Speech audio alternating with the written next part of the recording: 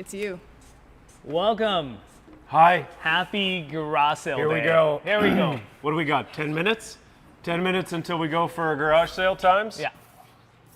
That's exciting. Well, What is welcome. it? What garage? How many times? What garage sale is this? Do we have is this the second annual like template? 27th Knifewear Garage Sale? We were asking the to wrong have the person. really written description We of the should garage probably sale. be better at this. Yeah, right? Yeah. Okay. So what's garage sale? Knifewear garage sale happens twice a year. Twice a year. Twice Right a year. about this time of year was one. This is the spring garage sale, so this is around May long weekend, right? And then in November, around Remembrance Day. Yes. It's a great time. Yeah. So twice a year, we usually Kevin and Owen from the Vancouver store just came back from Japan, visited them first time in 3 years. Yeah. Yep, that was Kevin's first trip in 3 years. Reconnecting with a lot of Blacksmith friends and stuff like that. It was really great. He had a really, really great trip. And every time he goes there, he finds something super cool and new. So that's kind of how it started it, right? The 10, 12 years ago? Almost. Something like that, yeah. I probably had the one first or second garage sale Yeah. where I remember he brought the whole suitcase. It was literally he brought whole suitcase full of knives and opened up and we found, It's evolved a little bit since then. It's It's yes. gotten bigger because it's such a great time and there's so many sweet deals and really cool things that we don't normally get to carry because of course some of the blacksmiths we work with don't produce a ton of product. So there's some really unique stuff to find. I mean, we've got a couple of tanks. We've got some really cool things that are going on sale right away. I don't know. There's a lot of things I'm excited for. I'm scared for my wallet. I don't get to buy anything till after 6 o'clock, so I hope everyone buys all the 240 Mizakis because, like this guy, come on, look at this thing. Yeah. Look at this thing. Oh, Look at knife that. cam. Yeah. So sale goes on live at 8 a.m. Mountain Time, which is 7 minutes from now. So couple things that the sale goes on at 8 a.m. sharp, I believe, and some of the items are super rare and they go super, super fast. For example, lots of refurb knives. Let's show some. Yeah, the refurb knives are awesome. They go so fast. They're such good deals. My man Naoto takes these knives that maybe had a bit of a scratch, some small imperfections usually. Sometimes there's a bigger imperfection, like a chip that got repaired. Naoto, who's excellent at doing this job, makes them better than they were when they were brand new. There's a super good discount on them. Those are probably the things that go the fastest. We also have Tsunehisa knives, which are stupid good value. If you're looking for a gift for somebody, you've got someone that just needs a real cool knife but isn't going to break the bank, go snap up some of the Tsunehisas. But we also have some fun stuff to do today.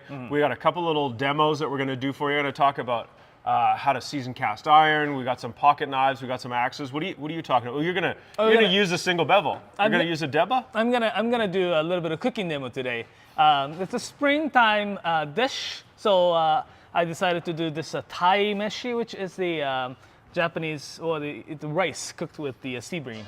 So I found it really, really nice. It's got a program right here. I don't know if I'm. This is our sign. I think. Can you see? Oh, I can go forwards. Yeah. There we go. Also, just a reminder for everyone, there are a lot of super unique one-off kind of knives. If you have them in your cart, that doesn't mean that you purchased it. What you have to do is actually click purchase and. This is a good reminder for everybody when we do this garage sale. There's not an infinite amount of stock, and it does not get reserved if you just add it to your cart. If you want it, you got to go through the checkout and buy it. If you want to go and get other stuff, go back, make another order later. If you want to pick through and find some other deals like some of the Tsunehisas or something. But if there's something you really have your heart set on, get it in the cart. Check your autofill on your web page, see how that's going to work out for you, because you might not get it. And if you go to check out and you're having a problem checking out, that's very much likely the reason why. and we apologize. However, that's just the nature of the game here. So you can always contact us. We've got our help desk running live. We've got Brenda and Ellie working on that. So hello@knifewear.com or just the little speech bubble in the bottom right corner. Yeah. Also, for those of you who's waiting to get into our store, we're gonna open the store in Ottawa soon. That's right. And we're having this sale in Ottawa, Calgary, Edmonton, and Vancouver. All those stores gonna open at 10 a.m. their time. So like in Calgary, it's gonna be in another 2 hours. But don't worry, for those of you who's actually going to the stores, those stocks are reserved. They are not going to be online until the end of the day today. So you get to actually see and relax and find the one that you want, because sometimes you're in the lineup, having the try to buy a knife, and it was like, sorry, that's sold. Yeah, we didn't like having to do that. So in store and online has exclusive inventory. I understand that there is a countdown timer on the website and it's off by an hour. That doesn't affect anything. I just talked to Ellie. We're good. Okay, it's good. just a timer. It doesn't mean anything. It's just to amp up the hype. So don't wait an extra hour. It does go on in 3 minutes. Is that when? Yeah. Yeah, So- we're on in 3 minutes. Yeah, I just wanted to clarify. remind 3 everyone. minutes. The tanks will also not be a raffle this time around. No. They will just be up on the website with everything else. Sweet. Just Yep. so you know. So tanks Buy are that their tank. its own, right here. Refresh. So we will announce it when it goes on live. Sky has the button. So we have a regular tank and a Skynet. mini tank. I've got the nuclear tank codes. Yes. Yes. So these are going to be on live, hopefully at like 8 sharp, but we'll announce that when it goes live. Okay. So let's show some. Cool. And again, we're going live in 2 minutes here. Let's see what we got. Oh, let's talk about some of the really beautiful things that we've got. This is so good. Mazaki said he is such a great craftsman. One of the things we always like about Mazaki is how he thinks about the end user sharpening the knife and owning the knife and using it. This is pretty rare for Mazaki because there is some Damascus layers in there, and this is a Hanazuki, but it's crazy thin. It's how he forged it. It's crazy, right? It's got really nice meat on the here, but it just tapers it so thin. Like this is crazy. Like it's gonna be great. Whatchamacallit, the paring knife, but it's got a nice like solid feel to it. I also think this Nakagawa Satoshi. Ooh, yeah. This bunka is so nice. It's a solid feel. I like having this bevel sharpening job here. Who sharpened this one? That one is the Morihiro-san. Morihiro sharpening. But it's so thin behind the edge, and it's Aogami number 1, which is not a steel you see all the time. Really nice and hard. This knife feels great. How's the time? I haven't bought a nice knife in a while. Yeah. We are. How's the time? 1 minute. We got 1 minute 1 out. minute. And I wish we had the little countdown on the countdown timer for. Oh no, that's like 10. Okay. We are 1 minute away. I'm like, we got so quiet. 1 minute. So quiet. Ignore the Refresh. website countdown. Refresh your someone's screen. I'm sure someone's gonna actually. We've start also got a talking. little bit of a delay on our stream too, so. Right. So, well, I think it's live now at 8 a.m. according to this MacBook. Yeah. So yes, on my phone says 8. So All right, tanks are live. goes live and tanks are live. Refresh. I don't know which one I'm supposed to be showing. Okay, here. Okay, tanks are live. These can be set aside. We'll say who bought it and stuff, but Now, as we're going through this, we're just going to talk about the sweet knives we've got here as everyone's running around buying stuff. and if you have any questions about say height, weight, feel, or suggestions, if you're looking for suggestions, put it in the comment. We're here to answer any questions that you may have. Okay? Yeah, the general gist of what we do here today is help you decide on the things you want to buy. If you were in the store, we'd be standing in the store with you, talking to you, helping you pick out a new knife. And so we're here to do exactly that. Of course, we're not in store. You're in your house, wearing your pajamas maybe. We are here wearing our Knifewear t-shirts, ready to serve you. Yeah. So, well, let's show and possibly even entertain you. Yeah. Let's show us. Yeah, because we have a program going. Come on. Oh. This little Higo, this little fixed blade Higo, this guy. What are these? These are like $70 or something. They're on the money. Such great little knives. They've got a little bell. I don't know why. Maybe it's to scare away the bears.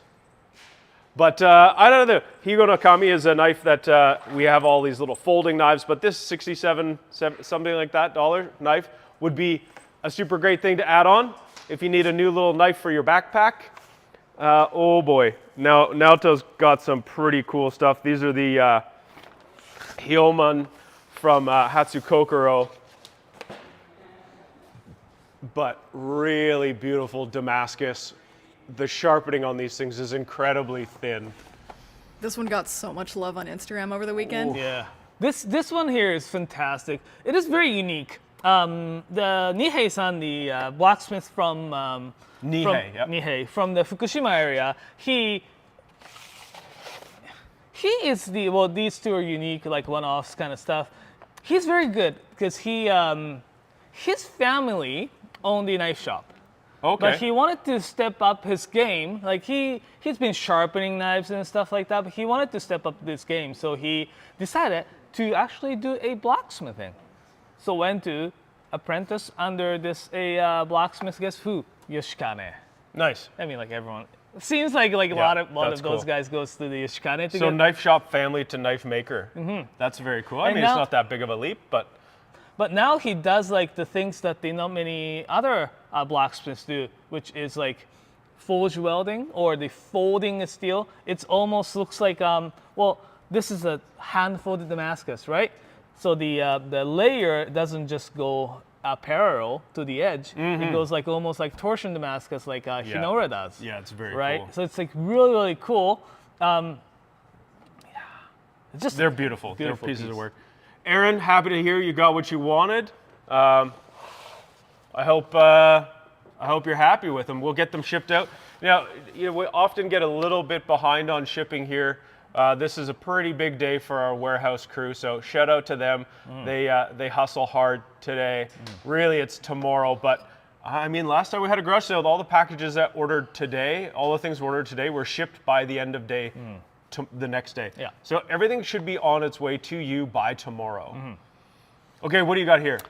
I'm not sure if it's still here or not. It's a one of a kind type of stuff. It's Yu Kurosaki Fujin 300 mil. Look at how big this thing is. It doesn't like stay in the camera. I love the pink handle on this one. Yeah.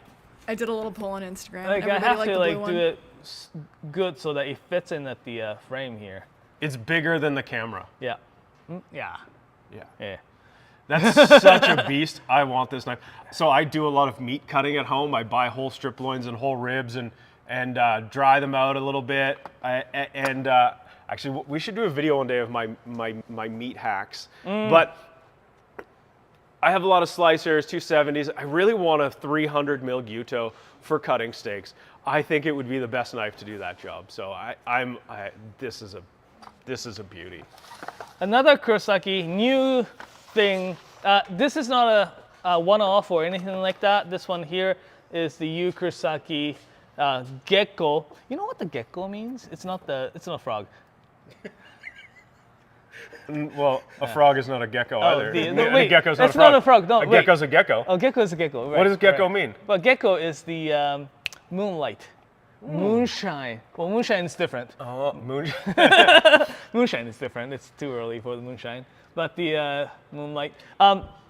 So he's been making the gecko series for quite some time with the steel called the half body. This particular model is his new line with the more distinct so-called shinogi line, like really straight. Someone just got that Manaka. Oh, nice. Good. And the steel is super new. It's called the Zeos. Yeah, and this is from Takefu Steelworks. Yeah. VG Zeos. It's still the VG series, like VG1, 2, 5, 10, 10W, all those kind of stuff. And it is their newest version of the VG. Okay, so what was it again? I remember we read the thing on Friday about the steel. What is it about the steel that is different or sets it apart? Well, I'm sure the Sky remembers every single word from that. No, I'm just kidding. So I can read it again. Basically, what it said was it is the steel that has better corrosion resistance, right? With the hardness that's probably added. So I assume all the detail information is secret. They don't say how much of this is in there and stuff. But generally speaking, the corrosion resistance means they have a little bit more chromium in it. Right. As well, the hardness means it has more carbon in it. Yep. So I suspect that would make this steel really good for heavy-handed, hard-wearing, not heavy-handed like you're going to be using the knife roughly, but I think of a chef who's very busy. I think of someone who is cutting a lot all day long and needs a knife to be very resilient to the punishment that they put it through. I wouldn't go cutting a lobster tail in half with it. I think you'd probably chip it because it is harder. But I think you could probably throw a lot at this and it would probably hold up on its edge. Yeah. And around, interesting, I would wonder how it would perform around salt water. Right. Like you had mentioned, like maybe it's good for like a good steel for a diver's knife. And it would be interesting, even for people who live on the coast, who are working with fresh fish all the time. Even if you're working as a fishmonger down at a port and you're dealing with seawater, right? That can be pretty vicious on steel. So maybe this would be great for that kind of stuff. That could be, right? Right? Yeah. Or if you need a knife for your yacht. This is the yacht knife. Yacht knife. Right? Well, really quick, yes. We had a question from Jarrett. He quickly locked in an order for a scratch and dent, and he was wondering if he goes and buys something else, will the shipping be combined? So it might be a good time to do a little garage sale basics, garage sale survival guide. So, garage sale starts today at 8 a.m. We just started it and runs until 22nd of May. So, there are a lot of one-of-a-kind knives, and if you like those one-of-a-kind knives, buy it and go shopping for other knives, and we will be able to combine all the shipping for you. Yeah, we'll combine the order, we'll combine the shipping. Yeah, no sweat. No sweat. We have our way. Don't worry. Like we've done this for a while. We will take care of you. I mean, we always take care of you. That's what we do. So just put a note in the order that says to combine with my other order, and we'll get you sorted out. We might need to contact you. You might want to send us a ticket on help desk, but we'll get to it and we'll sort you out. What else do we need to know about garage sale? Prices are as marked. There's a couple. Which ones have a discount? The Tsunehisa? Tsunehisas. Those are discounted by how much? 20%? 20%. 20% off on the Tsunehisa, which makes them, some of them are just like, I was looking at them on Friday. I was like, did we do this right or did we screw it up? Because they're pretty cheap. Yeah. That's $75, $78. Yeah. $78. Right, so some of the prices are crazy. Crazy. Now, what else do we need to talk about? So yeah, there get is it a in your sales cart, section. get it in, get it out. In-store online? Yep. There we go. That's it. New March. Oh wait, should we talk about a little bit of like this here? What's that? This here, like right here. You've been working out? Yeah. Is that what we're talking about? Naoto's. Naoto's wearing a new T-shirt. I think it's a really fun design by our friend Mason, who always puts up some fun designs. You can't really see, but it says Knifewear Toronto. Right I don't inside. know if you can see them like clearly on that thing. So, why do we have shirts that say Knifewear Toronto? Because we're opening a Toronto store. Yes, the Kasumi is working so hard right now. And a new team. Well, she's got Chris Lord there from Ottawa for the next 2 weeks to help out. I was there the last 2 weeks. Now that I'm out of her way, I'm sure she will get that shop sailing. Yeah. So we're aiming to open the Toronto store on June 1st, and we are planning on the grand opening kind of party thing on June 17th, I believe, the Saturday, the second, third Saturday, where we are going to have a guest from Japan, Takuzo Moritaka-san, who is the head blacksmith of the Moritaka family. That's really exciting. We're really hoping to get the forging set up so that they may be able to do the little forging demonstration. Yeah, I think that would be very exciting. I want to find some forging gear. We've got a little alley. I think we can figure it out. So if anyone knows anybody in Toronto or around that area that might have some forging equipment, that might want to come and hang out with some legendary blacksmiths and loan their forging stuff, that would be super cool. Yeah, I know. Alrighty, so that's the Knifewear Garage Sale basics. We're still good on time, I think. We are. I did just text Tiff to ask her to bring us some more coffee, though. Oh, okay. Yeah. Okay. Coffee reserves are low. Skip the dishes. Since you just talked about the Tsunehisa, let's talk about Tsunehisa knives. Tiff the dishes? Yeah, let's talk about Tsunehisa. So Tsunehisa knives are fantastic. They look the business to me. They have such a great look to them. They're manufactured in a way that has a lot of care that goes into it. And when you go to the places that we call factories, it's funny. They look very much like a place where there's someone hand forging a knife. They have all the same kind of tools and the same kind of equipment. They do a heat treating process that is a lot more controlled. By that I mean they don't do it by eye. It gets run through kind of a program machine, which will deliver very good results and very good results every time. But I like Tsunehisa knives because they look like this. They look beautiful. Damascus steel VG10. We got a beautiful oak handle, like so polished, so mirror finished, nice and thin, nicely ground. Like they feel like a handmade knife. This one's great too. If you look here, it's the AS, the Aogami Super, which is like one of our favorite. I love knife Aogami steel, right? Super. Edge retention is so good on it. Yeah, with a stainless steel clad. It's very simple with the cherry handle. And the price, like $148 for Aogami Super. Yeah, listen, this is a very humble looking knife. It's very simple. It looks just like a knife, nothing to get too excited about. But you know what? If you use this in your kitchen on a daily basis, you'd be very happy that you bought it because it would hold its edge a long time. The edge would have a bit of corrosion to deal with, but not a lot. Aogami Super has a bit of chromium in it, so it's not going to rust, really. It'll tarnish, but I mean, pretty easy to take care of. And yeah, it's $148, which is crazy. Crazy good deal. While we're looking at some Tsunehisa knives, we've got a question from David. He says, it's my first Kiritsuke Gyuto, and he's hesitating between the Tsunehisa ASS Migaki wa Kiritsuke and the Yu Kurosaki VG Zeos. 210? 240. 240. Both 240. Okay, let's bring those two together and do the.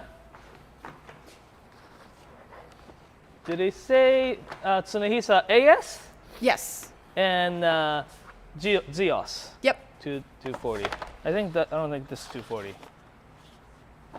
I see we have a question about when Kevin might be riding his penny farthing around the warehouse. Unfortunately, Kevin's not going to be here today. He's out in the Northwest Territories mining natural stones. You heard it here first. Okay. Here.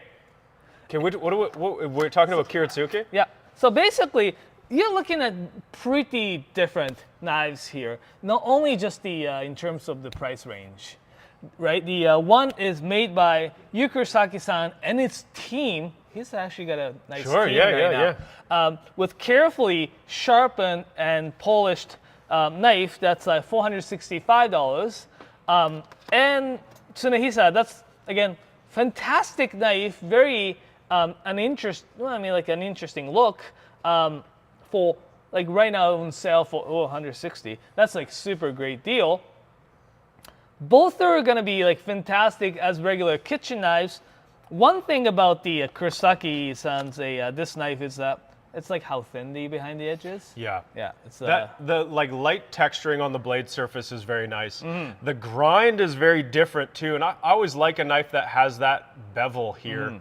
I find that for me, it makes the resharpening of that a lot easier, especially because I want to make it look really good when I'm done too. And I find having that sort of primary bevel there helps versus the way this one's sharpened where it's that nice even look all the way through. You really would end up having to polish the blade all the way from the edge up to the spine to give it a nice look, or else it'll end up looking kind of like this. The blade profile is a little bit different as well. The Tsunehisa is more Holy traditional smokes, Kiritsuke blade profile, which is actually a lot straighter or say flatter than the say Kurosaki-san's Kiritsuke. Kurosaki-san's Kiritsuke, the edge profile is more like really the Gyuto, right? It's got a really big It's got a rock lot to more it. of a curve to it, yeah. So, and also the steel is different. I can't really speak of the VG Zeos in terms of the the retention in comparison to the Aogami Super, because these are two kind of different steels that we can, like they say they made it harder, that it will hold the edge longer than VG10. Okay. But they don't say it's like, in comparison to Aogami Super or say HAP 40, right? So I would assume that the edge retention on the VG Zeos is pretty much up to the alley of the Aogami Super, maybe. Probably, yeah. With the corrosion resistance and the wear resistance and everything. But I can't really speak about this is certain thinner, so it glides through the food much better, especially when you're cutting the dense carrots or I just bought the Japanese yam. And just when you're holding them, right, you can see where my fingers are here. There's not quite enough space for my finger if you're gripping it. I grip the knife by the blade. I kind of use that proper pinch grip, and I'm holding the knife more or less where it's balanced, right? And then when I look at the Kurosaki, there's a lot more room for my finger because he pulls the knife out a little further. Plus it drops down here, right? And where it drops down like this, it gives me a bit more height. It's actually a little bit nicer balance for me because that's where I want to hold the knife, and that's exactly where it's balanced. The balance point on the Tsunehisa was a little bit further forward. There's more finesse that goes into this knife, and the the Tsunehisa is a great knife. And if you want to buy a couple knives and you got some budget, then the Tsunehisa is a great choice. If you want to buy a knife that you want to use from now until the rest of your life, then I would go with the Kurosaki for sure. Some recommendations, like say buy once, cry once. Something like this is like asking for the recommendation, something to I guess compare to slightly different. The Kikumori, Sakai Kikumori, this Asagiri series is pretty good. The white number 2 carbon steel with the stainless clad on the outside. It's very nice, like hand forged by the Yoshikazu Tanaka-san and sharpened by the very famous, I don't want to say famous, well, very famed sharpener in that region. Dento kogeshi, that type of stuff. It's got very nice, like thin behind the edge, really nice even taper from the spine to the edge here, and it's really got the beautiful kasumi finish, or the sogasumi, which means all kasumi. It's funny the way you're talking about it is, it looks very simple, but there is a lot of accuracy that goes into making a knife so that it can look that simple. Exactly, right? Yeah. Trying to make a knife look simple exposes a lot of imperfections, and that has very, very few, if any, imperfections. Yeah, it's like when who is it? The Takamura-san was saying when you're trying to make something as functional as possible, the natural beauty of the product itself kind of comes out of it. It's like it's like Shibata-san thinks that thinks that way. The beauty, art over beauty. Art over beauty. So it's a very interesting concept, and definitely this Kikumori line has that behind. Yeah, I would agree. Okay, what else do we got now? What are we doing now, Sky? I just checked, and that mini tank is still available. Oh, yeah. One of the things is that they are not the Garage Sale, so they are not you have to like type search there. mini tank. Yeah, search mini tank. And I think we've got some cookware kind of things stacked up for you here. We haven't been talking about these quite as much. Okay. Yay. So, some cookware stuff. Yeah, we didn't get to too much of this on Friday, but we got some good stuff here. Yeah. I love these ceramic grinders. I like having a selection of them because I like to roast spice mixtures. Like I get this stuff from Silk Road, which is a great spice merchant here in Calgary, called Panch Poran, and it's a bunch of sort of Middle East flavors. Yeah. I kind of think of it like it's like curry powder without the turmeric in it. So it's kind of got that base of that flavor. I love just having it roasted, and I grind it fresh. I put it on a lot of whitefish. But it's nice to grind. Same, like I've got my a Mexican kind of blend of roasted cumin and coriander and stuff. And you just grind it fresh onto stuff, and I don't know. It's nice to have not just salt or pepper. I love both like not either, right? We have Hario and we have Kyocera.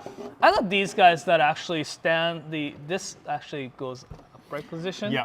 You don't want to have all the grinds in wherever you keep your pepper mills. Yeah, well, I've got a couple of the Kuhn Rikon ones that I really like, and what I like about these better is that the base of them is not so wide, and they fit better in my cupboard. Right. Yeah. Right. The Kyocera one's nice. It's got an adjustable bit if you want to change the grind, the coarseness of your grind.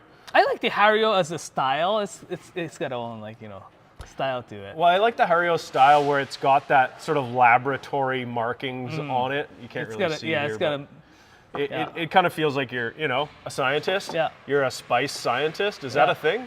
I want that job. Yeah. That's like really, cool stuff. Apparently, what they're intended to do is that this here you grind and you kind of keep the. You dose it into that. Yeah, right. That seems like not a thing. Okay, what else do we got? We have other fun things. Abigo food wraps. Yeah, we've all become big fans of these. Happy to have these around. It's so nice to not just be throwing away plastic all the time. And this is just a piece of cloth soaked in beeswax. They're great. Just wash them with soap and water, and then wrap up bowls or containers, or wrap your cheese or whatever, right? Yeah. And it comes in different sizes, like small, medium, large, square, or the rectangle. I just brought 2 to show off, but super cool. They're good for your avocados too. Yeah. Camping season's coming, so don't forget put those 2 things, one over 2, or one of these in your camping kit. Yeah, in case you need to bust open a can or a whatever, right? You could fight a bear with this thing. Look at this. That one's actually really cool. Open a beer. Yeah, it's got the corkscrew and beer opener, like the can opener. I bought one of these little can openers in France years ago, and it's this tiny little can opener, but it's proper. They're really handy, and they don't take up a ton of space. Good for camping. Good for your kitchen. Yeah, it's like it doesn't take that much space, right? Okay, we got more fun stuff. The 3-in-1 bowl, 3-2-1, the 3-way bowl. 3-way bowl. It sits like this, or sit like that. It doesn't sit like this. That's great. They thought of it very well. They did, yeah. Right? Because you have to have something to actually sit like this, because it sits like this. Anyway, this is 3-way bowl. It has a little mesh here to strain any excess water, but it sits like this to soak something. This is fantastic, especially later on today. I'm going to demonstrate on some rice making, some rice dish. I'm going to rinse rice with this 3-way bowl. It makes it so much faster. It's like so fast. And when you're done, you just like keep the rice like this with the pot of water on it. Yeah, this thing is literally designed for washing your rice. Well, you can do a ton of other stuff with it. And it's just like whenever you find yourself like trying to hold stuff and then tip it over, like doesn't work so good. This works so good. The other stuff doesn't work so good. No, they have, Someone's asking where we can find the kitchen tools. I think you just need to go to the accessories page in the website, and you can dig through there. If you just search the search bar, usually you get something. Oh yeah, these Shiny. are awesome. Okay, these are awesome. I'll be honest, at first I thought some of them were not that awesome. I have come to love this thing. They're like finger tongs. And if you ever try to carve a roast or something that you want to hold it, but it's too hot, right? Or you want to hold something and it's too slimy or something, you don't want to touch it. Like, these things are perfect because you're close up on them. You have a lot of dexterity. Yeah. And the curve on the back here, let's see how that goes. This curve here is amazing because you can actually carve up against that and you're not going to run into it because it's that smooth, continuous curve. I find it's a great thing to use if you're carving or slicing a piece of meat. Like you, yeah. The I use them, like I just did the tonkatsu yesterday, and to cut the tonkatsu up with this is like fantastic. Oh yeah, well that's exactly like something that's super hot, like you know, out of a deep fryer. Even some, like, you know, because this is designed to be a like your extension of fingers. So things like the chicken that you don't want to like touch the touch and go the other chicken. Well, I mean, like, Yeah, But like, say, use this as a the chicken. Well, not chicken fingers, but you know, your extension of your tool to touch chicken. Yeah.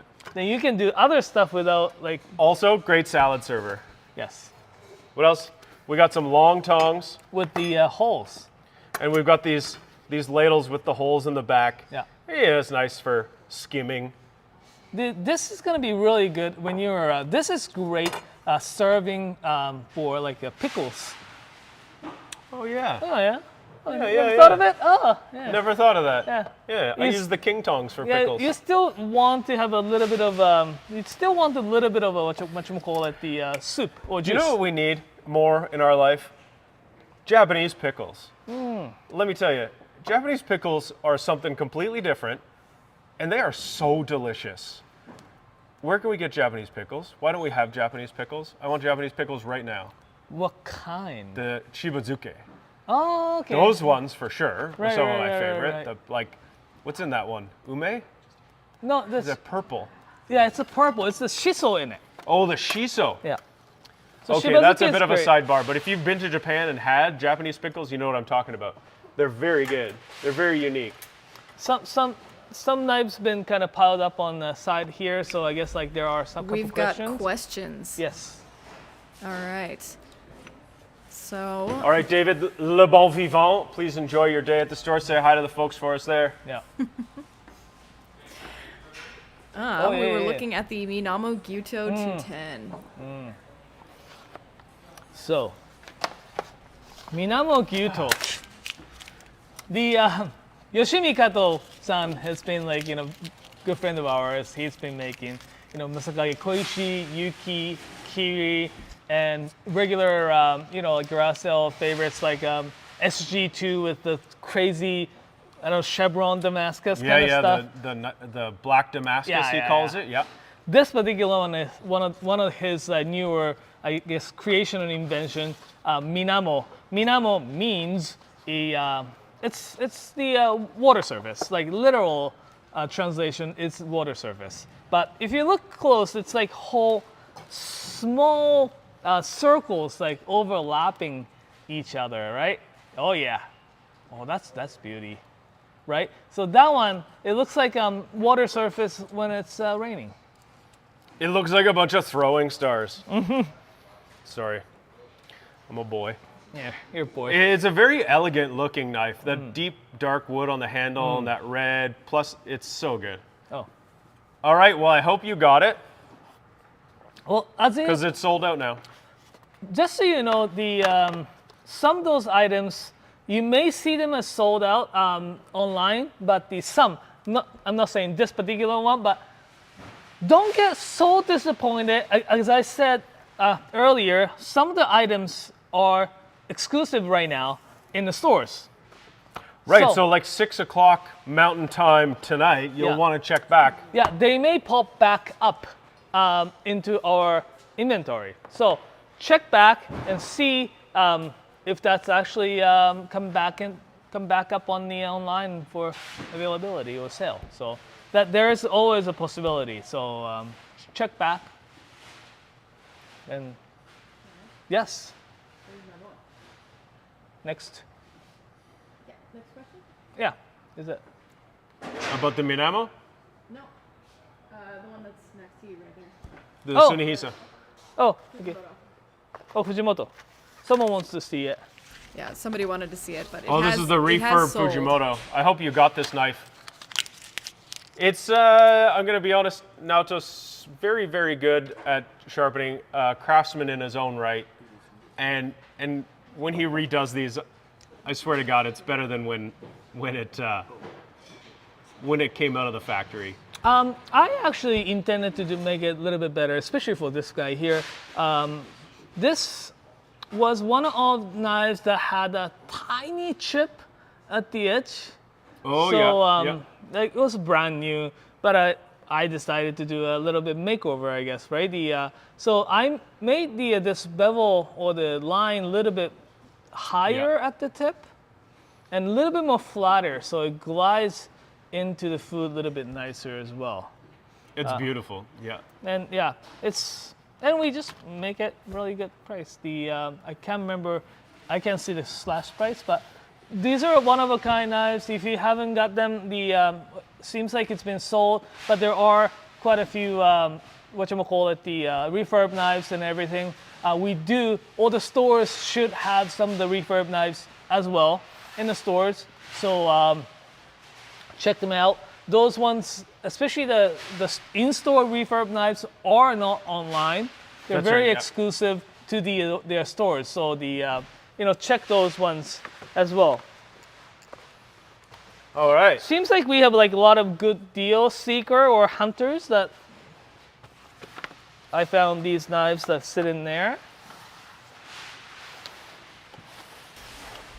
All right, this person is looking for sub 200 stainless knives as a gift. Oh yeah, we have a There's lot. so many of those this year. One's not. How much is that one, though? This one's the 207. Oh, I think you can put it out. 207 is pretty close to 200.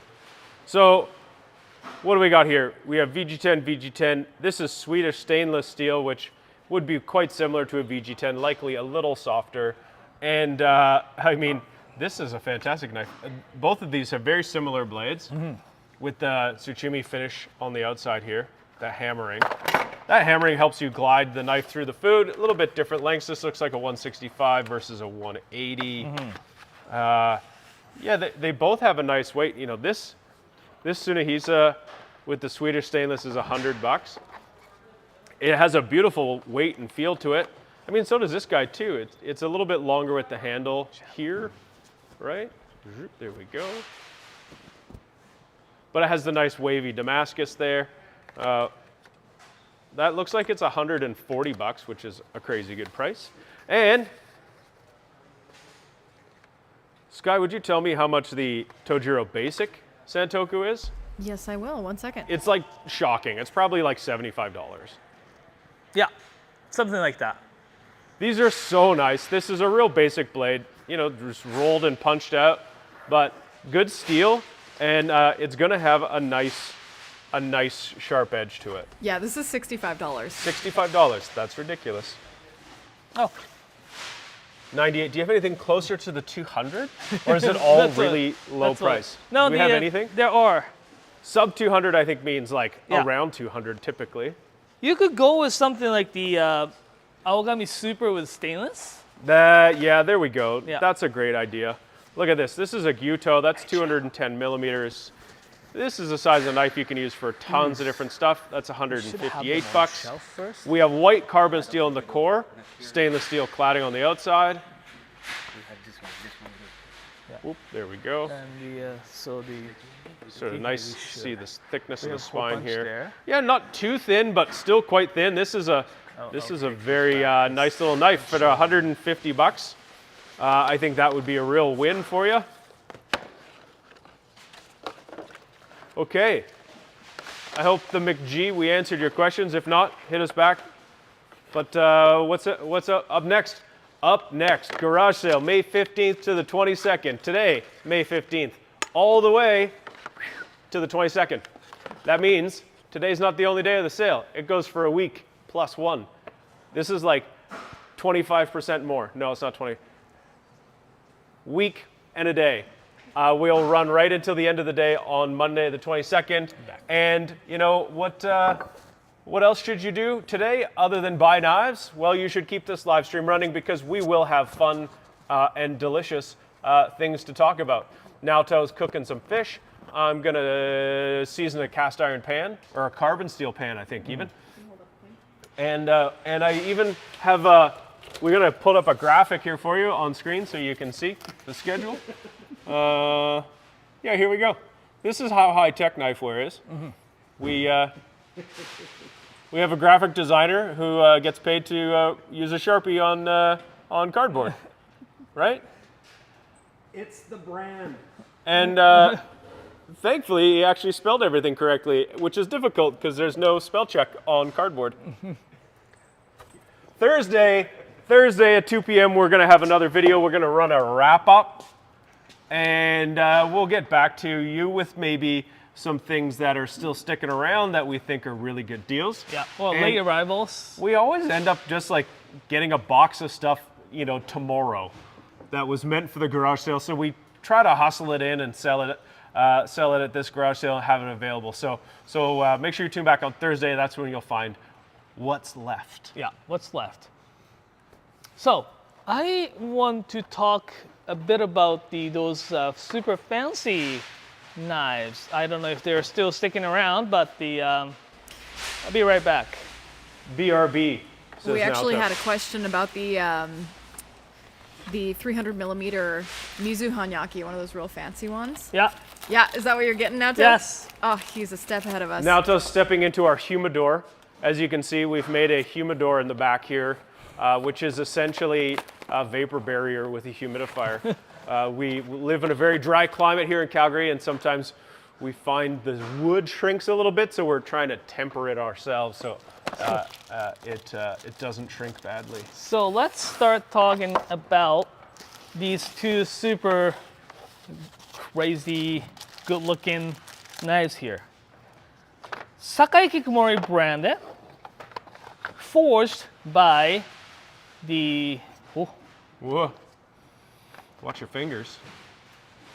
forged by Satoshi Nakagawa-san. Jesus. Such talented blacksmith, Look at the knife Hamon maker. line. Yes. So it looks like it's like waved backwards, not Yes. just like straight up and down. So That's so. it is called Jesus. Sakachoji Hamon, his like newest kind of invention. Not invention. It is really traditional. Whatchamacallit, the sword makers kind of Hamon. Really? But yeah, it's got the reverse kind of bread knife kind of. I guess Yeah, I love it. It looks like rolling waves. Mirror I love that polish it's like based out of Sekimaru. sword maker stuff. I'm not really into swords. I don't need a sword. I cook, but I love that they're using some of this heritage. you see the back as well, the Hamon here. That's bananas. So this one here, the Shirogami #1, it's one of the hardest He's steel a- to forge the honyaki with, right? Well, and he's a pretty special blacksmith in a couple of ways. He's very capable in using many different types of steels. He uses different techniques. He makes different styles of knives. But he has such good success rate with making honyaki that he's a bit of a rarity. And the reason we talk about this is because it's very often that you do a whole bunch of work and then you get to the very last step, almost, of forging the steel and you break it. And that happens with the stresses inside the steel, and you hit it you get it real hot and then you hit it with something cold to harden it, and then it breaks and you're kind of toast. You have to basically start over. And so it's not uncommon that you're losing 40% of the knives you're making. And he is more like 5%. He said his His success rate is is like- shockingly good. Yeah, shockingly good. Once he told us was the 90%, 18 out of 20. Is that like 9 out of 10? Yeah. Gotcha. He said it because he probably works by batch of 20. Oh. That's probably why he remembers the number. It comes with a really beautiful saya to custom fit, and as well as the. And you said it's ebony? Ebony, yeah, with the water buffalo horn on 2 sides, with the little ring here with the mekugi. It's very traditional. It's a very, very traditional Japanese. It's a piece of art, frankly. Another thing that's really rare that we don't get to see as often is this. This is actually the first one for us. I'm not sure if it's still kicking around, but the Shuji Toyama-san. Shuji Toyama is this blacksmith from Niigata Sanjo he was working for the Tsunehisa till his regular retirement age of 60. Then he started doing his own stuff. Because when he was working at Tsunehisa, he was basically making Tsunehisa knives with Tsunehisa engraving on them. Yeah. So there was no, his name whatsoever. So this particular one is the Kiritsuke Yanagiba single bevel, really nicely made. Look how even the sharpening line is around the back. Yeah. That shows you how evenly shaped the steel is. Nice Kurochi Nashiji. What's the weight like on this guy? We have a scale. If you want to know more about the knife that you're thinking about, you want to know how thick it is, you want to know some details, you want us to give you like the old choil shot, let us know. 79 grams, which is like half pound. Yeah. Half a pound, a little over half a pound. Yeah. For those who's familiar with the Imperial. But it is heavier than it just reads. Like it says 280 grams, right? But the blade, it's got really good weight on the blade. So it feels like it does this slicing action really, really nice. Because it's all about balance too, right? Yeah.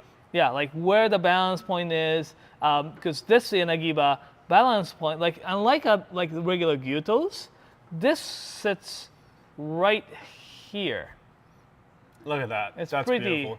I I like having a bit higher. more of a tip-heavy blade when it's long for slicing, because then you just hold it and glide the knife. You let the weight drop through, and the weight of the knife adds just enough pressure that it does the cutting. You don't have to.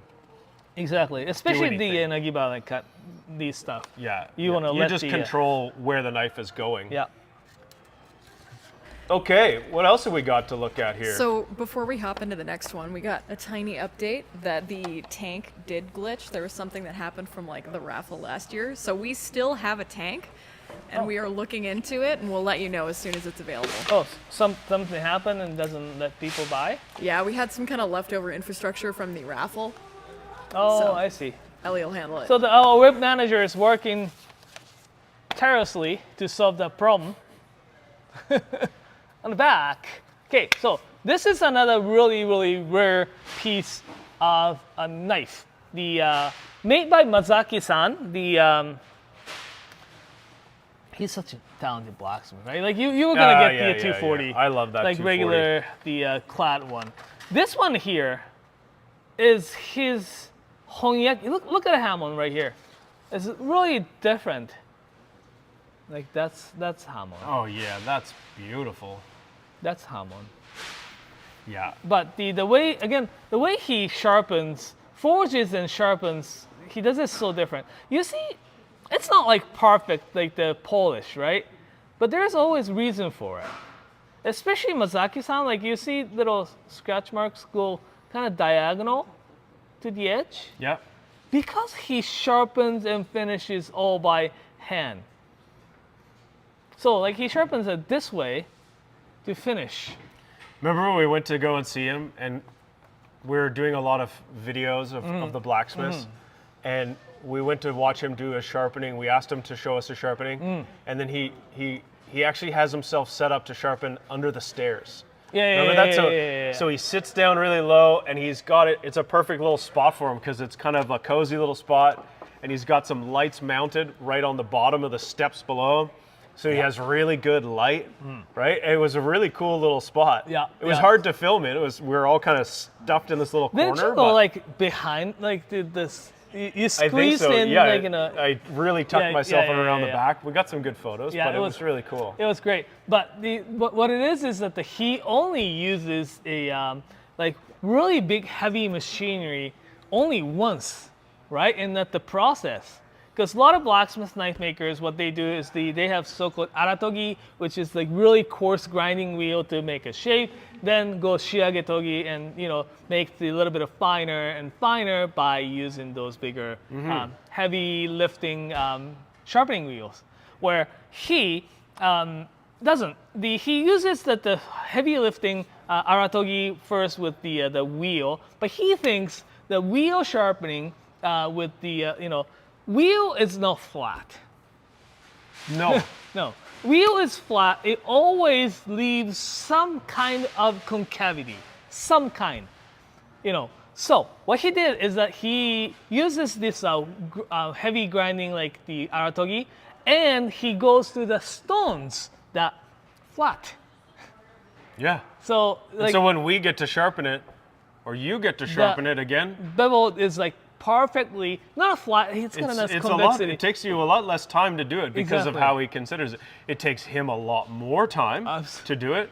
But when it comes down to us or you, when we have to resharpen it by putting it flat on that bevel, it's a dream. Right? It's a dream. Yeah. So, yeah, he puts a lot of thoughts into it, and like the method he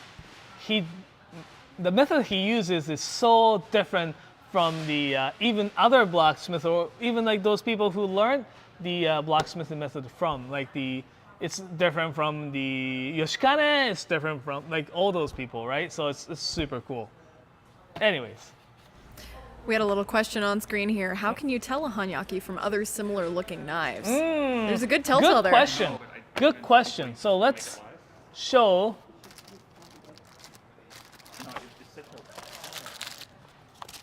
Let's do a gyuto. Okay. Gyuto is How very. can you tell hanyaki from other similar looking knives? Yes. So.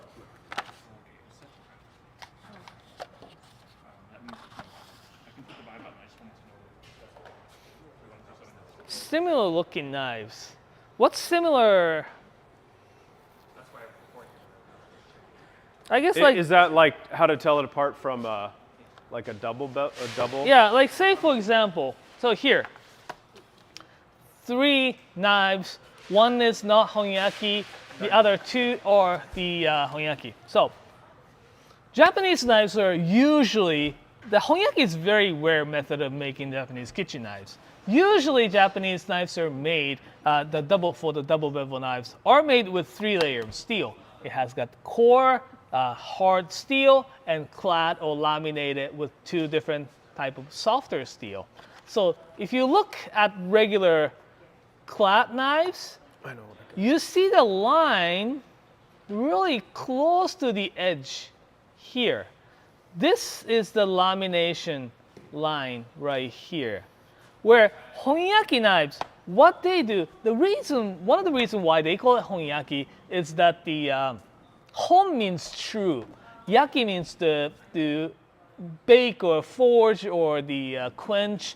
It means a lot of things with the fire. But the reason why they call it true, like honyaki, true forge, sometimes they translated that into English, is that the quenching method is very similar to those for the sword making, which is to use this so-called differential heat treatment method. What it does is that they put the really thick clay right here along this line, the hamon line, so that this part of knife does not get hardened as much as the edge part. So what that is that it try to give a really nice hard edge here, but still keeps that little bit more flexibility or softness on the back spine right here. And that is really the idea of the honyaki. Just so you know, though, the honyaki knives are it is harder to make because the two different type of kind of heat transformation, and then steel will usually create big distortion inside of the knife that cause the knife to crack a little bit easier. So that's why, like we're saying, the Nakagawa-san success rate is fantastically high, and really the advantage of the Honyaki knives is really the for the single bevels. Like when you use them for a very long time, two different type of steels sometimes like pulls each other and bends over time, but the Honyaki won't. So that's really biggest advantage on that front. Happy Monday, Grant. Thanks for tuning in as always. So, hopefully that answered the question, and if that's not clear enough, just let us know. We'll come back to it, okay? quick update. Hi. We're figuring out the tank, and it's going to go live at 9. Alrighty. It is currently 8:51. Mini tank or the both? Just the regular tank. So both are not sold, eh? Oh, just Not sure on the little one yet. Yeah, I think the little one's sold. Well, let's just keep rolling with some questions here. We got one here for someone who wants 130 to 150 mil petties, specifically thin petties for veg. We got a couple of great options spanning the board here. I'm going to say the Nigara is going to be the thinnest one. I also like it for cutting vegetables because it's a little bit taller. You get a bit more clearance. Thank you. It'd be nice for doing the chopping. It does have that Kiritsuke tip, which is nice for doing that fine sort of drawing, slicing type of motion. And it's gorgeous. Gorge. Gorgeous. Gorgeous. Now we have some other options here too that have a bit more of that traditional shape. This is an SG2 petty, just like that Nigara. So excellent steel, really good for edge retention, and really good for dealing with vegetables that, you know, maybe you're running into some more acidity, more moisture. So no rust on SG2. It's powdered stainless and very good at holding its That's edge. so thin too. The Kurosaki-san, Yeah. his sharpening job is fantastic. It's a Makoto Kurosaki, right? It's older brother. Yeah, of the Kurosakis. and it's got a nice sort of curve on the ridge here where the grind meets the face of the blade, and that'll do a nice job driving the food off the side. So as you're cutting something like a carrot, it would cut through it fairly smoothly. The bevel on this Nigara is very tall and very, very slender behind the edge, very thin behind the edge. So those are two kind of the top options. Then we got a couple of different ones here. This is the ZA18. This is a type of steel that's a little bit more robust. Damascus blade, oak handle, a little bit tougher, not quite as thin in terms of the width of the blade itself, but it's a little bit thinner from the spine to the edge. This also gives you that nice pointy tip. Like all three of these give you that sort of pointier tip, which I find if you're trying to use a tip to get in and underneath something, with that tip centered through the middle of the blade gives you a little bit more control than that Kiritsuke style tip. It's a little off center. Now this one's a bit of a showstopper. This is made by Saji with that layers of brass and copper inside the steel. Bring it up a little closer so you can get that color there. So those colors will tarnish a little bit like brass and copper do, so you'll get a bit of color change. The core steel is stainless VG10, which is a great steel for any kitchen knife, with a beautiful handle, rosewood, and that's a blonde sort of paca wood collar. Yeah, this is a stunning knife. You could use this thing all around. This shape I think is probably one of the better shapes, as sort of an all-purpose sort of a petty knife, and a good size. It's not too long, not too short, and it comes in this really nice little wood box, which is a little added bonus.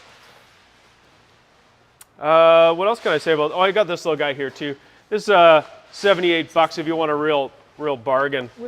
VG1 is decent hardness, not as resilient as VG10 in terms of like not chipping and stuff.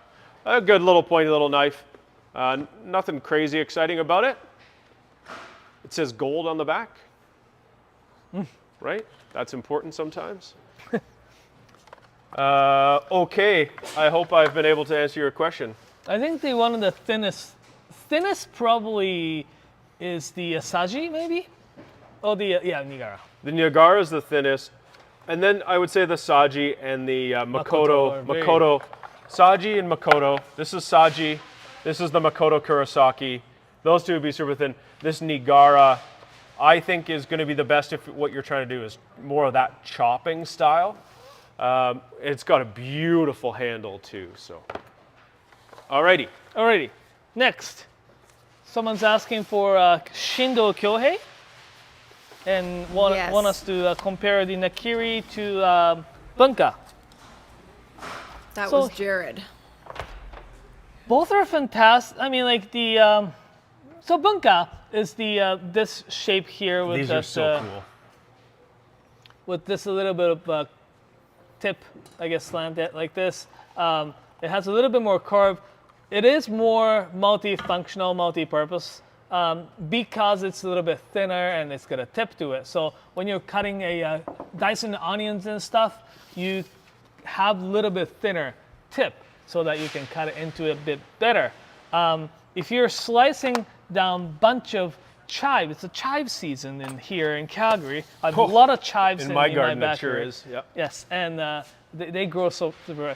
When you're cutting a whole bunch of chives that requires to cut all the way through, like this Nakiri is designed for that, right? It is super flat, so that it touches on the cutting board without, like it touches like pretty much 90% of the way, right? Like this, so that the it cuts through those like leafy vegetables really, really nice. That's really the big difference. Like if you're looking for multifunctional knife, get the Bunka. Bunka is really like one does 90% jobs in the kitchen, where the Nakiri, it still could do 90% jobs in the kitchen. Like you could still make a little score on the like dicing onions and stuff like that. But this is easier. But when you're trying to cut from the top, you can make a Nakiri do everything except what a boning knife can do. The taller the blade, the straighter it's going to cut as it travels through food. The skinnier the blade is, the easier it is to go around curves. That's kind of the way I think about it. And if I think about what I'm going to do with a boning knife, it's going to go around curves, around the bones. And I want that fine tip to pierce things. Right. You can't pierce much. No, you with can't. That. No, at all. Right. And if you're looking for, it's something I always find kind of a bit of a misnomer in a way. Some people want that tip in a knife so they can drag it back as they cut through something like a pepper. They want a thin bit to cut through the skin of something. You definitely have that kind of tip with the Nakiri. But not so much like, say, core. Harder. I don't know. Yeah. If you, I don't know. Like in Japan, we use the heel to take the eyes off from the potatoes. Yeah. Some people do it this way, maybe. Yeah. Yeah. So that's really the difference. Like if you're looking for all-around multi-purpose to use it for like 90% jobs, get the Bunka. Man, I just think the aesthetic on these is so nice. Yeah, I love that though. I like how there's this, I don't know if you can see it, if I can get the angle right here. Just the taper here where it's thicker and it tapers in towards the blade from the tang. That feels good. There's like this angle here that when your hand is grasping it, it feels good. Shindo-san is really interesting. Again, like background too, right? You were saying on Friday. Yeah. He was born and raised in, I think, in Hokkaido, and went to Okinawa all the way south, island, subtropical island. Went to university, but he wanted to become a blacksmith, so he traveled a little bit and decided the Tosa is the style the blacksmithing style that he likes. So decided to stay, but he couldn't find any like workshops that he can work for. So he decided to just basically stay in the Tosa area, work for that industry, and so that when the chance comes, the opportunity comes for him, he can grab it right off the bat. And so he was working in Tosa, and there was a retiring blacksmith shop, so he actually took that place. So it was like really it's a cool interesting. Story. Yeah. Anyways. All right, so we have a Sakimaru here. Someone's looking tell us more about Sakimaru. This knife is so cool. It's very light. It's very slender. It's very delicate. Like it feels like a very precise tool. So Sakimaru is this shape. We have a few Sakimarus like other makers, like Sakai Takayuki and stuff. This one here is one of the one-off kind of knife that we got it from Hado. Really beautifully made. It's actually 210. It's really short. 210 blade. Sakimaru means the rounded tip. Sakimaru is short of Sakimaru Takohiki. So Takohiki is this Yanagiba shape or the single bevel long skinny knife with the tip just blank, like cut off like this, right? What does taco mean? Taco means the octopus. Okay. So does that mean you're supposed to use it on octopus? No. You can use it on anything. Use it on anything. But this tip is good if you're trying to like cut the tentacles off of something. Is that what it's supposed to be? No. I hear all kinds of stuff about these. So let's maybe can we just talk about the myth of the octopus knife? The takohiki is really the Kanto or the Eastern Japan style single bevel sashimi Yanagiba. It doesn't usually have that the tip sharpened. It's actually blunt, like very cut off like this. To be quite honest, I don't know where that the name comes from, but there are some theories behind why that tip was cut off like this instead of the regular Yanagiba, like these guys. That's more, pointed. In Edo, that's where the Tokyo, like old Edo, they were known for their very short-tempered people. Right. So they get into fight really fast, or they're pretty quick, so that they said they rounded or they made it the tip like this so that they don't stab each other. Really? That's amazing. I've read some explanations. That's amazing. Like that. But this doesn't work though, right? The Sakimaru.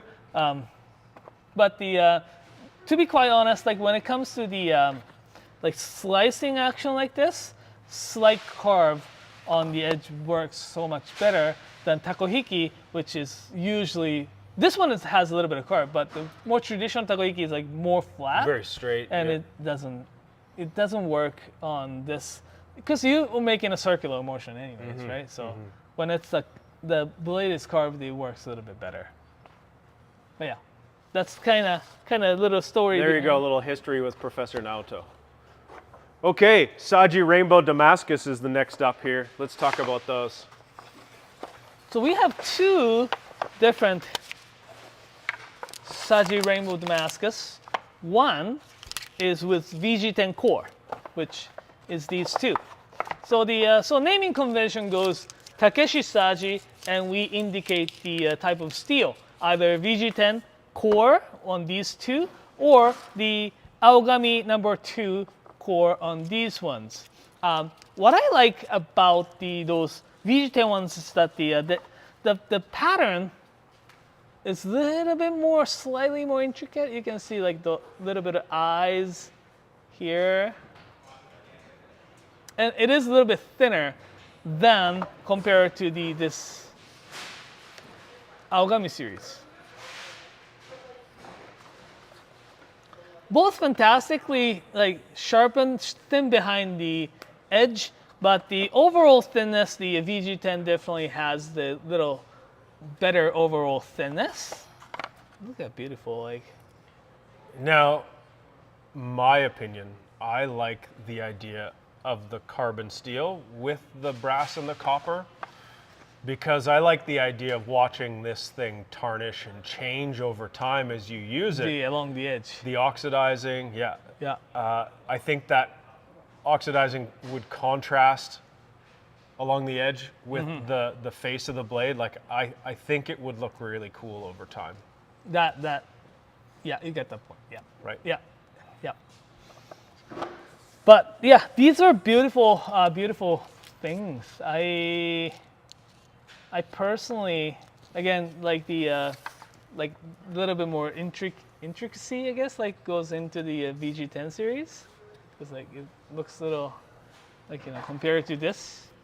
Yeah, there's definitely another layer or something in there, right? Yeah. But both beautiful knives. Okay, so we have something very cool here from the Mortakas who we're hoping to see here in Toronto when we open our shop. They're going to come for a visit. I think we're going to get to see them in both the Toronto and the Vancouver stores. So we're excited to have them, and we're hoping to set up a little blacksmithing demo in Toronto with them. And what we got from them when Owen and Kevin were in Japan recently were some of these very cool lettuce knives. Is that to cut the lettuce? Let us show you how you use them. Get it? Get it? Get it? Let us show you. Boo. Like lettuce is like the vegetable that you would You cut. don't explain that. No. You know what? These are super handy in the garden because you can use that sharpened tip to cut the lettuce off of the plant. You just like reach in there, grab your head of lettuce, bend it back and find your stem and then just poke it through. But you know what? This is like really cool, small nakiri. You know, the prep for that video would be a very long prep because you have to start by growing lettuce. Yeah. We better get started. Right? We got till the end of the summer.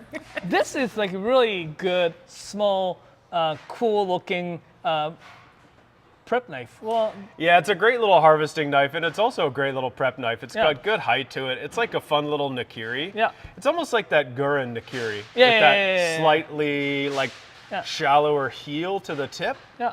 I think it would also make a great knife for skinning stuff. Yeah, absolutely. It's got a really nice carve to it. All like edge all around them is like sharpened, so it's like you stab or you can do the skinning action. It's gonna be great. It's the garlic and shallots, and I think it's gonna be a great onion knife. It's a good idea to do a video with that too, Tak. I think we should look into that. I do have lettuce that's starting to grow. Doesn't mean it's gonna make it, but I mean, this is gonna be great. The onion dicing knife, because you should buy one. Yeah, try it. You should buy one. We'll come to your house and make a video. I have one knife that I'm growing the lettuce as well. So, yeah. All right, so what do we got next for you guys? Let's just a quick reminder. We got garage sale starting today. It has started. We are live. It runs from the 15th, which is today, until the 22nd, which is a Monday, the next Monday, and it goes all week long. It'll run until the end of the day on Monday the 22nd. There's great deals to be had. It goes all week. We'll likely end up with a box of something that will show up later. I think we have something en route that didn't make it on time. And then stay tuned. We have today's video. We did one on Friday. If you're just learning about our garage sale, we always do a big video on Friday where we go through every single knife to tell you everything about it. Today we answer your questions and we do some fun things to entertain you.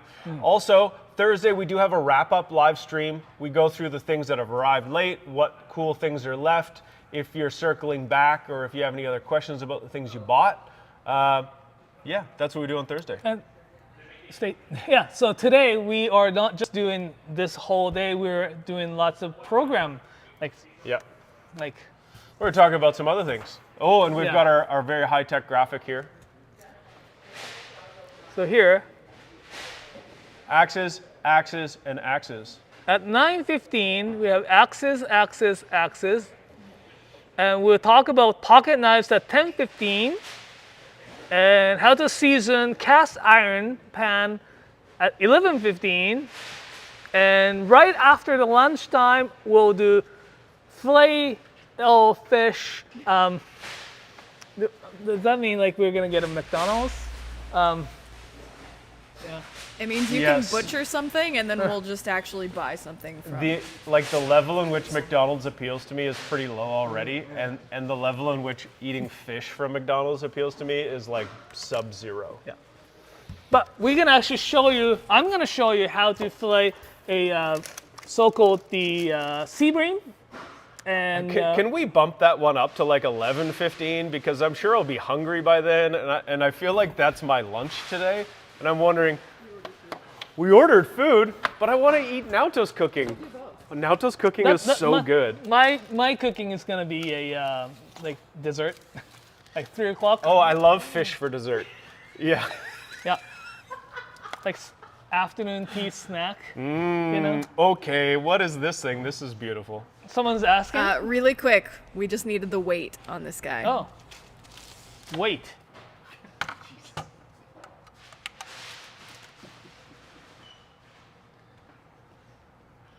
Does anybody know about the Swiss Cheese Union? I see someone wants to tell us that the flag of Switzerland is a big plus. 247 Can't grams. get away. You can't hide. 247 grams. And I'm gonna try to find the balance spot. This is like in comparison to the, I'm just trying to use this cloth. So balance somewhere around here. I don't know, like my finger's sitting, like right here. So it is a little bit like, it is Yanagiba. So it is the head heavy. So it's designed to slice them like this. Relatively lighter compared to the other. And this is a Mizu Honyaki, right? Yeah. Water quenched, absolutely. Absolutely. The Nakagawa-san doesn't do oil quenching except Shiro-san, the white number 3. Oh. So this is white number 1. Carbon steel is one of the. Do you think this knife is sharp? Would it be pretty sharp, do you think? Oh yeah, yep. Yep. Charminator is wondering how the custom sayas fit. Would we be able to try it on? I wouldn't, No. because it's such a mirror polished and Yeah. It's a little too high risk to try it on. yeah. I don't think it's gonna scratch up as easy because it is honyaki, right? So it's all hardened. Well, let's take the saya out of the plastic at the very least and take a look. It's very nicely polished. Oh yeah. Let's see, how does it feel inside? Yeah, it looks very smooth inside. It looks like it would fit pretty nicely, but there's always a risk you scratch your knife inside of a saya. And scratching a brand new mirror polish knife is not on the schedule today. This is not a demo of how to ruin a $3,000 knife. No. No. Beautiful. Beautiful. Okay. Yeah, it is nice to be used. So once you have them, you cut stuff and, then put that back in the sheath or a saya. But because, this is a brand new product and Okay, let's hit me with the next one. We have a very easy answer to this question. Do we still have this? I don't know if it's still in stock, but the question is 180 mil Debas that are not too spendy.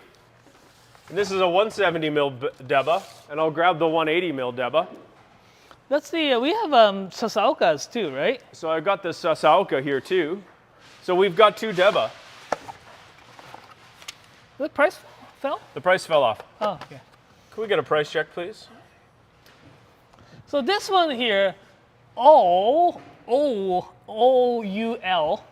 but it's kind of their take on owl in Japan. That's why it's got a little tiny owl. Oh, like the owl. Owl, yeah. Owl. Yeah. Cool. This is a vintage knife. This is a classic garage sale find. Yeah. They said at least they don't know exactly how old this knife is. They told me it's like at least 20-year-old. That's cool. But you know what? 20 years isn't that old. When Thank come you. to think of it. I appreciate that. Because 20 years ago, it is 2003. Oh, we found the price. Thank you. 2003, 20 years ago? Yeah, man. Yeah, Are you feeling old today? What's happening? What? Let's talk. Are you okay? Are you okay right now? I'm okay. You're okay. Are you feeling old? Yeah. You don't even have gray hair. Yeah, I You know. have hair, let alone. I think you're looking great. No, when I heard it's like 20 year old, that's, oh wait.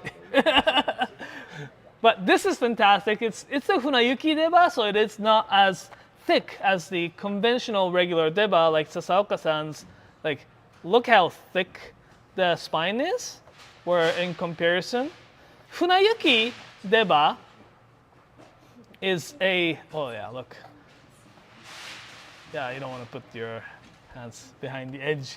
Funayuki deba, literal means is to go with the ship or boat. Oh, okay. So the Funayuki shape is designed so that the fishermen can have them in their on their boat and make a lunch with, right? Basically, like any leftover fish or something that they don't have to sell to the market. They just like fillet them. Then it's thin enough and skinny enough to be able to do the really quick sashimi slicing action. Yeah, right.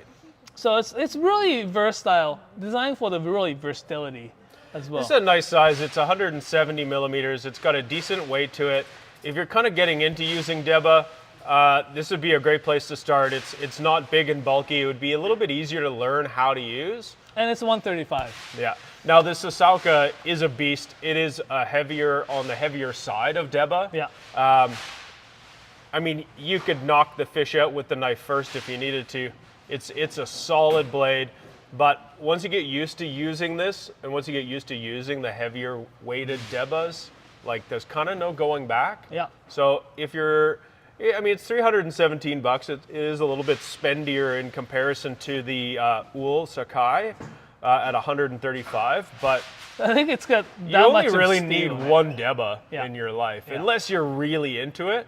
Yeah. But you really only need one, and the Sasaoka is beautifully made, beautifully put together. You'd be happy with Yeah. it. All right. And have fun with it. I mean, debas are cool. It's like you don't buy whole fish all the time and cut them up yourself. And if you've got whole fish available to you and you get yourself a new deba, you start learning new techniques, you start cooking different food. I mean, you kind of like get a new chapter in your personal cookbook. So, Mike, okay. I think it's time for your first demo. Is it You're talking about axes. actually? Mike, the puns. You're not even a dad to do. I got a couple of fun axes here to talk about. I like axes. We sell axes. You might not know this. We have another store called Kent of Inglewood, and we sell a lot of axes there. And you know what? We're going to start selling axes at Knifewear again, too. They all started at Knifewear, and we started with these Swedish axes, and we continue to sell Swedish axes.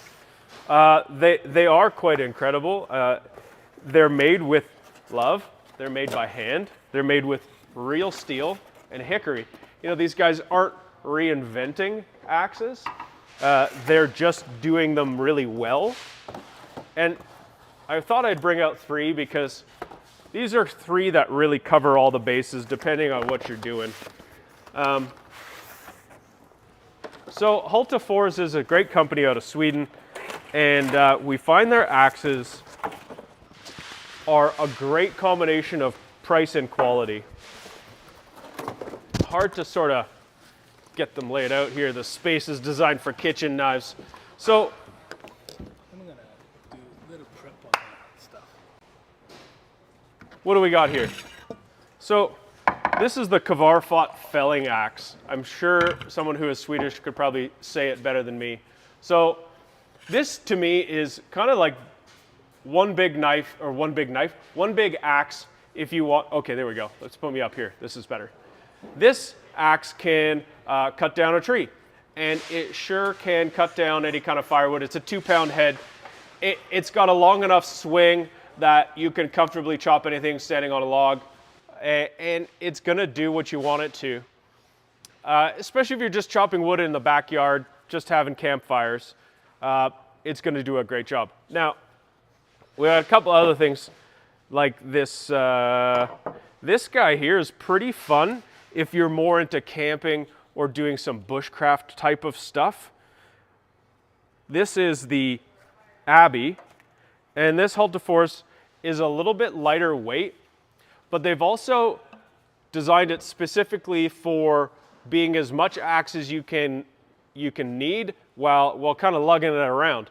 So It's actually a little bit thinner, and they've forged the butt end of the axe head here. That's important because you can use it to strike things, like use it like a hammer. And yeah, there is a factory polished, mirror polished edge on them, which I think just makes them look sharp, but they are quite sharp. I like that they use the round sort of barrel stay fast there in the head, along with a little hickory wedge. That is a really nice way of putting an axe head on, and almost invariably the way that they've put the axe on, I'll sort of show you here. You can see we've got the lines of the grain of the wood running sort of the direction that you want to swing the axe, and that's sort of the standard quality assessment, is to make sure that those lines are running parallel to the way you're swinging, not perpendicular. That gives you a little bit more flexibility and less likely to break the axe head. So the Swedish axes are awesome. Hultafors also makes this guy here. This is the Eklund. It's a little bit smaller. It's a bit more for kind of the hunter's axe.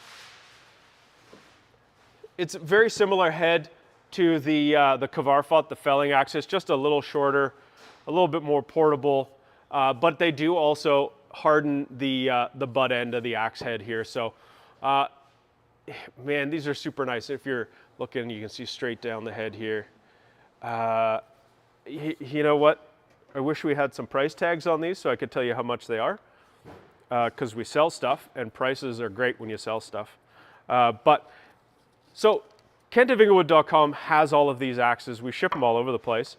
But also, we're going to start bringing them to the Knifewear stores, and you'll see that we have a bit more of a broadened selection of pocket knives happening around the Knifewear stores as well. We'll get into talking about pocket knives a little bit later. And this is not just the only axes we carry. We have some really amazing selections. Hultafors, we have Brant & Cochrane out of Maine.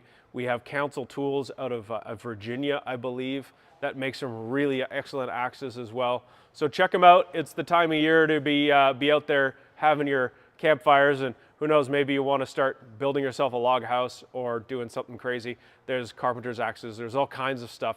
Big splitting axes. Maybe you got a piece of property, or you just want to go cut your own trees down. These types of axes are pretty much designed for chopping all kinds of varieties of stuff. We do have a very specific splitting axe or a splitting maul that you can use to split apart trees. Like if you've cut down a tree and you want to bust up the wood, the green wood, before it's been dried, so you can then go and dry it. If you want to know tons more about it, there's a great book we carry at Kent of Inglewood called Norwegian Wood. And it's amazing. It's everything you need to know about cutting down trees and stacking wood and drying wood and the lore of wood and how to. It's such a great book that it's fascinating, even if you don't want to cut down trees. It's great. So that was the Abbey, the Kvarfot, and which one? The Eklund. The Eklund. Okay, the Abbey Forest Axe goes for $250 small Canadian dollars. The Eklund is $175, and the Kvarfot Felling Axe is $165. Yeah, the Kvarfot Felling Axe at $165. It's really the axe that does it all, unless you want something a little bit more portable. But it's such a great. This thing is such a beast. It's a 2-pound axe, and it's got the right sort of swing to it. So that, yeah, I want to chop stuff now. Breaks an axe on live. Yeah. Jared was wondering, what's your favorite one for splitting kindling and basic fireplace kind of stuff? Oh, basic fireplace kind of stuff. There is a shorter Hultan hatchet that I like for that. It's a smaller head. You get really good aim with it, and it's the same kind of style, but the Hultan is a little shorter. It's probably 16-inch long haft, and I think that one does a great job for that kind of stuff. We have those Mizuno thing too, like small ones. Yeah, we do also have some Japanese ones that are cool too. Okay, there you go, axe demo. Yes, should be. Yes, alrighty. Sorry, I was just trying to get prepared for some food demo Food demos. later. Oh, later. I'm hungry now. Just getting the kombu soaked in the water. Oh, very nice. So getting ready. So what are we doing today? Garage sale. Garage sale happens twice a year. Especially usually when some of us went to Japan and meet those blacksmith knife makers, and it's happening right now. It started today at 15th today of May until 22nd Monday. It runs all week. All the stores, Calgary, Edmonton, Ottawa, Vancouver, all stores, they open at 10 a.m. their time. So it's about an hour, Calgary, from now? Well, no garage sale in Toronto yet. That'll happen in the fall. No. Because the Toronto store is not open yet. But it's going to be open soon. Yeah. We're going to open Toronto in June 1st. Yep. Maybe even a couple days sooner. Oh. But we're going to have a really exciting opening We party. may just casually open the door maybe. As soon as we're ready, we're going to open. Our target's June 1st, and that should be pretty easy. It's 517 Bloor West. Yeah. Fantastic location near Bathurst and Bloor. Yeah. And it's just, Toronto's such a great town. The spot is going to be great. It's a really cool old building, and we took over an old bike shop, which kind of fits our vibe. And Kasumi, who has run our Knifewear Calgary store for a very long time and is one of the oldest employees, I don't mean by age, I mean by the number of years she has worked at Knifewear.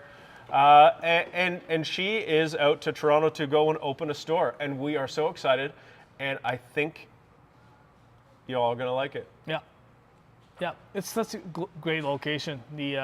We're right on the Bloor, Yeah. right? It's like crazy, It's. Anyways, well, the opening is gonna be like June 1st. We'll have some great guests come in to Toronto store.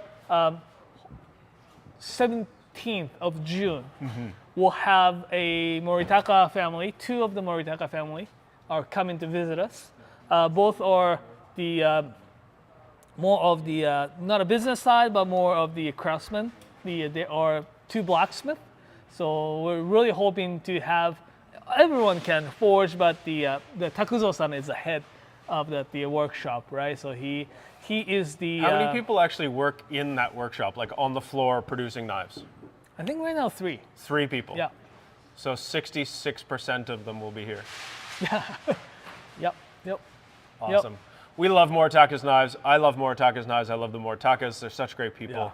Yeah. It's going to be an honor to have them in the shop to help us bring in the store. So we hope when we do open, if you're in Toronto, we hope that you can come and see them. Yeah. So, anyways, so let's talk about some knives. It was set aside for probably someone to see.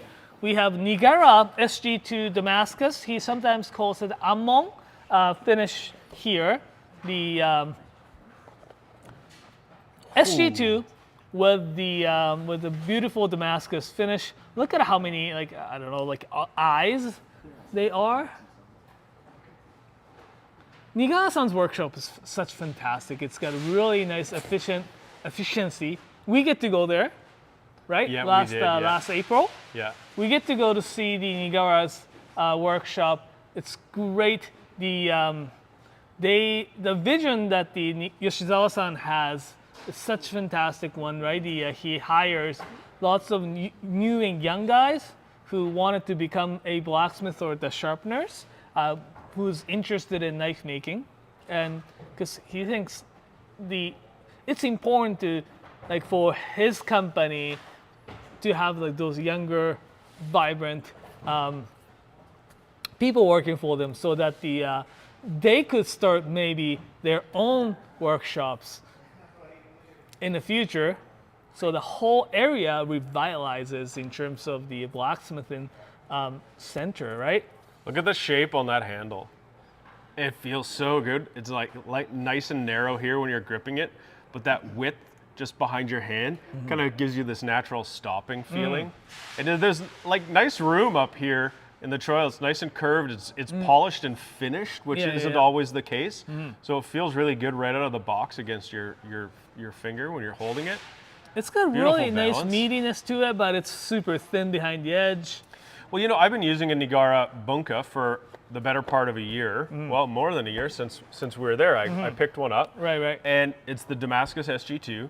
And I've honed it one time. It's been actually one of my daily use knives for over a year. I've honed it one time on a rod, ceramic rod. And it's still sharp. It's still going. It's really very nice. And I was surprised at how confident it feels. Because sometimes I'm using knives and I think, I'm going to switch to something that's a little tougher because I'm just like hammering through a bunch of stuff because I'm going to make a stock and I don't really care. I'm going to run to bones, or I don't have the feeling or the willingness to be really delicate around my knife at that time. Right. That Nigara is actually one I pull out when I don't feel like being delicate. It's fantastic. Yeah, this one here is like, it's like when I see something like this, always like associated with a super thin, delicate knife. This one here is really well made. It's got a nice thickness here. It's nicely forged into really nice even taper. Nice taper, yeah. It is really well made knife for sure.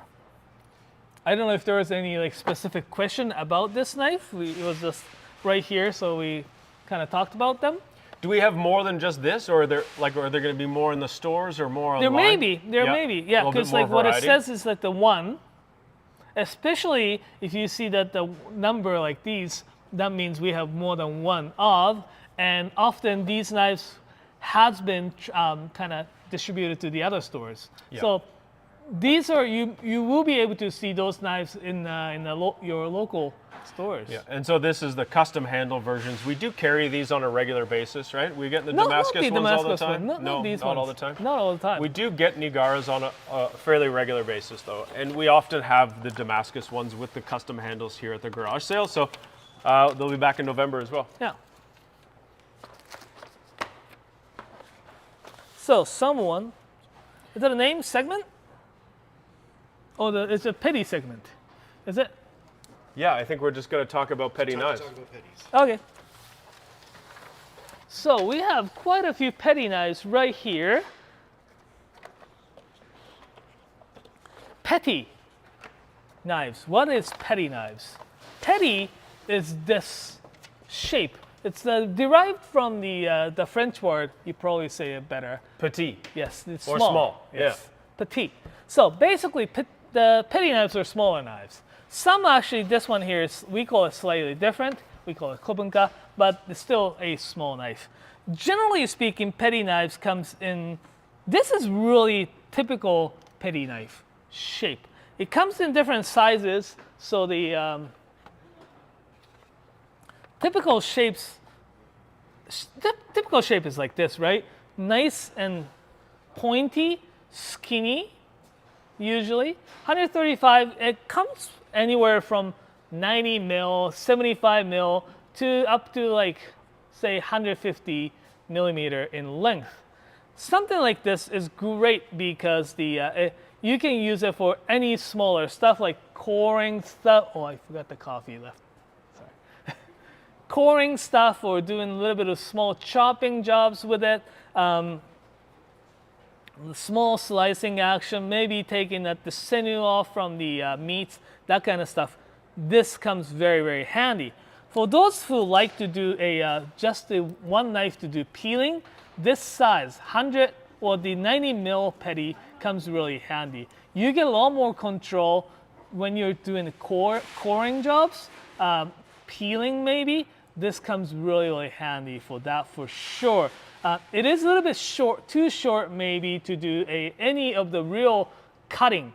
But strawberry season right now, if you're gonna core the strawberry, the little leafy stuff, this comes super handy. Some knife makers decided to make the petty knife a little bit different shape, like the Ajikataya, the Mutsumi Hinora-san. He made this petty.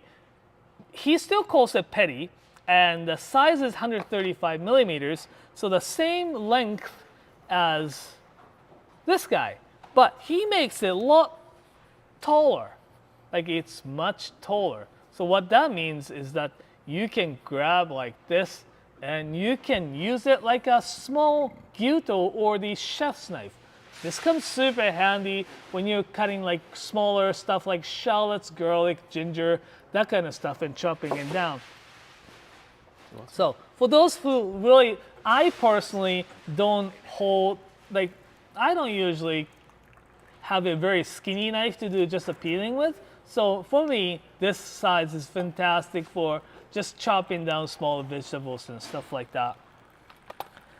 When it comes to the other shapes like this we don't really have them as a petty knife. We have them as a kobunka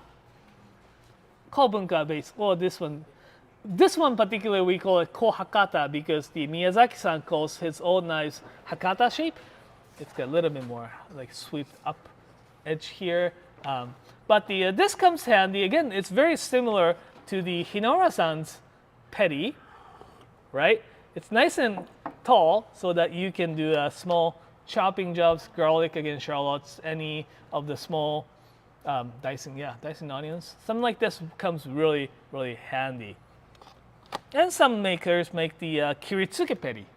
That's like just the tip cut off. Looks cool. Something like Ginsan, Do, Kiritsuke petty. This is really nice and thin. This series though, it's great. The Hado occasionally releases this Do series. Road in Japanese. The Hado is the blade road or the way of blade. The Tao in the Chinese way, but it's like, the Judo Do, right? The same thing. But it does that they put the Do because this is the sharpened by their apprentice Nomura-san. It's still he hasn't reached to Hado, the way of blade yet. So he's not there yet. So that's why it's still on the road. I don't know what else he has to do to get there. He's doing a pretty great job, if you ask me. Like, this thing's amazing. This is amazing. Yeah, Ginsan with stainless. Yeah, Ginsan stainless steel. Yeah, we had a few shapes like these. Like we had probably Santoku or Bunka on the Do series. It's great. I love like this Hinora. That has such a great size and shape to it. Where were we? There we go. Boom. This thing is so fantastic. You can make dinner with this knife. Like a tall petty to me is also like a small gyuto. Yeah. And I use one of these a lot to do everything I need it to. Yeah. And I take it with me when I go places. Mutsumi Hinora Shirogami Tsuchime. Tsuchime means like the hammer pattern. Yeah. I think if you have a 150 petty, you have a 240 gyuto, and you have a Nakiri, you got all your bases covered there. Yep. Any questions about the petty knives? None. Okay. Actually, we do have one. This is not Sky, in case you're wondering. But we have a question about a 180 bunka versus a gyuto, though. 180 bunka versus gyuto. Do you have 180 bunka? Typically the 180 gyuto is going to be skinnier. Bunka is typically like a santoku with that round tip cut off, kind of like here. So santoku and bunka are often a bit of a taller blade with a straighter edge, whereas the gyuto is a bit skinnier. Yes. And by skinnier, I mean from the spine down to the edge here. I found this Hakata shape, well, the kind of bunka shape from the Miyazaki-san. His blade is slightly taller than the others, but like as Mike said, definitely that is a big difference. Typical 180 gyuto is this shape. It's pretty skinny. It's fine for my finger, right? Like if it's like there is going to be enough finger clearance or knuckle clearance when I hold this, but we'll definitely have better. Is that Santoku? That's a 180 santoku, because bunka and santoku to me are pretty interchangeable when it comes to the overall shape, with the exception of that cool little tip. Yeah. But I find the 180 gyuto feels like you've got a smaller knife, even though it's got that length. It's got Yeah. a bit more of a slicer feel, maybe. Yeah. The the bunka or the santoku, typically taller, feel great when you're chopping with them. Yeah, I like using a 180 gyuto. It's really personal preference from this point on, right? Because I like a lot of people, like a lot of Japanese people say, if you're cooking primarily meat, go for gyuto. If you're primarily cutting the vegetables, go. It's not. It doesn't work that way. It really comes down to your personal preference. As you can see, the like curvature or the profile. Like, look, it's the same. Yeah. Santoku, like I'm just like going over, like look.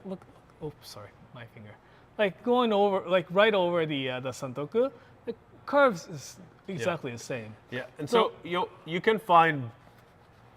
I think if you're looking for an edge that is flatter, right, as Grant has kind of put in here, you'll probably want to be looking more for almost like a nakiri with that kiritsuke style tip to get that flat edge. Of course, like some knife makers make it a little bit like these two makers are from the similar region, so they have very similar feel. There are santokus that's more flatter, like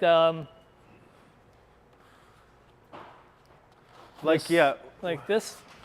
Not a 180 exactly, but we have this santoku that the edge, but still it's very similar. Yes, like you can see this here, the santoku definitely has slightly more flatter spot, but not by much, right? So yeah, so that's really comes down to personal preference. This Nakagawa has a pretty straight edge profile on it. There's a nice little curve up at the tip there, and that is nice. I find when you've got that real tiny little pointed tip on a kiritsuke like this, or a bunka, that unless your cutting technique is to pull the knife backwards as you're cutting, that if you get into any rocking motions, it's pretty easy to stuff the tip into a cutting board. So there we go. All right. We do have petty questions now. Jared Anderson is buying his first and only petty. What's a good budget-friendly option that is still super high quality? Can you put that on the screen? I can. Thank you. Very budget-friendly petty. That is cool. Well, I think from wants to buy is one and only. One and only. But wants to know what a good budget is. Now, here's something about knife making and the time that goes into it and the size. The time and the work that goes into making a 210 millimeter gyuto versus that of a petty is very little. It takes about as much time and effort to make a small knife as it does to make a big one. Obviously, there's a bit more material involved, but that's not a huge part of it. So often a petty knife is not it doesn't scale by dollars with millimeters, is what I'm trying to say. So a good petty knife will be proportionally a little bit more expensive. I think if you have, $200, $250, you're going to look at a lot of different options. Something like this SG2 Damascus is beautiful, and that's getting in around the $350. Where something, let me take a look around what else we got here.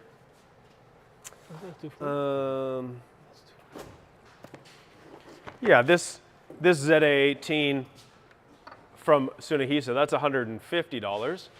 It's slightly different steel. The SG2 is going to hold its edge for a much longer time, and I think SG2, which is a powdered stainless steel, is a very good option to consider for a petty knife. I think of the jobs and the work I'm doing with a petty knife personally. I'm maybe a little bit more haphazard with it. I am doing a variety of jobs. I'm also doing things like acidic things, like cutting lemons and citrus fruits. You're going to run into more acidity. So when you're dealing with something carbon steel, you're going to find that that's hard on your patina. It can rip the patina off. You cut a bunch of lemons. So something powdered stainless or stainless will really be awesome for working with a petty knife. One of my favorite petty, out of actually not within the, well, because he's looking for a good petty, right? Yeah. You know one of my favorite petty is? Takamura petty. Yes, yeah, the Takamura petties are fantastic. I'll bring one. Because it's the Western handle, and something you'll find with a petty on a Japanese knife with a Japanese handle is that the handle's not just a handle to hold onto, it's also a counterbalance for the blade. So you end up with a handle that can be quite big if it's a lighter piece of wood. And when you have the Western handle, it's got more density, so you can have a bit of a shorter handle. And yeah, these Takamuras are beautiful petty knives. This is just regular stock. VG10. Maybe someone can tell us how much this one costs, but I don't have the prices memorized like I once did. But It's still, it's really good, well priced. It's like $100 something. yeah, This is like super thin. let me just look it up here. Yeah. Like when it comes to the petty knife, like his shift knives is great as well, but the like how thin this is, thin behind the edge. Always when we test the edge, always like his out of box sharpness amazes me. It's crazy sharp. The sharpening is always amazing from his knives. I'll give you a little. It's $185 for that 150 petty. Yeah. 150 is a great size. You can get a little shorter. I think though sometimes people want to use a petty knife like their grandma did, where they're, cutting the carrot and the potato in their hand and dropping it into a pot. I mean, my grandma used to do that, and the knife would run into her thumb, and you would do that once with a Japanese knife, and then after you put the Band-Aid on, you'd go back to using a cutting board. Yeah. So 150 is good for that. Q&A. This is good to roll into. We have a question about SG2 versus VG10 for toughness for a petty. And how do they compare to VS1? So there are a lot of things going on. The toughness, probably very similar. VG10 is usually a little bit tougher, but really probably because say compare the Takamura, this VG10, to the same R2, about the same. How it cuts, how R2 may hold the edge slightly longer. Yep.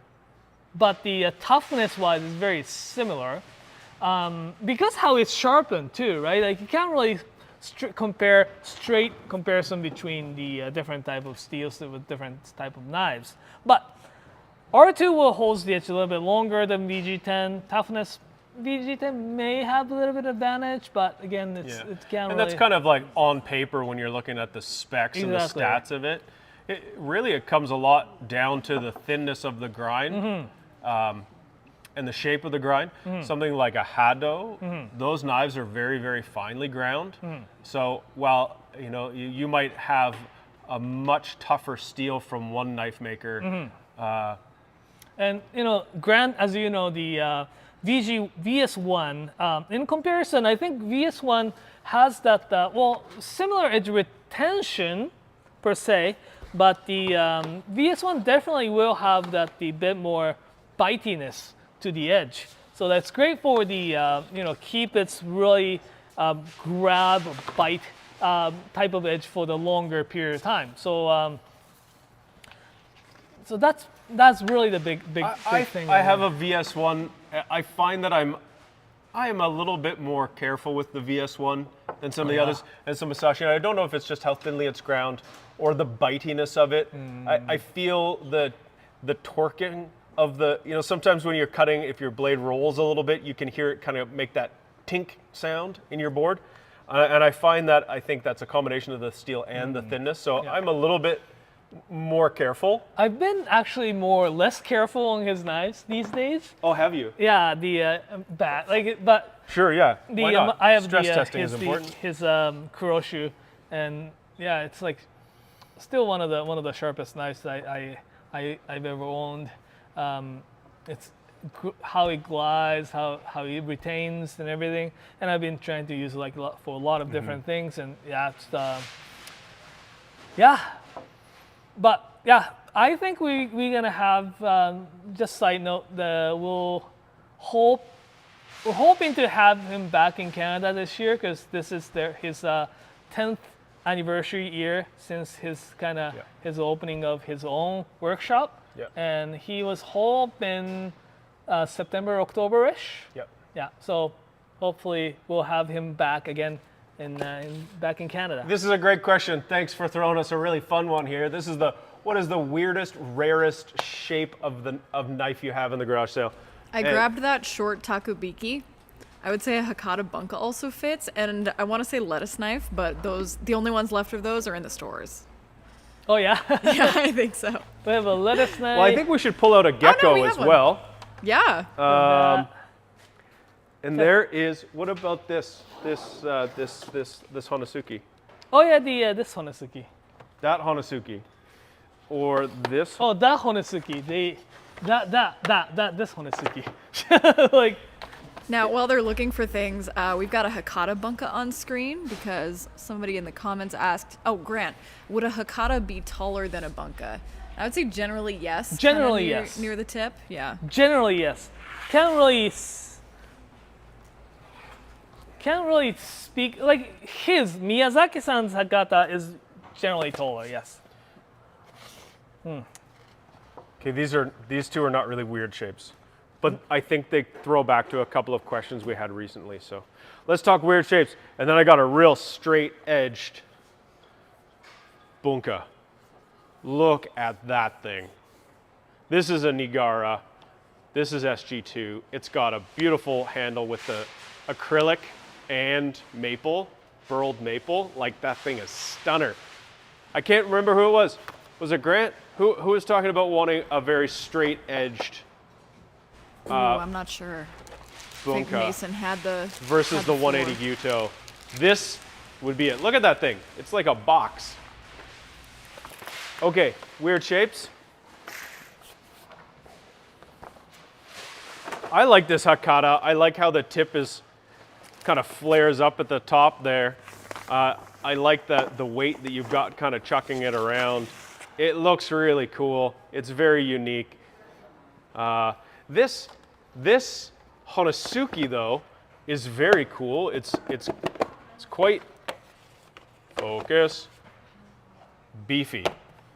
It feels beefy, it looks beefy, and it just doesn't have that same real triangular shape as your normal Hanasuki does. I just snagged one nut knife in there because it was hitting in the humidity chamber. Hatsukokoro Yorokobi series. This is actually really, really cool. Shape-wise, it's just regular Gyuto, but it's fantastic. It's really nice, thick right here. Tapers it down pretty good. Really beautiful copper Damascus with SLD core. That is something else. I don't think I've ever seen a knife like that. That is so beautiful. These young guys, who's been actually making knives for a little while, they've been actually doing really, really good job. Like this one here, when we went to see, not see them, but when we saw actually a prototypes when we were in Japan, like last May, April that we went. Mm-hmm. And we saw the prototypes and they had a lot of imperfections on the edge and stuff that were like, oh, it's gonna take a couple years to figure out how to do this. And it's a year later and there it is. It's a beautiful series like this, and as well as they make the other Hatsukokoro brand, which I'm looking here, the Komorebi series. Oh yeah. Yeah, really nice, thick, and the tapers. Another one with a Kuroichi is fantastic too. It's got a super thick. Oh yeah. Anyway. Well, I brought over this Yaoji because we haven't talked about any of these Yaoji knives yet. And this is one of those kick-ass, tall, petties, small Gyuto, whatever you want to call it. But look at the craziness of the Damascus. This is featherweight. This is such a nice, light, thin knife. but what's hard to show you on this camera is the hammering. Yeah, There we go. There we go. There we go. There you go. Look at all that indentation in there, hidden inside of that Damascus. So you'll find this knife will float through food in a way that's very nice. Again, he's done such Bananas. such And a great thinner job. than they used to be. Yeah, exactly. That's crazy. Oh. Because the Elji-san is, like he specializes in these single bevel knives, right? Yeah. So single bevels generally are a lot thicker than the double bevel knives. So but he learned so quick though. Yeah. Like he only has been making double bevel knives for like a year maybe, and what he's been producing is crazy. Like it's gotten so much better in only last a year or so. Yeah. Cool. Okay. Should we? Is the Nigara Damascus that's sitting here good? Let's hit best Nikiris under 300 Alrighty, that's here. for our dear friend that's asked a couple of times. We actually have quite good selection of Nakiris, right? There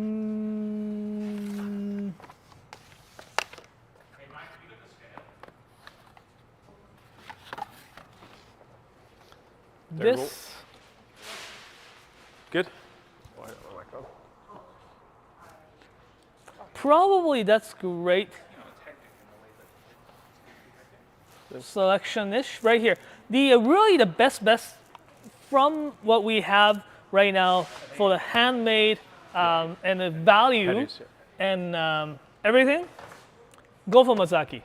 This is great value, under $300, handmade, hand forged, white carbon steel. It's really well made knife for under $300. This, like, if I were to go, like, yeah, I have a Mizaki Santoku. I would get that Nikiri if I already didn't have a couple of black carbon steel Nikiris. They're so nice to use. They're so lovely. They float through food. They're not the lightest, but you get some confidence.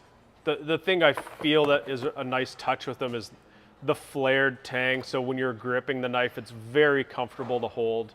Yeah, I think Naoto's suggestion is pretty bang on there.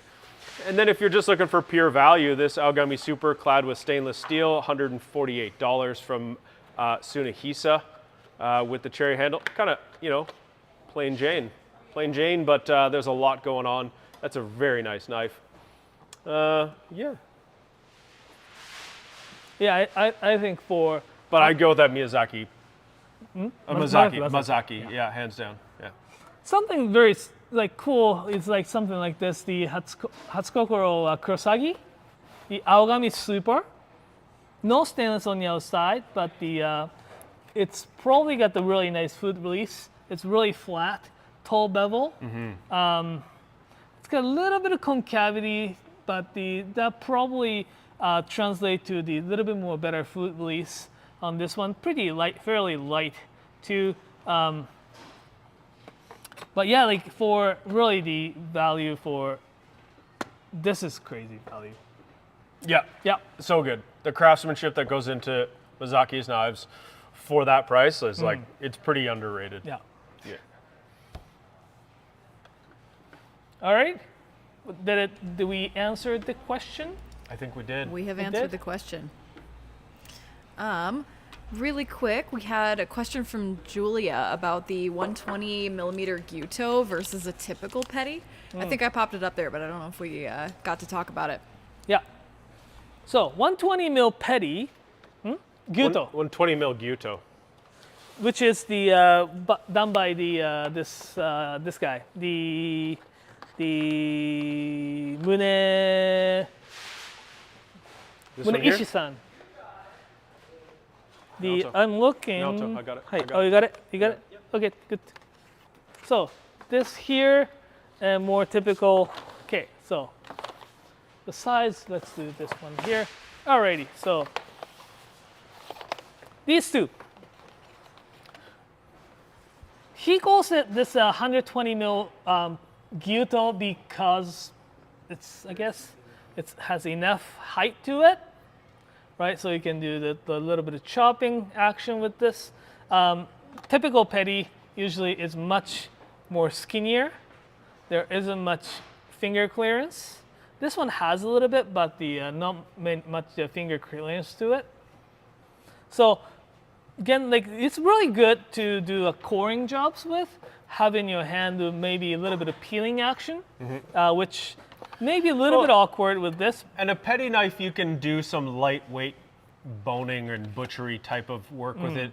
You get a tenderloin, you want to clean a bit of sinew off. That thin blade allows you to go in and clean that off, where it would be a little bit harder to do with that Gyuto. The height of the blade really allows you to do more chopping. And it's just like having a short chef's knife is kind of the comparison, where that petty knife is definitely more like a paring knife. So if you're planning to do a bunch of chopping with it, you want to cut up shallots, cut up peppers, whatever, it's a really great length. Maybe you've got a small workspace, or you want to have a knife for a small cutting board, or you just don't really like big knives. It's a great shape. It's a great size and very useful. Yeah, some knife makers, they call it petty, but they make it tall too. Like some, I think it may be regional stuff. The Ajikata-ya-san, the Hinora-san, Mutsumi Hinora-san makes petty this tall. And this is crazy, the Gihei, this half 40, he calls this 150 mil petty. Santoku. It's Santoku. That's the shape. These Gihei knives, the Hap 40 steel is so tough, it's so strong, it's so good at holding edge, it's such a pain to sharpen.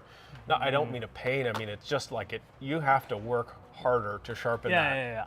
And if you touch the edge and it doesn't scare you, it's not sharp enough.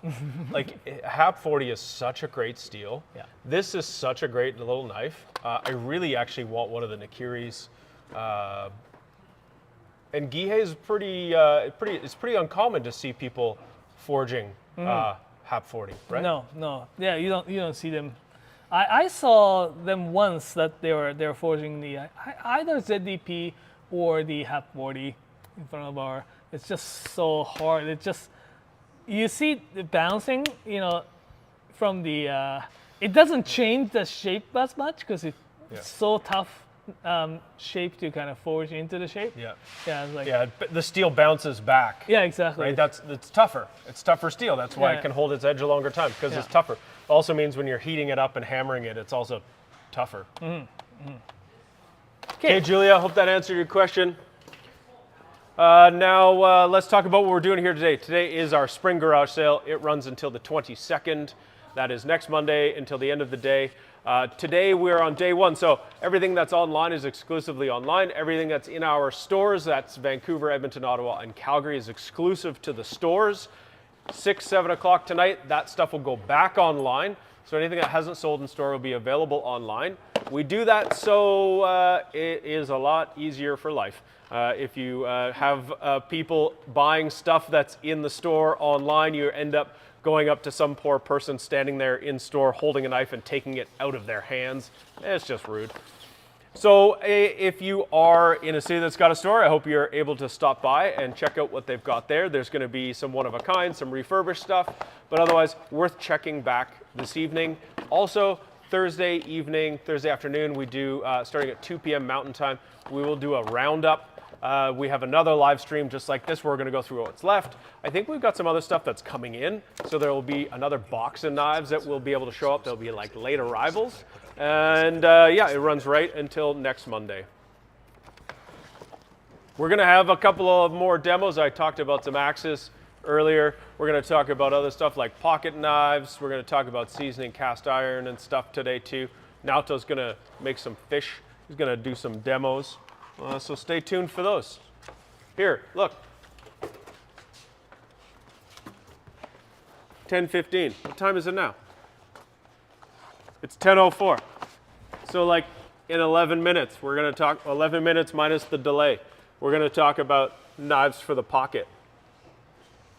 I'm going to show off some of the cool, I don't know if any of these were still I don't know if they're available or not, but we should talk about them in case they are, because they are stunners. Yes. Okay, tell us about them. Okay, so the we get super cool handles sometimes, right? So we get sometimes we actually get to choose which handle goes in which knife. These are one of our so-called custom handle selections with WA selection. Like we had the European or the more traditional European handle with the like bowling pin or some kind of cool looking handles. These are more traditional Japanese handle with the really cool wood. And not only that, we have some like this. I'm not sure. Again, we only have one of each, right? So I'm not quite sure if we still have this one in. This is exciting. The knife maker is called Isamitsu. Isamitsu is the one who those group of 2 young guys and 1 female in the workshop making knives. They used to work at the Fujiwara's, legendary. So like you can kind of feel it looks like a little bit more like Fujiwara's. Yeah, it's got some Fujiwara vibes. It doesn't have quite the big finger indent here, but it does have a nice little spot for your finger to tuck in. Nice flat bevel on here. Yeah. If you want to read about them, we're gonna have more knives from them. We just launching with 2 knives, Santoku with the fancy handle this time. If you want to learn more about them, we just wrote the blog about them. And there's nice. a really good Q&A section I like. And we've posted that blog already? I believe so. There's tons of blogs on our website. Oh, we haven't quite posted it yet. It'll be up in a little while. But yeah, stay tuned. Yeah, I like this section. If you're signed up to our mailing list, which I imagine if you're watching this video, you likely are, but you'll get notice of all those blogs that come up. There's one section that I wrote I really like. Jesus, look at this knife. Right. Greg, look, Greg, look. Yeah. Isn't that beautiful? I love this shape. This shape is so good. And to me, this is like that 180 Gyuto, but it's the 210, right? Yeah. But look at how narrow and like that blade is. And the little angle to the choil. Yeah. So, yeah, these don't live out there as long as the other knives because they should go back in the humidity control chamber soon. Anyways, what I was gonna say. So we did this. So blog is gonna come out soonish, but we had this. I sent them the questionnaire to them, and one of the answers, one of the female workers, it's the wife of the Yuki-san. Okay. And one of the answers that she said about the hard toughest thing about the being a knife, I guess, like being independent, was that she was like, oh yeah, toughest thing was not being the wife of the company employee. Unpredictability, like. Yeah. It's hard to be a knife wife. Yeah. Hard to be, and I guess like hard to be a wife or like partner of any entrepreneurs, right? Because there's like no clear, I guess, pathways. And anyways, is it time for that talk? Pretty soon. Pretty soon? Yeah. Should we talk about the exclusive, like super expensive knives? Yeah, let's do that. As Mason prepared? Okay. So, we have those super cool, exclusive, one-of-a-kind knives often in our garage sale. Because the terminology of the garage sale is very deceiving, right? It doesn't give them the best explanation. So, here are some of the super cool, rare find that we have them for this GS. Mazaki Aogami #1 Honyaki.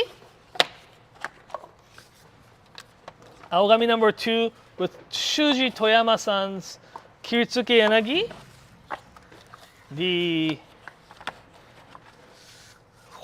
honyaki from the Nakagawa-san. This is beautiful. Like his new hamon, it's called Sakachoji. We have this hyomon, like hand-folded Damascus, like super rare piece. Like, I don't know if I've ever seen the Honesuki from Mazaki-san. This one here is great. It's the he forged welded. He actually made the. It's actually Damascus finish to it. He forged welded and he made the. He forged it. It's super thin. Like look how thin that the like. I have a great tool called caliper, and it's very out of. So it's like spine where it touches the. It goes into the handle. It's like 5 millimeter thick. Where at the tip, oh my God, it gets to like 1.6 millimeters, 1.4. That's like crazy. It just like shows the skill level of him forging it, right? That's very rare piece of a knife. We also have like not super hyper expensive, but the Munetoshi-san. Munetoshi-san is this like blacksmith out of Sanjo who is specialized in the sickle making. Mason, you're touching that the specialized in the sickle making, but he's relatively old, but he still wants to try new techniques and new finishes. And this one here is a Tsuchime, Kurouchi Tsuchime version of Munetoshi. White number 2 carbon steel. Knife like these are like very rare find. So those are really, really great. To find them, either if you type Mazaki, you find these. If you type Hatsukokoro has like quite a few lines, or the Honyaki, you find something like. I'd also like to call your attention that when that Honyaki is sitting down, the camera focuses on its own reflection in the blade. Oh, that's why it kind of goes blur like this? All right. One more thing I actually want to show is it's probably sold and they've already picked it up. There was a Nakagawa-san's Damascus. Thank you. Aoichi, the blue number 1 Damascus with the Myojin-san sharpened it. That is a beautiful knife. Yes. I wish I had more fish. But we'll have more fish later today. Yes. When Naoto's going to, what do you got, a sea bream? Sea bream, yes. Ah, that's amazing. It's I wanted to have the red kind, the Madai, but I only found the black one. Is that because we live in Alberta? You sometimes see them. Oh, yeah. Oh, I mean Alberta, yes. That's the part for sure. But I found it. I got it yesterday, and I didn't fillet them because that's a part of my thing, right? But I did gut them. So take all the guts out and gill, so that it lasted a bit longer. From what I could tell, it's relatively actually pretty good fish. Oh, look how shiny it is. Yeah. That's crazy bananas. And it doesn't. It does focuses on the camera. Oh, that's so funny. You can even see the googly eyes on the Yeah, camera. look right here, right here. Yeah, that's why it goes so blur. Right, like right here. Oh my God, it's a reflection of the camera. Yeah. Dun dun dun. So like, that is so. That is a real mirror. Yeah. Such a jump scare. And I'm having so hard time focusing on it right now. So these are really rare finds. Good. Yeah, the Hyoman is crazy. Absolutely. Okay. Okay, what now? Pocket knives. Let's talk about pockets. Knives for the pockets. So these are a good selection of knives. We've had a great selection of pocket knives at Ken de Vingewood in the Calgary location for quite some time. And we're learning. We're learning about how we get a hold of pocket knives. Sometimes there's some tricks here in Canada with the border and knives that you can open with a single flick, which is very convenient. Sometimes you're on a ladder and you're holding something else in your other hand, and it's nice to be able to use one hand to open a knife. We have a great supply. We're getting a better supply of all kinds of pocket knives. We have just a little selection of what we got here. You know, starting with something as clean and easy as a classic Open L at, you know, $26. It's got a nice, this is a carbon steel blade. It's got this cool little barrel rolling lock mechanism. So you can lock it open and you can also lock it closed. Great knife to have around in a camping pack or something, right? But you know, these are awesome for food too, because the blades are nice and thin.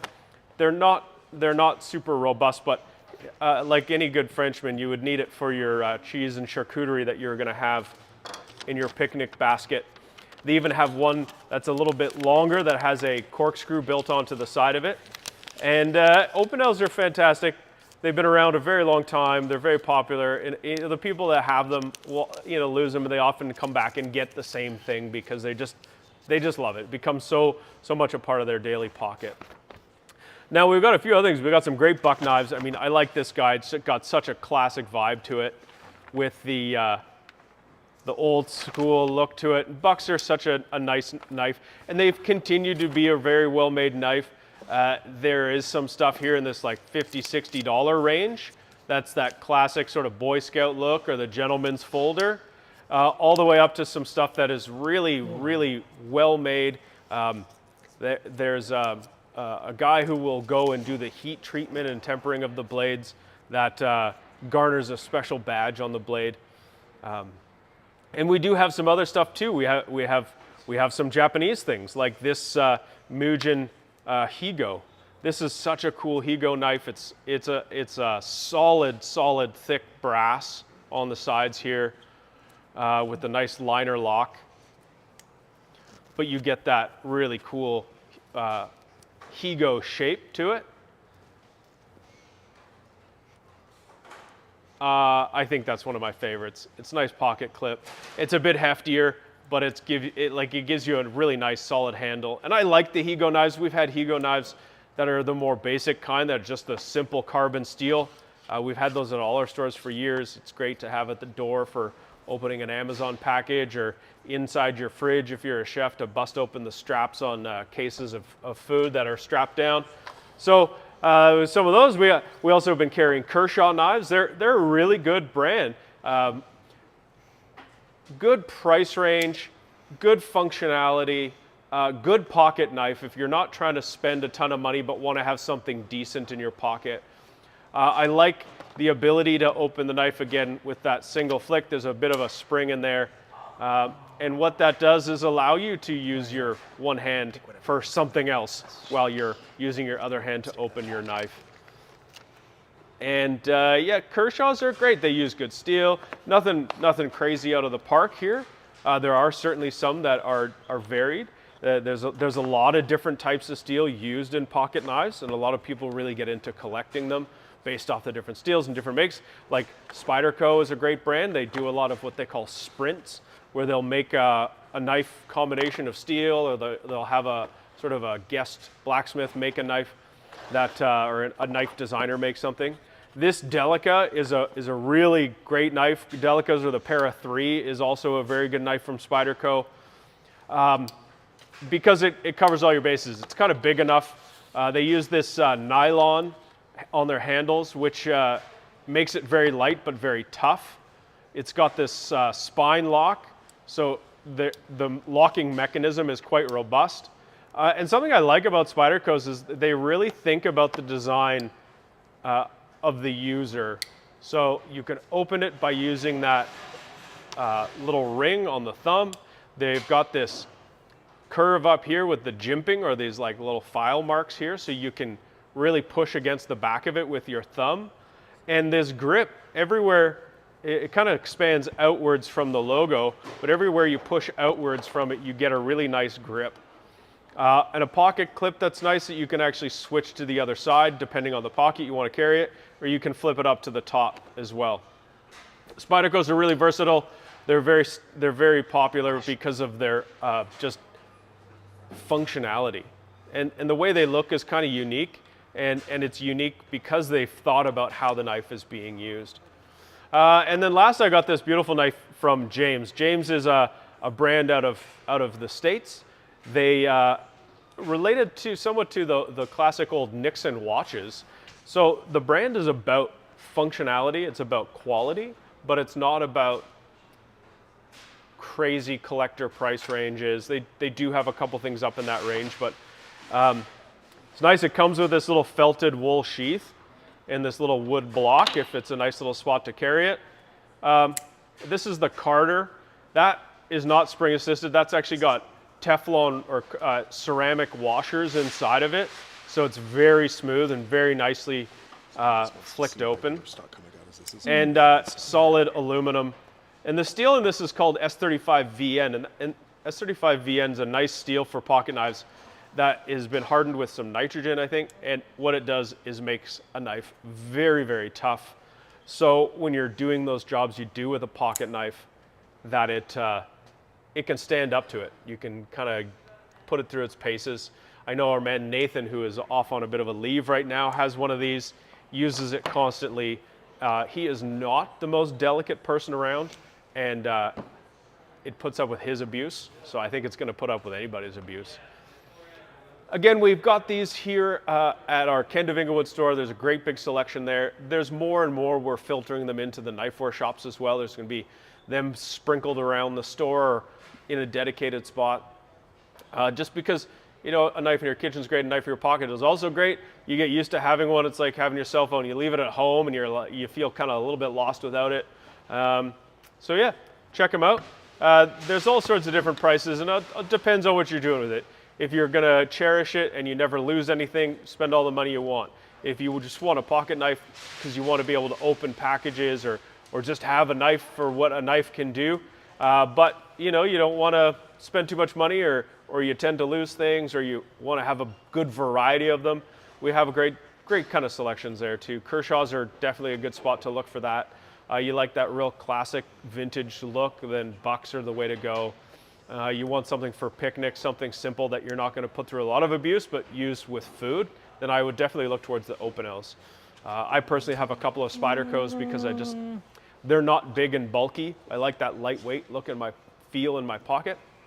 I like things that are unobtrusive, but yeah, check out the website. We got tons of stuff there too. For the garage sale, yeah. There we go. Pocket knives. What now? Sing for them. So, what now? Let's just go over what's going on here today. Today is the garage sale of the spring. We run the garage sale both in the spring and the fall. The fall one's around May long weekend. This one starts today. Today is day one, start at 8 a.m. and it will run all the way till next Monday, the 22nd. And there's going to be great stuff available. We'll have another live stream on Thursday. We did one on Friday. If you're just learning about our garage sale, the Friday live stream is great because we go through every knife, we open it and unbox everything, and we get to introduce you to stuff so you can start to plan your weekend of thinking about what knife you're going to try and snag on the Monday morning. Just friendly reminder that because I was looking at one of the knife stock that I wanted to purchase, Right. And it's out of stock online right now. Right. Yep. But what happens is that so all the stores, we have physical stores in Vancouver, Calgary, Edmonton, Ottawa, soon to be Toronto, not yet, but soon. But those 4 stores, those stocks that are secured or they're not online to be purchased. So until the end of the day today, 6 o'clock? 6 or 7 o'clock 6 to go or back 7 online. Yeah. We keep the inventory separated on the first day because there's bit of a mad dash on the first day, both online and in store. So we try to keep it fair for everyone who goes into the store, so we don't have stuff available online in store until this evening. Until this evening. So yeah, some of this, like I was looking at the old Funayuki Deba, and it's out from here, but I know because we wanted to stock up those stores pretty good as well, right? So I was like, well, you might not know this, but we're not allowed to buy anything until 6 o'clock tonight. Yeah. Because we we have a pretty limited supply of stuff here for the sale. There's only few of each shape that comes in, and we're often buying limited stuff like the ools that Naoto wants. They're 20 years old. They only had so many, and they can't make us any more 20-year-old knives. Hopefully, there's another one left. That's really one of the fun things about the garage sale is the limited nature of the products. I mean, it's sort of a moment in time that you can get something that's cool to add to your collection. Yeah, last thing I want to do is just call up the shop at Ottawa. Hey. No, I wouldn't do that. Right?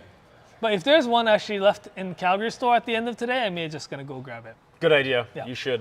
Yeah. Anyway, what now? There are some questions. Stay hydrated.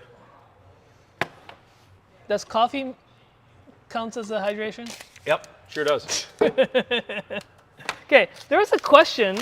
Ooh, that's $200. Asking what? Large Tsujihiki versus Gyuto for large prime.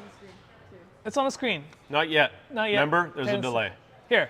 There we go. Would you recommend Tsujihiki or Gyuto for cutting large primos all day? Gyuto.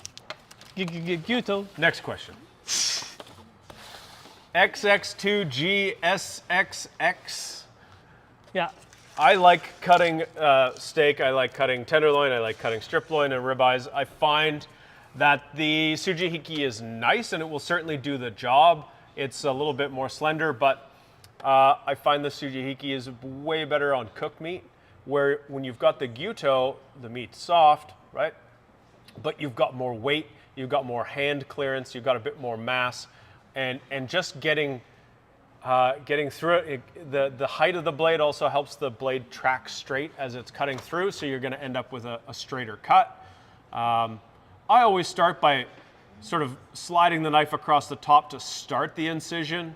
I'll often use one finger to push the piece of meat to start falling away from the blade. I just find the Gyuto is the way to do it. Yeah. I just brought the large Gyutos, like large Gyutos. I don't think it's we only had a 2. Yeah, this 300 mil Gyuto is actually something I've been thinking of specifically because I want it for cutting meat. It doesn't look like that big on the camera, but this is my hand. Yeah, like this is a hand holding it, right? Yeah. It's a good size. I have a 270 Tsujihiki that I use. I have a 240 mil Gyuto that I use.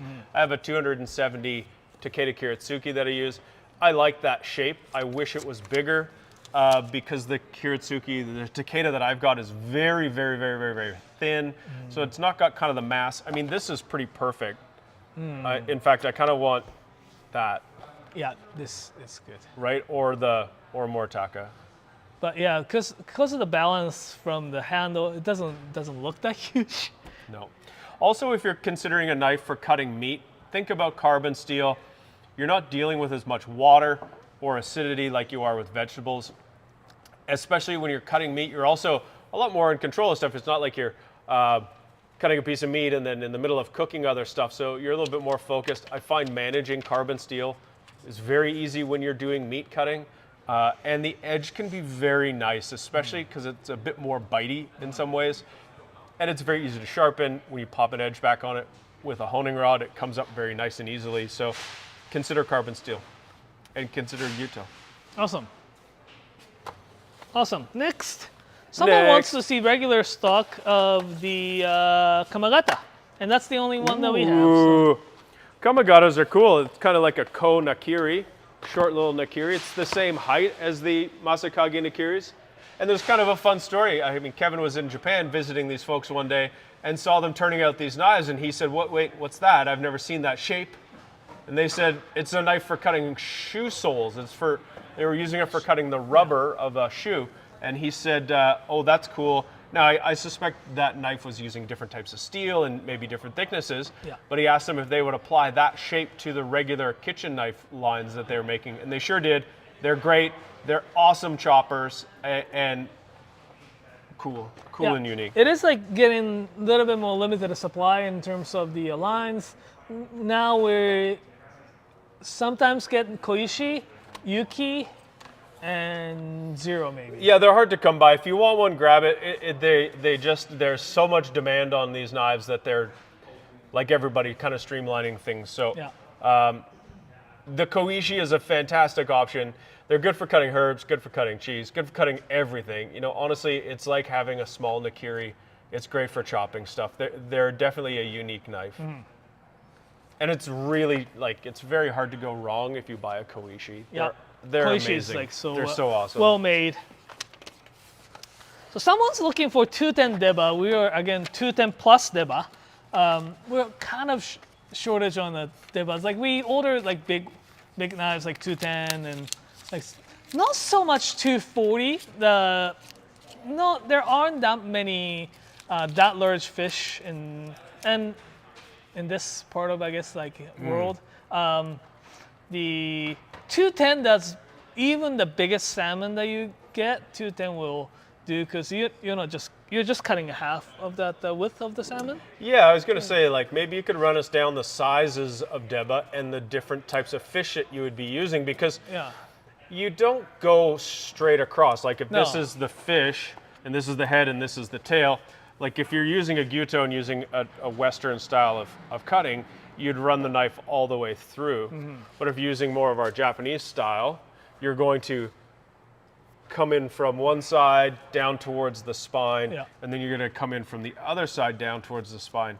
So you don't necessarily need as big of a knife if you're using that technique. Even like salmon, right? You cut the big salmon like this, say this thick.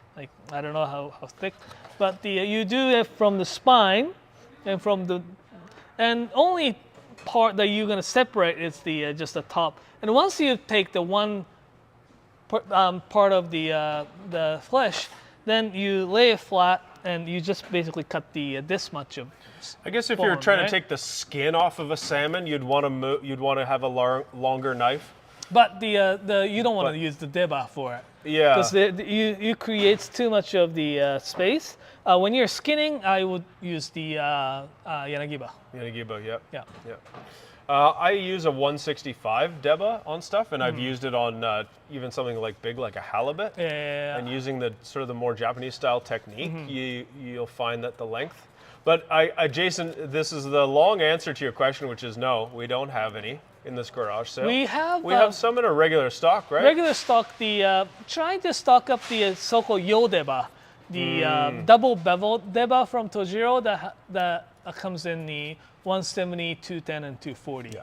Would love to know what you're cutting with it, Jason, and if you're just curious about them, or if it's something that maybe you've got a bunch of experience using deba, and you've sat there and thought through, and you really want something longer for a particular reason. And if you do, I'd love to know what that reason is. I've seen some some fish, some sushi places.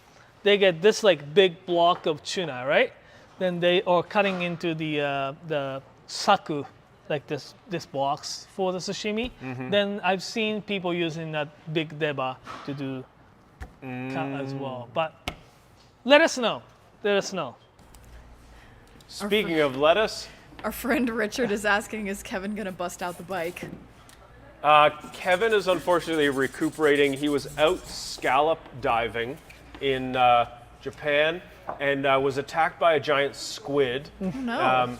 He is recovering. He will have to have a bunch of laser surgery to remove the squid marks, or he might just rock it as a new tattoo. We'll see. Should we get into the Nakiri segment or the cool handles? Nakiri's. Nakiri segments. And before What while about we're Nikiris with cool handles? No? No, we're not going to do that one? Okay, no, we don't fine. have them. Nikiri's. Mizaki, step 1, 2. Did we get the... Here. This Oh, Nikiri's. you know what? We haven't talked about Hinora's. Mutsumi Hinora today. And I don't know why. Because his really? knives are fantastic. This is made by this young man named Mutsumi Hinora. His father... why am I blanking on his father's name? Yeah, Tsukasa. Tsukasa Hinora is a legend and a true craftsman. Even I would go so far as to say he's a bit of an artist. And so his son has taken up the craft of blacksmithing and is doing a fantastic job. He's not doing some of the same artistic type of stuff, of course, because he's just getting good at what he's doing in the basics. And I really enjoy his knives. Bit fatter at the spine, nice taper here at the tang. Look very cool, very kind of that rustic kind of aesthetic. He's focusing on the quality and the skills, and he's doing a great job. That's Mutsumi Hinora, so that's a great choice there.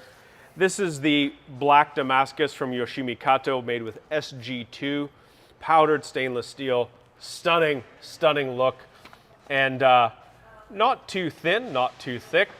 Look at that though. It's got the nickel Damascus, often is what this is referred to, is because one of the layers of steel is high in its nickel content. So then when you dip it into ferric chloride, you etch the non-nickel steel, and then that remaining nickel steel stays nice and shiny. Cool, cool, cool knife. Really elegant, and I like SG2. It's a stainless steel, but it's a powder stainless, so it holds its edge. Beautiful, long time. Your favorite? Now, my favorite, I've got a Santoku. I would like an excuse to buy another carbon steel Nikiri. I can't, I already have a number of them, like 3, I think. But I would get this one for sure. I really love the way he sharpens because it makes it easier for me to sharpen it in the future. I also just like the way it feels. I like the way it feels when I hold it. I also like the way it feels when it cuts through food. And I think those are two of the most important qualifications when picking a knife, how it feels when it cuts and how it feels in your hand.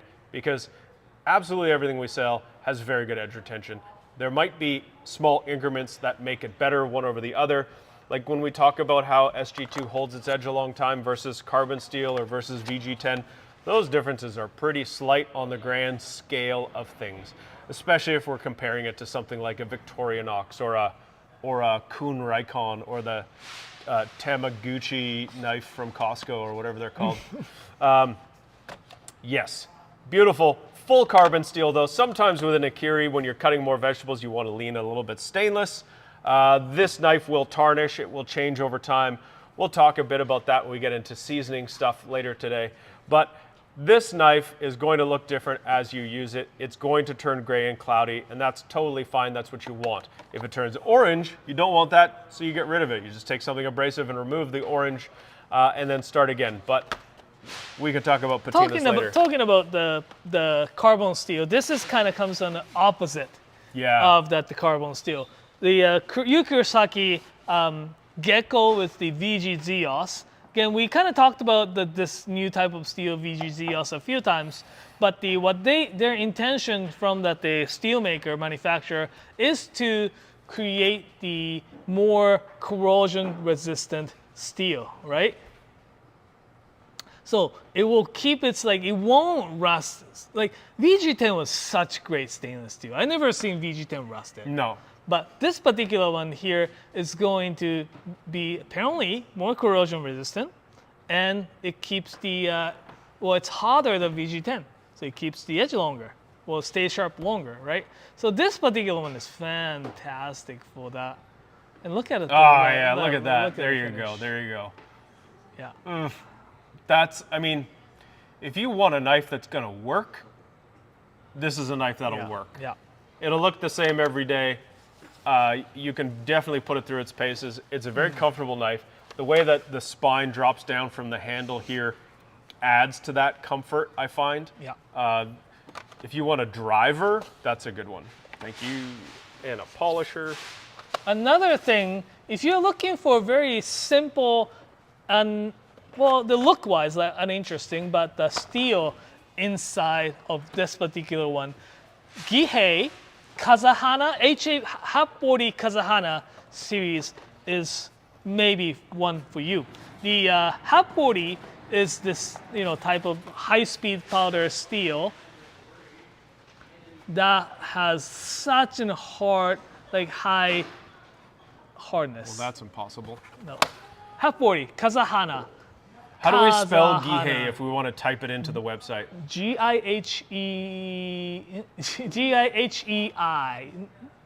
No, G-I-H-E-I. Yeah, Gihei.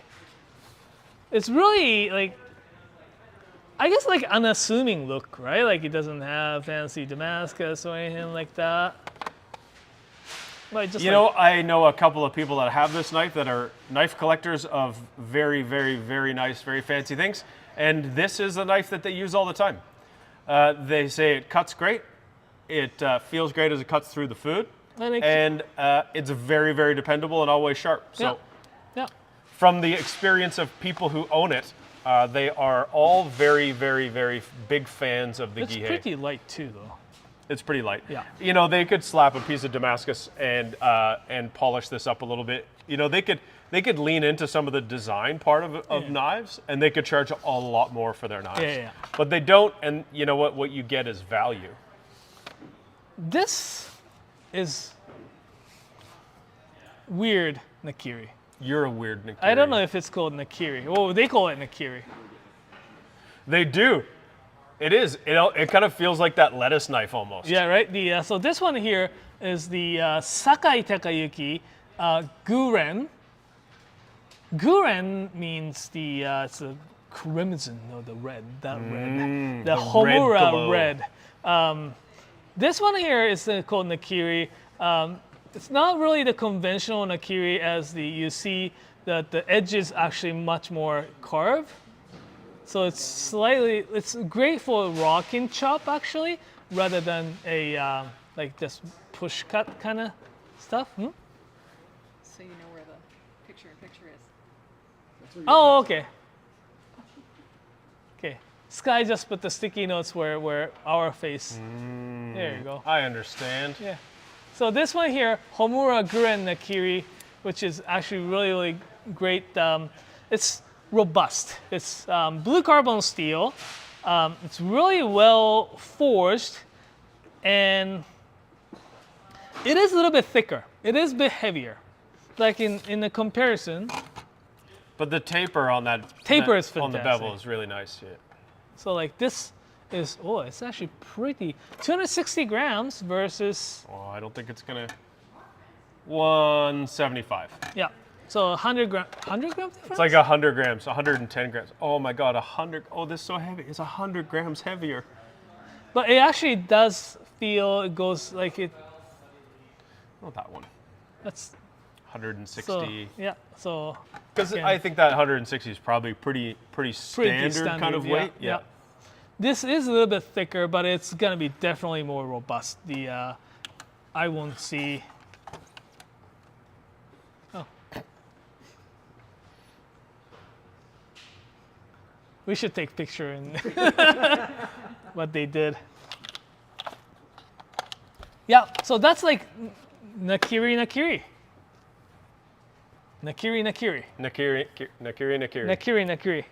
Okay, someone's asking for Anryu-san's hamon. Anryu Hamono. Oh yeah, Anryu Hamono is You know what happens amazing. with Anryu Hamono? So Anryu Hamono is the Anryu Hamono. The head of the Anryu Hamono is actually Ikeda-san. It's not the Anryu anymore. Ikeda-san is the Anryu-san's nephew.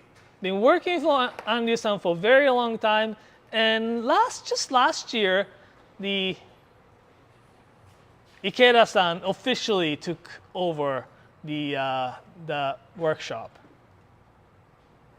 It's beautiful. He's been up. I think we. Oh no, they've already picked it up. Ikeda-san is the guy behind making the tanks, right? Yes. And I was gonna actually show how the tanks are made. He is trying to up his game in terms of forging. The little bit of different, unconventional way that the knives are forged in the Takefu area. He's been inspired by many blacksmiths from other regions, like a Sanjo style or the other styles, and he's been actually getting really, really, really good at it. What that means, is that he's been forging blades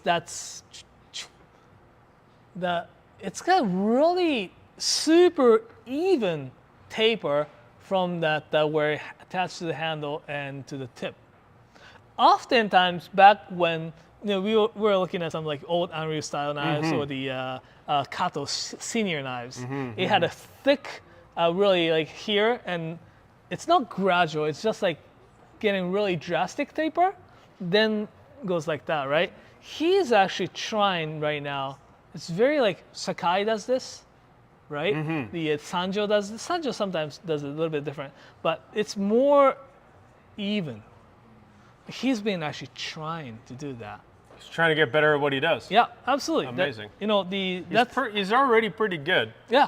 So and he's not that old. So I'm looking forward to I know. 10, 15, 20 years from now what he's going to be making. I know.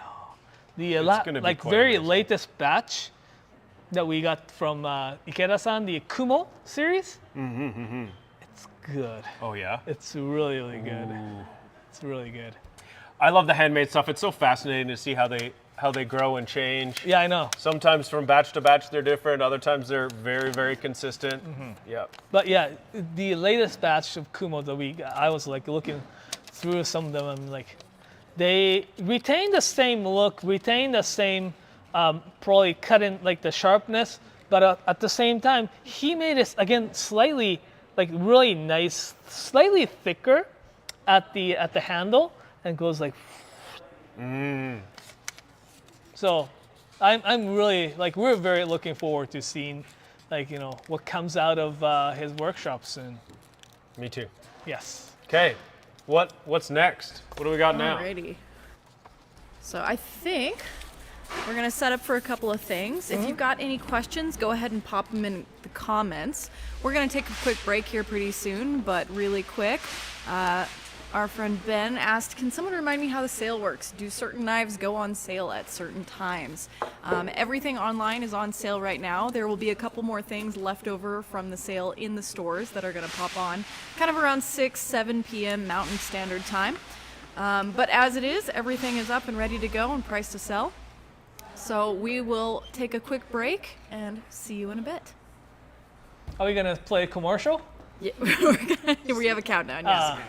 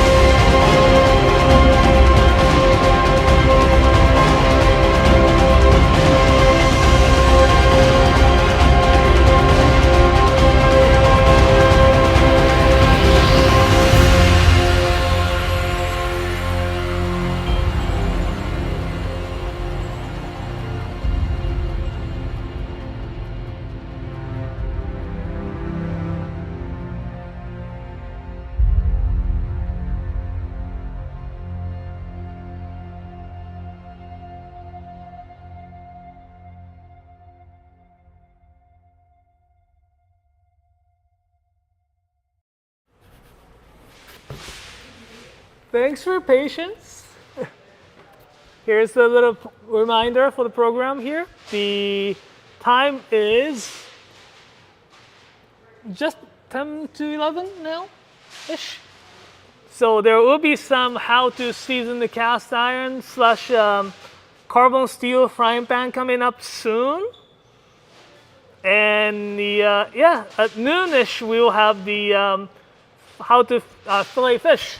I have a sea bream today.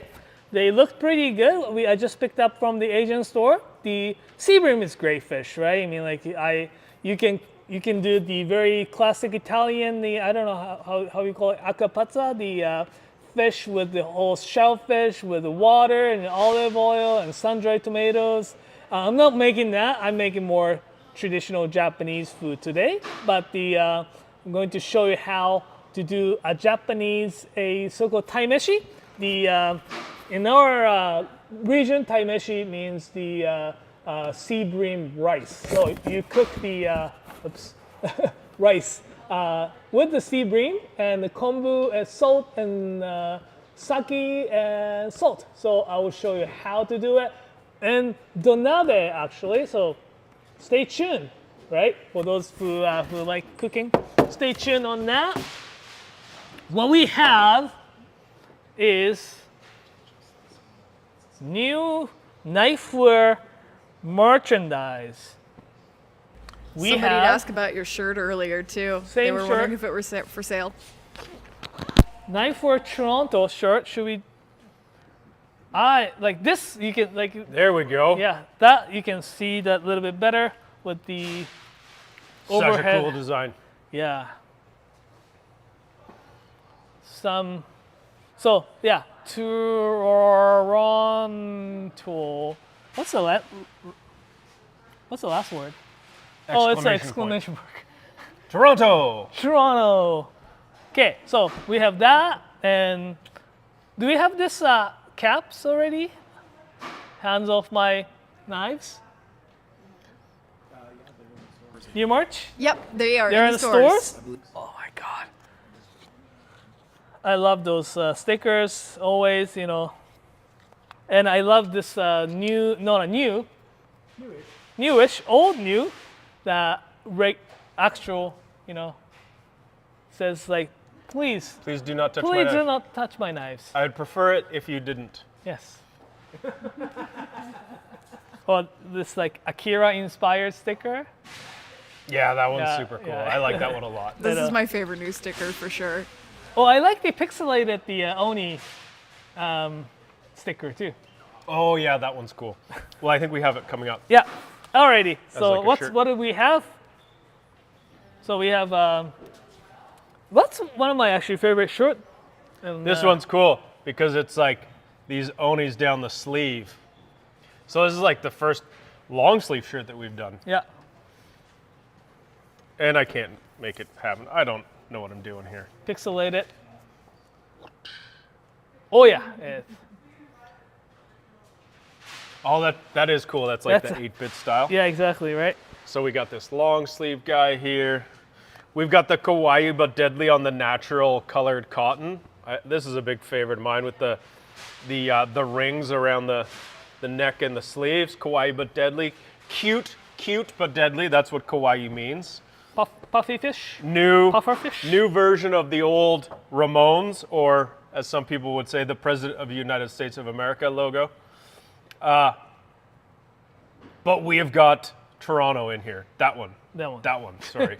That one? I don't know. Toronto. Calgary, Edmonton, Ottawa, Vancouver, Calgary, and Toronto. Vancouver, Ottawa, Edmonton, Toronto. Is that in order? No, it's not. Not even. I mean, like the order of a store opening. And this is one of my favorites. This is the ramen bowl. And the knife hat. It's a nice hat. So, merch. When you order a knife or anything, chances are you probably have one of this. Yeah, we like Yeah, chucking stickers yeah, into so, the box yeah. for you. So one, like it's random. Like you get probably one of whatever we have. And if you're an order, go for it. It's $2 each. But and you have random one sticker, something. Yeah, that's kind of surprise, right? Like, oh, get a sticker with it. It's kind of fun. Yeah. All right, what next?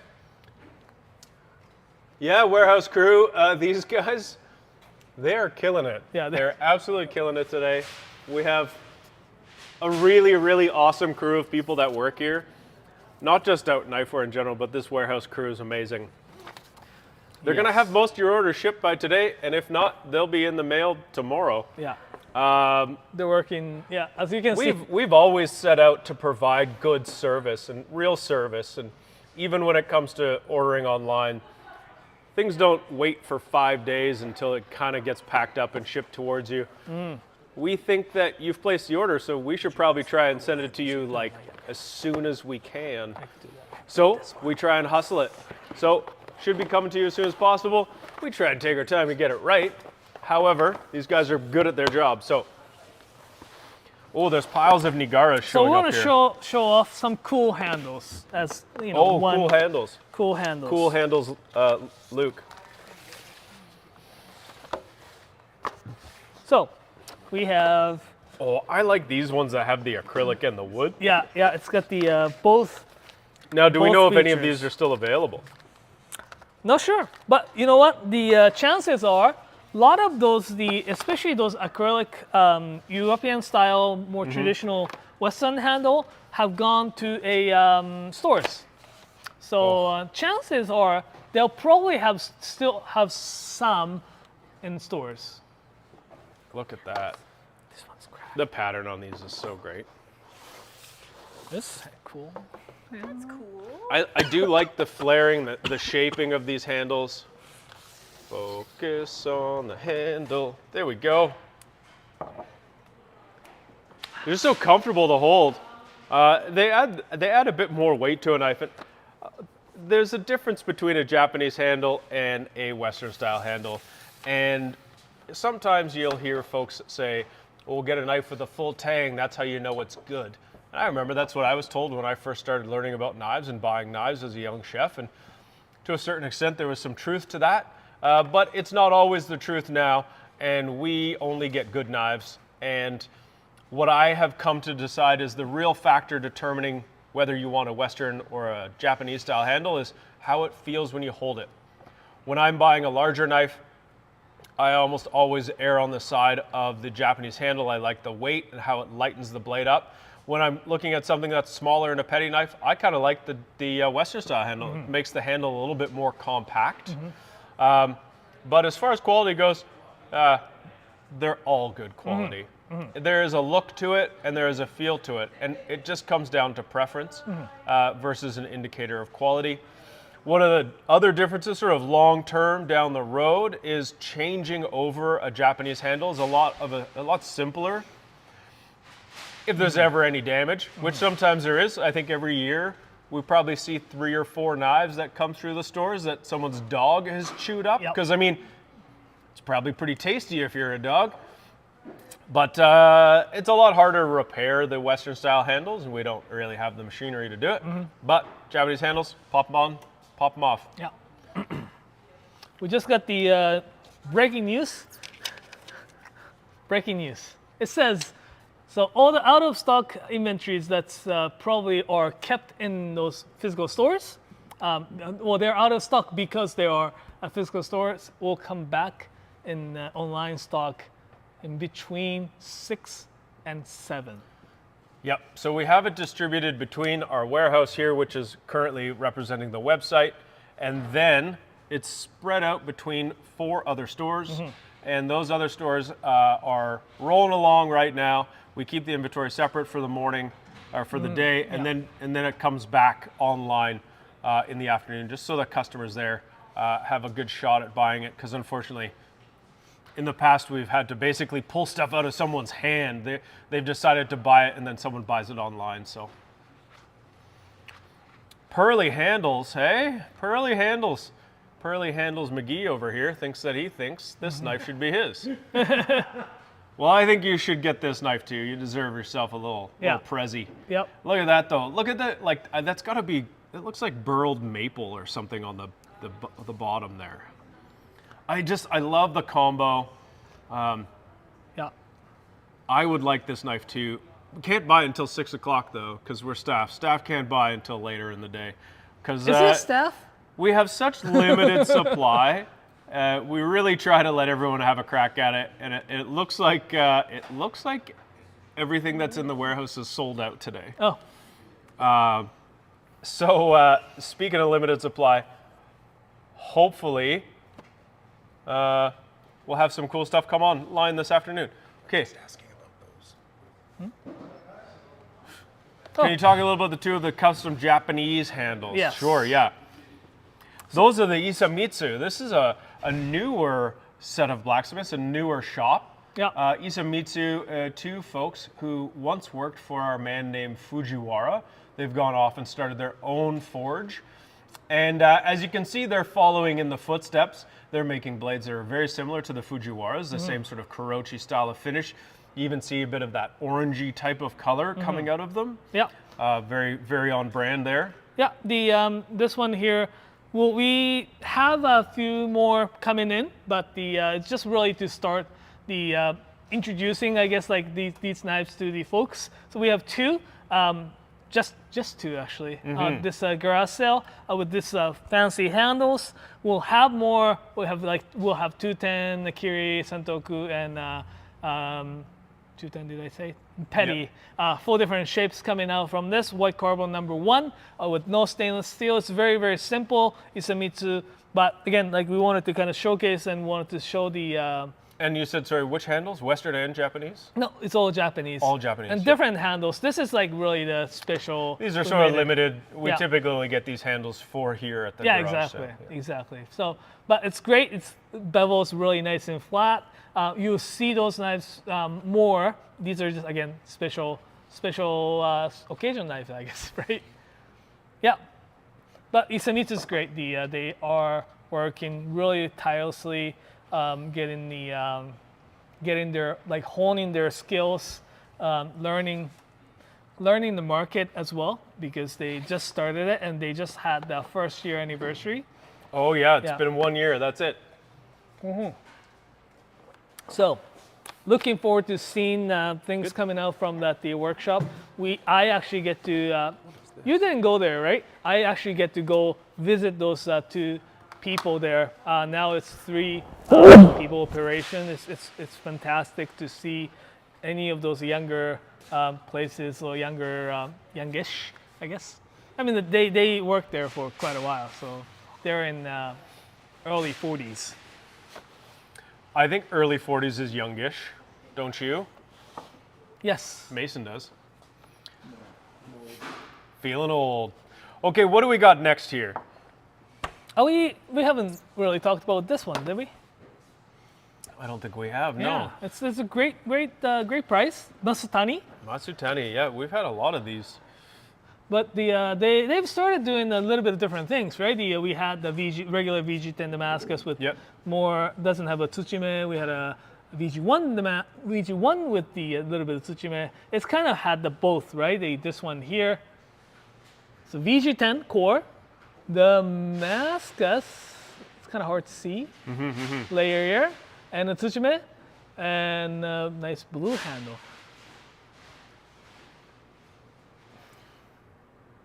Oh, there we go. Okay.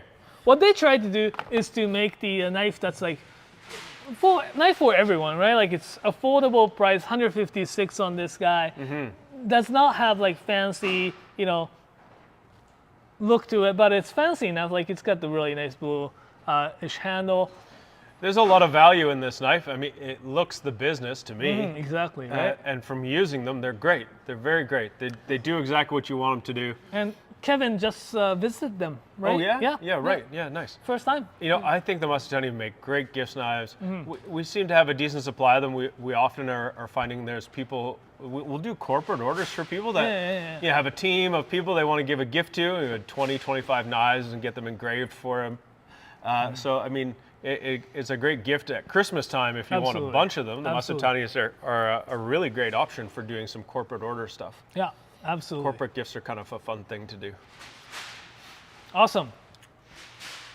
Are we still doing good for the? Should we talk about the little bit of deals that we have, like Tsunehisas? Actually, on the subject of handles now, so somebody was wondering if there would be any wah handles on sale for the sale.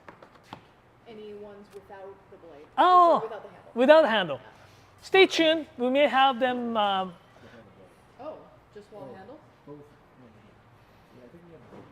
Handles without blades or blades without handles, either one. No, we may have the handles without blades coming out soonish.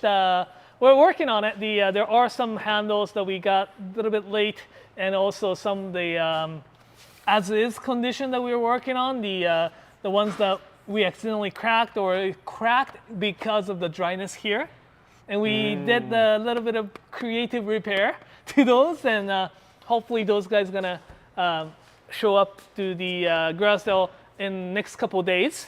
Unfortunately, we do not sell the knives without handles.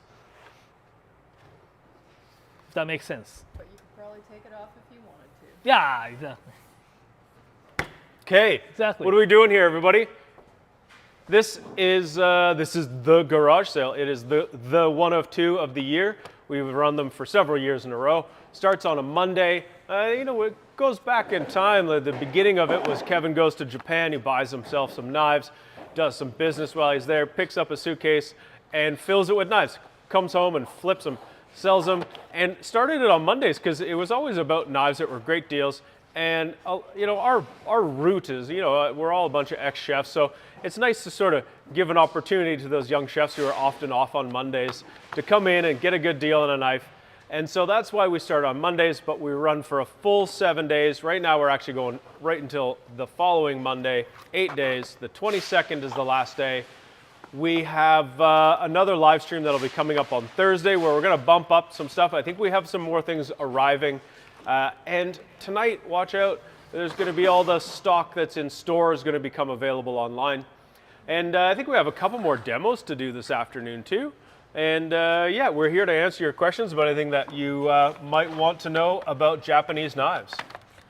We got some Gyutos on deck here though. What do we got? Those are knives that we didn't really talk too much about, Yeah, there's some stuff we haven't got to yet. Yeah, like something like this. This is great selection, I think. The sideways better. So here, no, the other way. Okay. There's a little monitor right here, and our face, I guess, stuck on it. You're good. You're doing great. All right. So here, some Gyutos or some nice lines that we haven't really talked about.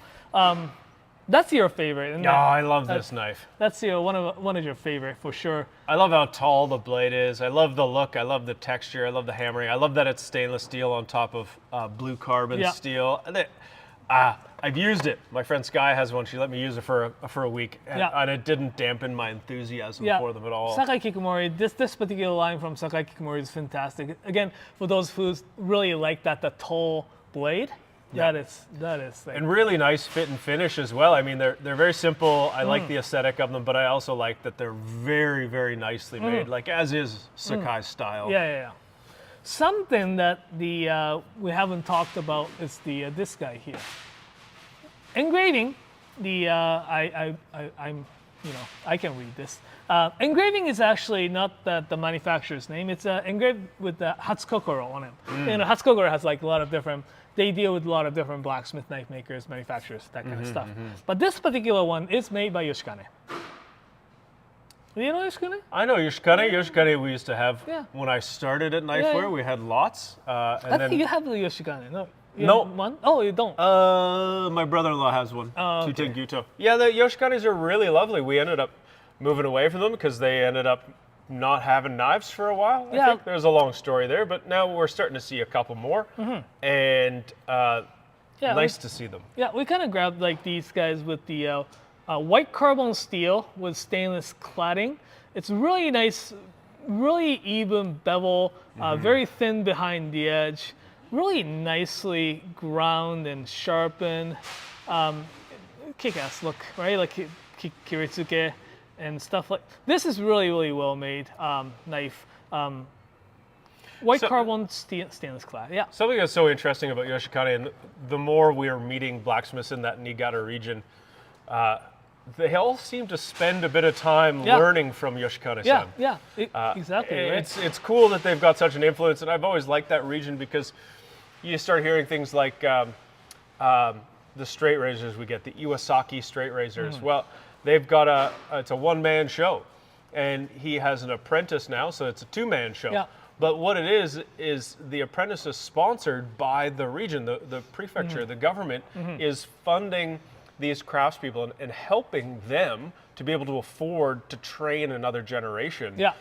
And it's a steel manufacturing region, and there's all sorts of different crafts that go on. They're not just kitchen knives, but and from smaller handmade stuff up to larger factory made stuff. And it's such a cool region where they're really promoting themselves, but they also work within each other. It's not that like secretive competitiveness in a way, but I'm sure there is some secrets, absolutely, in every trade. But you know what, like Yoshikane-san is like, he's really good. He not only teaches people who's in that region, like Nihei-san in Fukushima. It's like quite far apart. Like it's like 3-4 hours drive, right, like from each other. But he was open to teach those people to be successful as well, right? So it's pretty cool to see those regions and government involvement as well. Yeah. So like good, really love to see. Glad to see this back actually. Okay, tell me what's going on with this guy. I think that's such a cool looking knife. I know, right? Yeah. This here is the Sakai Kikamori Kikuzuki Rin series. Rin, the character is actually a nashi, or the pear. Oh, okay. So it's one of the first Sakai-made nashiji looking knife. So nashiji is the finish that we're talking about that's on the face of the blade. Yeah. Nishiji, kurochi, tsuchimi, these are all Japanese words that we use that talk about that finish, that surface of the blade. And nishiji is that pear, that apple pear with that sort of rougher skin. Yeah. So the name nashiji refers to that sort of rough skin kind of look. But look at how even this grind is. Like, if I reflect the light, it just like goes so even, and how straight this bevel is. Yeah. Nashiji is kind of hard because this is how it's been just hammered, right? Hammering, because they don't just like punch, right? They hammers it out, so it's very usually uneven. So usually Nashiji, even Yoshikane, as good he is, there's like a little bit of a slight, Yeah. It's not super straight, and it's fine. It's usually how it is. And that usually comes from a varying depth of the Exactly. Yeah. But look, it's crazy how straight that is. Yes, it is. So like the craftsmanship that goes into this blade is crazy. Yeah. Both the forging and the sharpening skills. And I love the shape and look, and this will be, And last but not least, before the seasoning video, I want to talk about the Muneishi-san. It's very we haven't really talked much about him, but the way he makes the blade is really good. It's like, again, very unassuming look, right, like Kurochi, but it's got a blue number 2 carbon steel, stainless clad on the outside. It's got a really nice taper, pretty thin behind the edge. It's nice convexity here, not much like low spots or anything like that. It's really well made knife. And I get to go visit him as well, right? It's great workshop. It's a little bit more larger. It was a really fun workshop. Yeah, that larger was a fun production time. on this one. Oh, that's different. That Mune. Oh, okay. Muneishi is in Munetoshi, yeah. But anyways, so and it's a great deal. Alumi number 2, 210 for $255. And that's the Muneishi, Muneishi, Muneishi. Yeah, Muneishi. Alrighty, is it time for you to teach? Yeah, let's talk about seasoning stuff. Let's talk about these knives. We're talking about knives all day. Let's talk about other things. I Yeah. mean, as long as Everything they're is like related as to long cooking, as they're right? made out of steel. Okay, we'll see how this goes. Hopefully this doesn't destroy a camera by me having a butane flame underneath it. But what could go wrong? Right, because you're gonna heat it up quite. Ah, So I almost exclusively use either carbon steel or cast iron frying pans. They require some attention. I started learning how to use these ones in kitchens. Of course, they were the French steel pans. Oftentimes we were using a brand called Debouillet, which is a very nice brand. Here's the direction I move. There we go. There we go. All right, that's looking better in the camera there. So it's a piece of steel, or in cast iron's case, it's a piece of iron. Thank you, I just made Mason snort laugh. Now, we don't have Teflon in here, so what's gonna happen is food's gonna stick to it. And sometimes you want that. There's this delicious thing called the Maillard reaction, and that's where the amino acids and the sugars caramelize on food. Typically that's happening with meat, and that is going to give you that delicious flavor. Is it gonna seal in the juices? No, that's not what happens. That was what we were all told, but unfortunately, that is not true. So to develop a patina on these things, you need to use them, but you also need to keep them oiled. And that patina, in this case, we call seasoning. On a knife, it's gonna oxidize and tarnish, and it's gonna reduce the reaction time. I find it's very simple to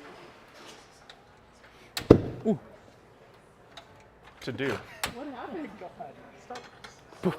There was like a little gas bubble that just popped on me there. Dun dun dun. All right. You can use an electric burner, you can use a gas burner, you can use an oven, you can use a barbecue. But what you need to do is get the pan hot. That's the first thing you do when you're seasoning a frying pan. Just get it hot. And when they're brand new, you might see that some sort of leftover treatment from the factory will burn off, and you want to let that do that. If it's a cast iron pan, nothing visually really changes. If it's a carbon steel pan though, you might see it go kind of that metallic blue. That's what I look for. And I wait until that color has sort of come up. Then, very simply, you can just add oil to the pan. All kinds of different oil you can use. Flaxseed oil is commonly, known as the best choice. Not linseed oil. While you can use linseed oil, there is something about how it's processed that makes it toxic. Seeing as how it's a frying pan, probably want to stay away from toxic stuff, especially since oftentimes we're choosing this type of material, so we're not having things like Teflon in our life. Now, why am I going to deal with this frying pan? Why am I going to deal with all this stuff? Well, because I like how it works when I'm cooking. I like the color that it's going to give me on the food. I like the caramelization. I like how evenly the steel heats up. I like how nicely it works when I'm just frying food or sauteing or whichever. Things you got to be aware of to try and keep this is you got to season this regularly. This is not the kind of thing that you just do once and that's it. I do it every time. What I do is I wash my frying pan when I'm done. I will use soap. I try to not use a ton of soap, but you can certainly wash cast iron or Teflon or carbon steel with soap. I'm not going to use degreaser. That's going to really remove all the work that I've done. If you want to be delicate about it, just use the hand soap instead of dish soap. And then I put a little bit of oil in the pan and season it. What I do actually with my pans, I have a gas stove, but it works just the same on an electric stove, is I will dry the pan on the burner where I'm going to heat it up. That's going to get rid of any of the moisture around, so there's no rust that's going to happen. Also, it's going to allow me to season the pan one more time. And so it's very simple. Just a tiny bit of oil. This is going to probably smoke. Get my little paper towel wad ready. So I just take a little bit of paper towel, and I think you could probably daub it on the towel, or you can just put some in the pan.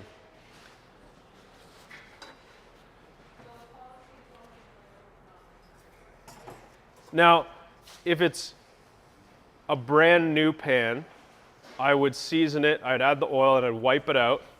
Probably wipe it out a couple of times. And then take the pan and put it in an oven that's 350, 400 degrees. Let that bake on there and let that layer form onto the steel, and then redo it a few times. That's gonna be your base of your seasoning. That's gonna help build this layer. Now, you want to be careful as you're using it. Just like with your kitchen knife, you kind of earn your patina. It takes you some time and some work. Every time I wash my pan, I do that over and over again, and I'm constantly building up a layer. I can make an omelet in most of my cast iron or carbon steel pans, and it doesn't stick as good as it is for any Teflon pan. The thing that you have to be careful once you've developed the seasoning is how you can remove it. So if you're gonna simmer food, that's gonna help remove it, or especially if you're gonna do anything acidic. For example, tomato sauce. Something acidic like that will definitely pull off the seasoning and you'll start from zero again. So you just have to kind of separate some frying pans. I've got a smaller carbon steel frying pan that has never seen anything but an egg, and it's perfect. It's beautiful. I can get really bubbly, crispy ridges around the edge of the fried eggs if I want, or not. It is just completely non-stick.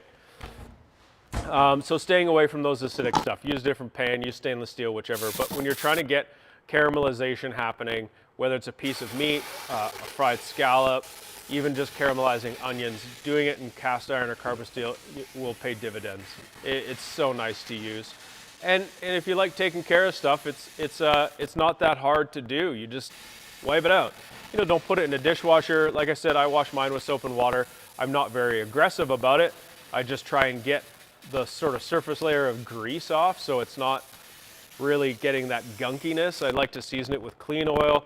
You can use canola oil. I would stay away from extra virgin olive oil. Of course, flaxseed oil is really good.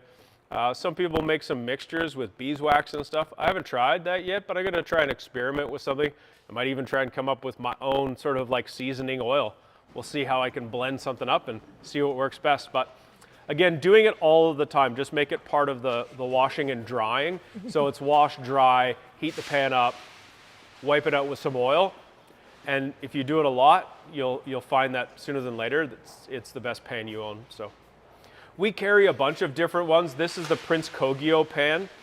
They're really lovely. It's not too thin, but it's also not very thick. I think it's about 1.6 mil thick. There's a few different sizes, and there's also one that's a tamago yaki pan, which is this cool sort of rectangular omelet pan. It's a fun omelet to make. It's the Japanese rolled omelet. You'd see it if you go and eat sushi, where they slice the little piece of egg, where you pour in a bit of egg that you've mixed with dashi. You cook one layer, you flip it and fold it over, pour in a bit more egg, move it around, flip it and roll it over. So again, fun different things you can learn with frying pans. Did you talk about this, Yamada? Oh, I haven't talked about Yamada. That's another one that we've got. Yamada pans are really cool.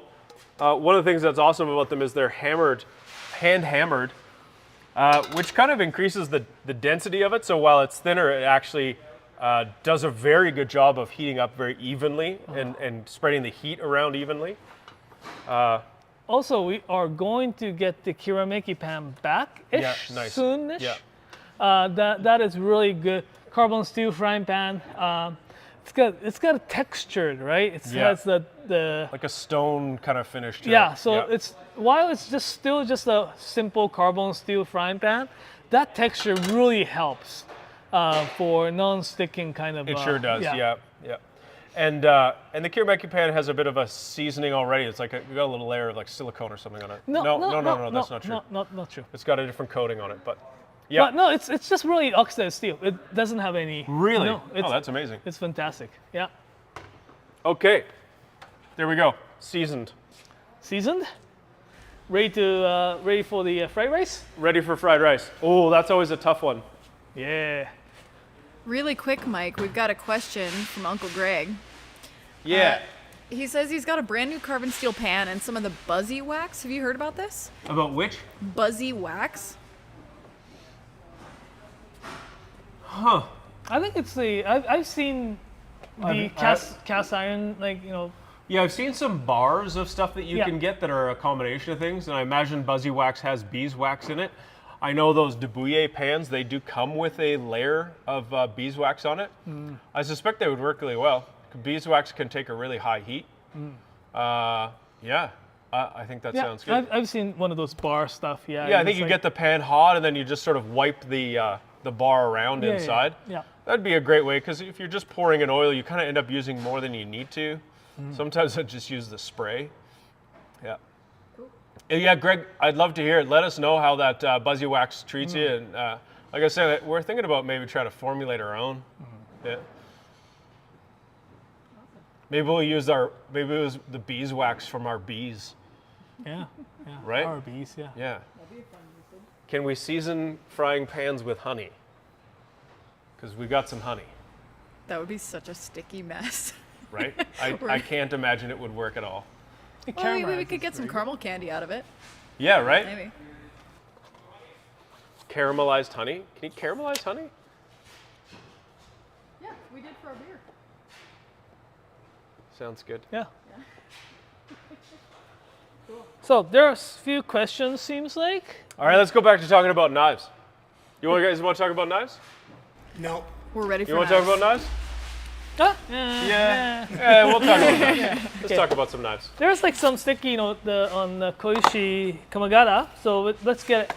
Yes, Get it. Anthony was asking. Okay, yeah, the Kush Kamagata is a great little knife. Yeah. So I think the same guy who was asking the question about Koishi Kamagata, I believe. Different. Is it different? Oh, This okay. is Julia before. This is 33 Anthony D. Alrighty. So that is 115 grams. Yeah, it's fantastic knife. I think we should have the weight listed on on our page. I think Koishi Kamagata, but each one is different. I'm not sure what it says on our website, but this particular one is 115 grams, and they balance right there.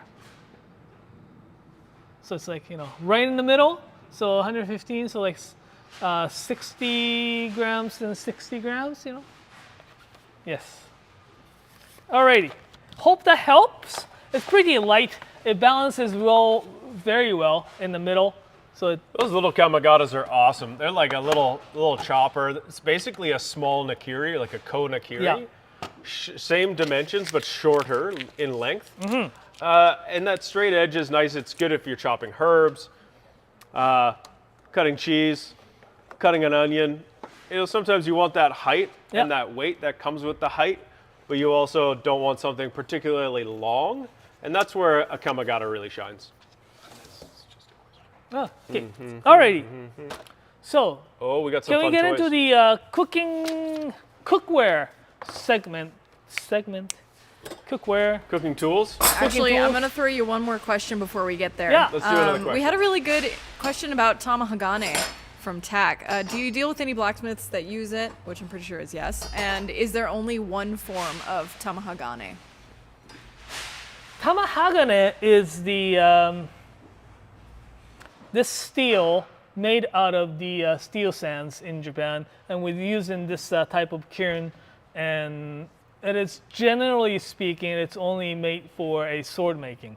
But having said that, there are some sword makers who produces their own tamahagane in their, not a backyard, but they do create their own kiln to create the tamahagane. It's really hard to say if it's like one formula. I think it's very similar. The ones that they produce in the Yasuki region of Okuizumo and Shimane, that is, they mass produce the tamahagane in tons, metric tons, and they do it in like. But those like smaller sword makers, they make them probably 20 kilos at a time or something Right. like that. Right. I know the fact that some of the younger blacksmiths in the Takefu Knife Village, they get together and try to recreate the Oh, really? tamahagane. Yeah, I can't imagine. There's so much skill that goes into knife making to then also try to expand into the steel making. That's pretty incredible. So do we have any blacksmiths that are working with tamahagane? Like in any sort of commercial level, like that they sell knives? No. I know a few Yeah. who are the swordsmith Right. and making the kitchen knife out of tamahagane. Okay. I know a few people who's doing it. Well, maybe we'll find some of those in the garage Practically sale in the future. speaking, though, because the tamahagane is like, especially for those who's actually making kitchen knives out of it, they're handmade steel. That the quality of the steel itself is very. I don't want to say it's unstable, but it's really hard to tell.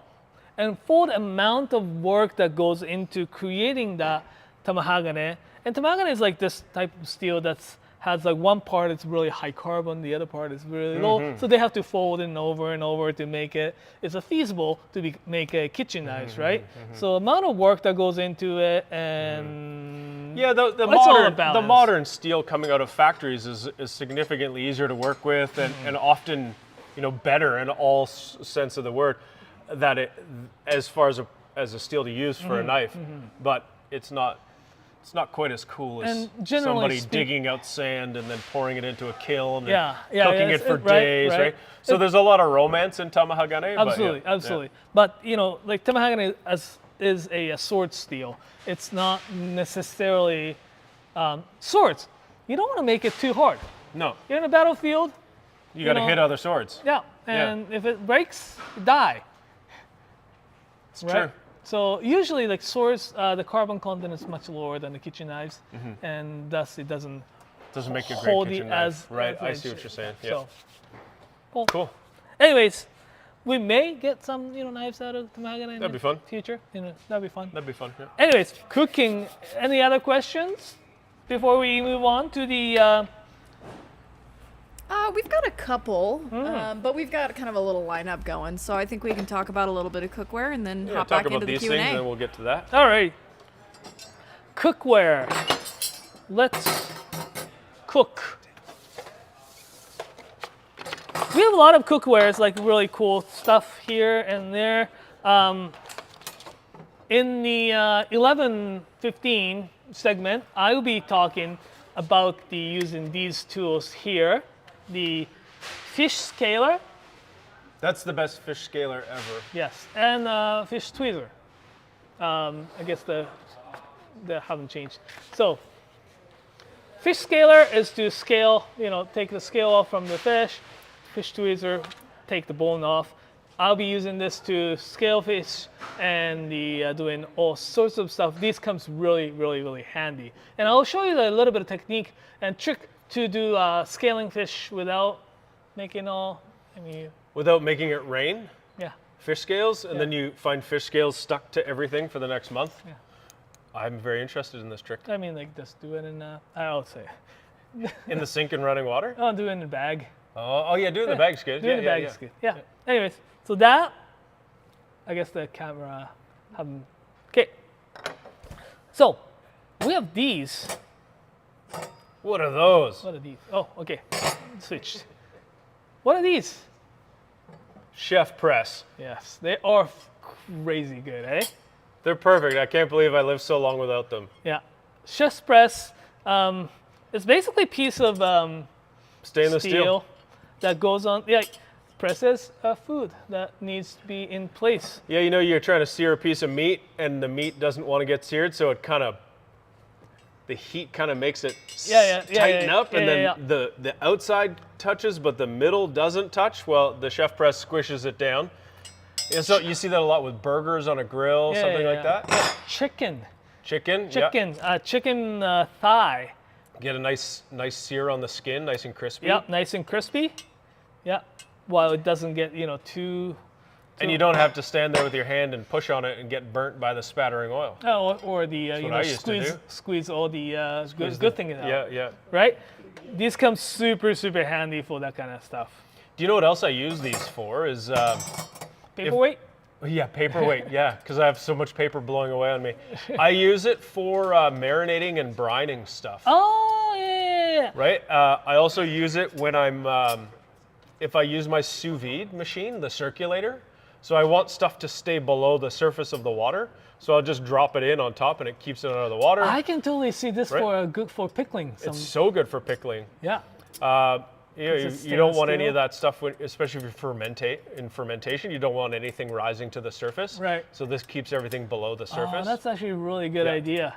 And it's a stackable as well, so you can have a few things. And if you think that the weight is too,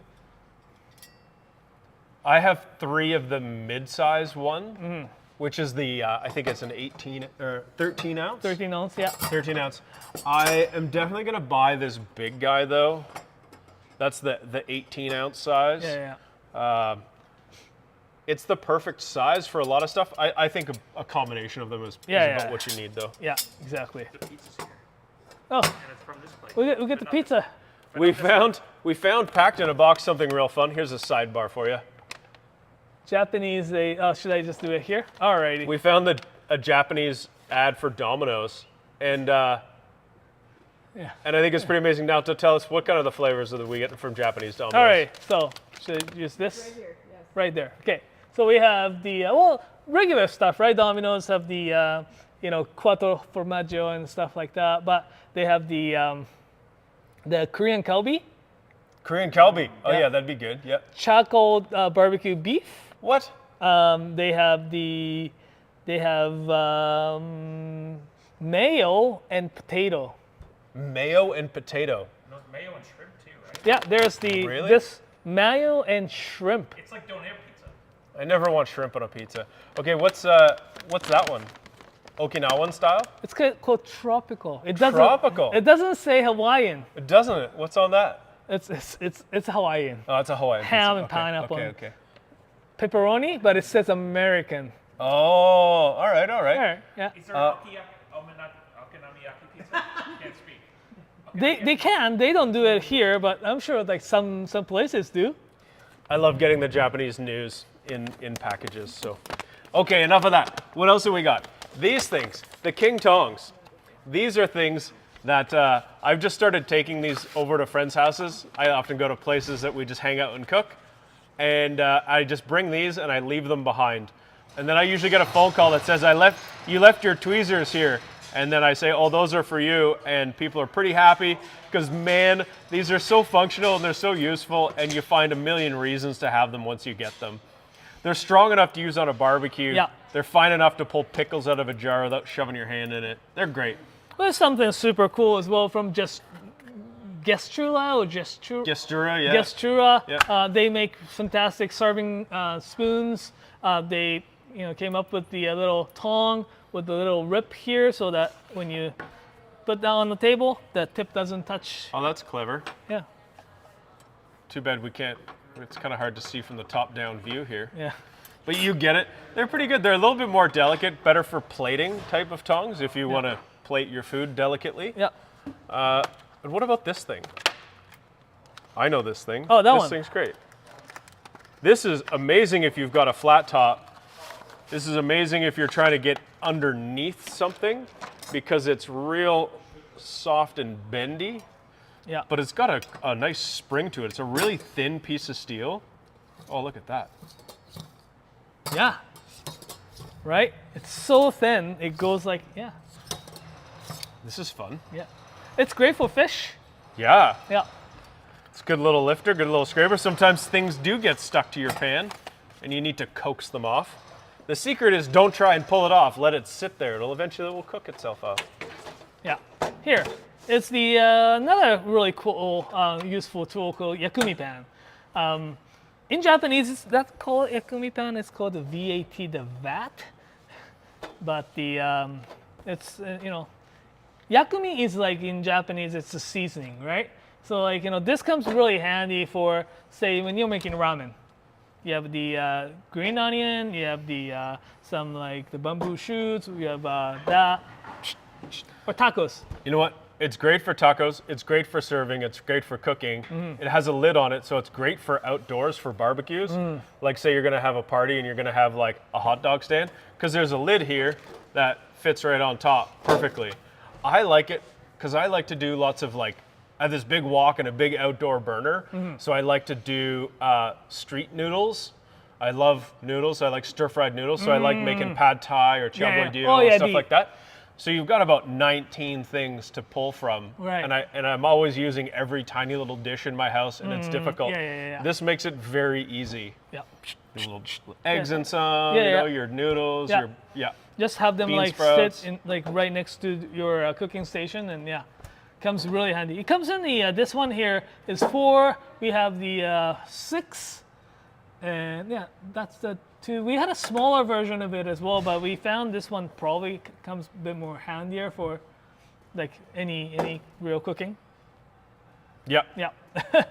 So we'll have the smaller. It's coming back again, but it's called the stainless prep cup. Oh yeah, nice. The little Mise en prep pla- cups. Yeah, Nice. those ones are coming back in stock as well soon. So then when you're at home, you can cook like you're on a TV show. Yeah, I know. One cup. You know, Yeah, that kind of stuff, right. right? Okay, Okay. what now? Moritaka AS. This must be a little bit of leftover from the Moritaka AS. Moritaka AS. We usually get the Moritaka AS in November grass sale because of their limit of production. I think this is one of the. Aogami Super is Yeah. what the AS stands for. Aogami means blue, blue Super paper or yeah, blue paper, steel. yeah. And the Aogami Super is the super blue powder or super blue steel, and it is super. It's a carbon steel. It does have a bit of chromium, so it doesn't rust particularly as easily. It does tarnish. It holds its edge incredibly well, and just is great.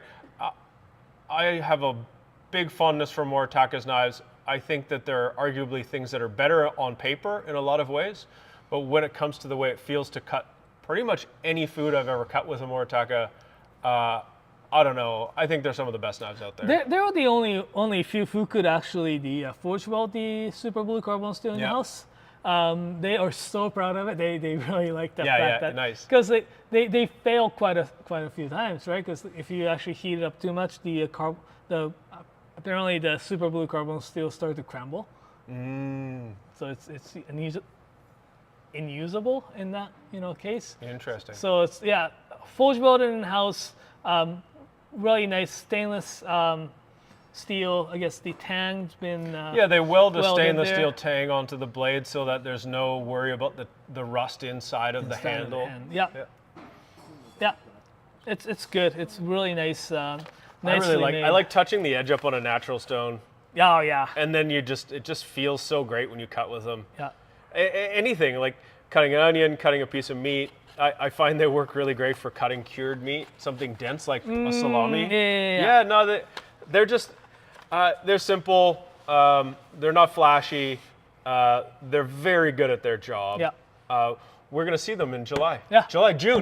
June 15th in Toronto. They're gonna be at our store that we're opening at the beginning of June. They're gonna be there. June 17th is a Saturday. It's gonna be like a grand opening. I think you're gonna take them to Niagara Falls the day before that to show them the real Canada. And right, eat poutine and I'm not gonna eat poutine in Niagara Falls. Everything there is like so overpriced. very touristy. Yeah. Yeah, get in, get out. Get in, get out. Yeah, that's what I'm planning. But yes, the hopefully we'll have them in our store, maybe doing some of the forging demos. If not, the talk for sure, and hot dogs. Well, who doesn't love a hot dog? Yeah. So we have a question here about the Tomoshibe Yeah. style single bevels. Naoto, why don't you tell us more about these? Well, here I just put it up on the screen there. I'm not going to even try and pronounce that, but they're wondering if the Tomoshibe series will be enough as the only single bevel knives for a person who wants to have such knives but doesn't necessarily make sushi. You want to go one and done with single bevel. Yeah. And will the Tomoshibi do that for you? You're not necessarily making sushi. You just want to have some single bevels. Maybe we're going to play around with it. Yeah. Tomoshibi White is carbon. like really well-made single bevel knives from these like young craftsmen, Blacksmith. Sharpener is fantastic. So is the Blacksmith. Those guys are so talented. It is a little bit, I guess, slightly like I guess single bevel knives are a little bit not hard, but it is designed to do the slicing, like sashimi slicing and stuff, right? So it is a little bit, because if you're gonna cut the say turkey with this, it'll be a little bit more hard because it's like such a big and single bevel. It is great if you're gonna cut the ham. Have it not the traditional way. Traditional way, you have the knife on your right and fork on your left, and you cut it this way, that way, and cut from the left end. That won't work. You have to cut it from right end. Yes. Yes. Yeah. If you're gonna cut the ham from the right end, that's gonna work fantastic. Yes.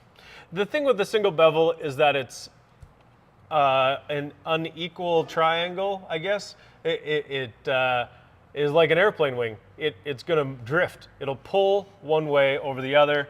So you do need to spend some time practicing and learning how to deal with it. I mean, I've used a single bevel to cut steaks before, and then I did that once, and that was all I needed. Aguto does that job really well. Cutting fish, though, on the other hand, nothing does a better job than this. And you can certainly do all sorts of stuff with it. You don't have to make sushi. Right? Absolutely. You can get a big piece of fish and cut nice thin little slices. You can marinate it for something like ceviche, right? You can like, I like it if I cook a whole, like I'll take a whole tuna loin, like an albacore tuna loin, and sear it, and then I'll slice it using my single bevel because it's going to give you the nicest, smoothest cut.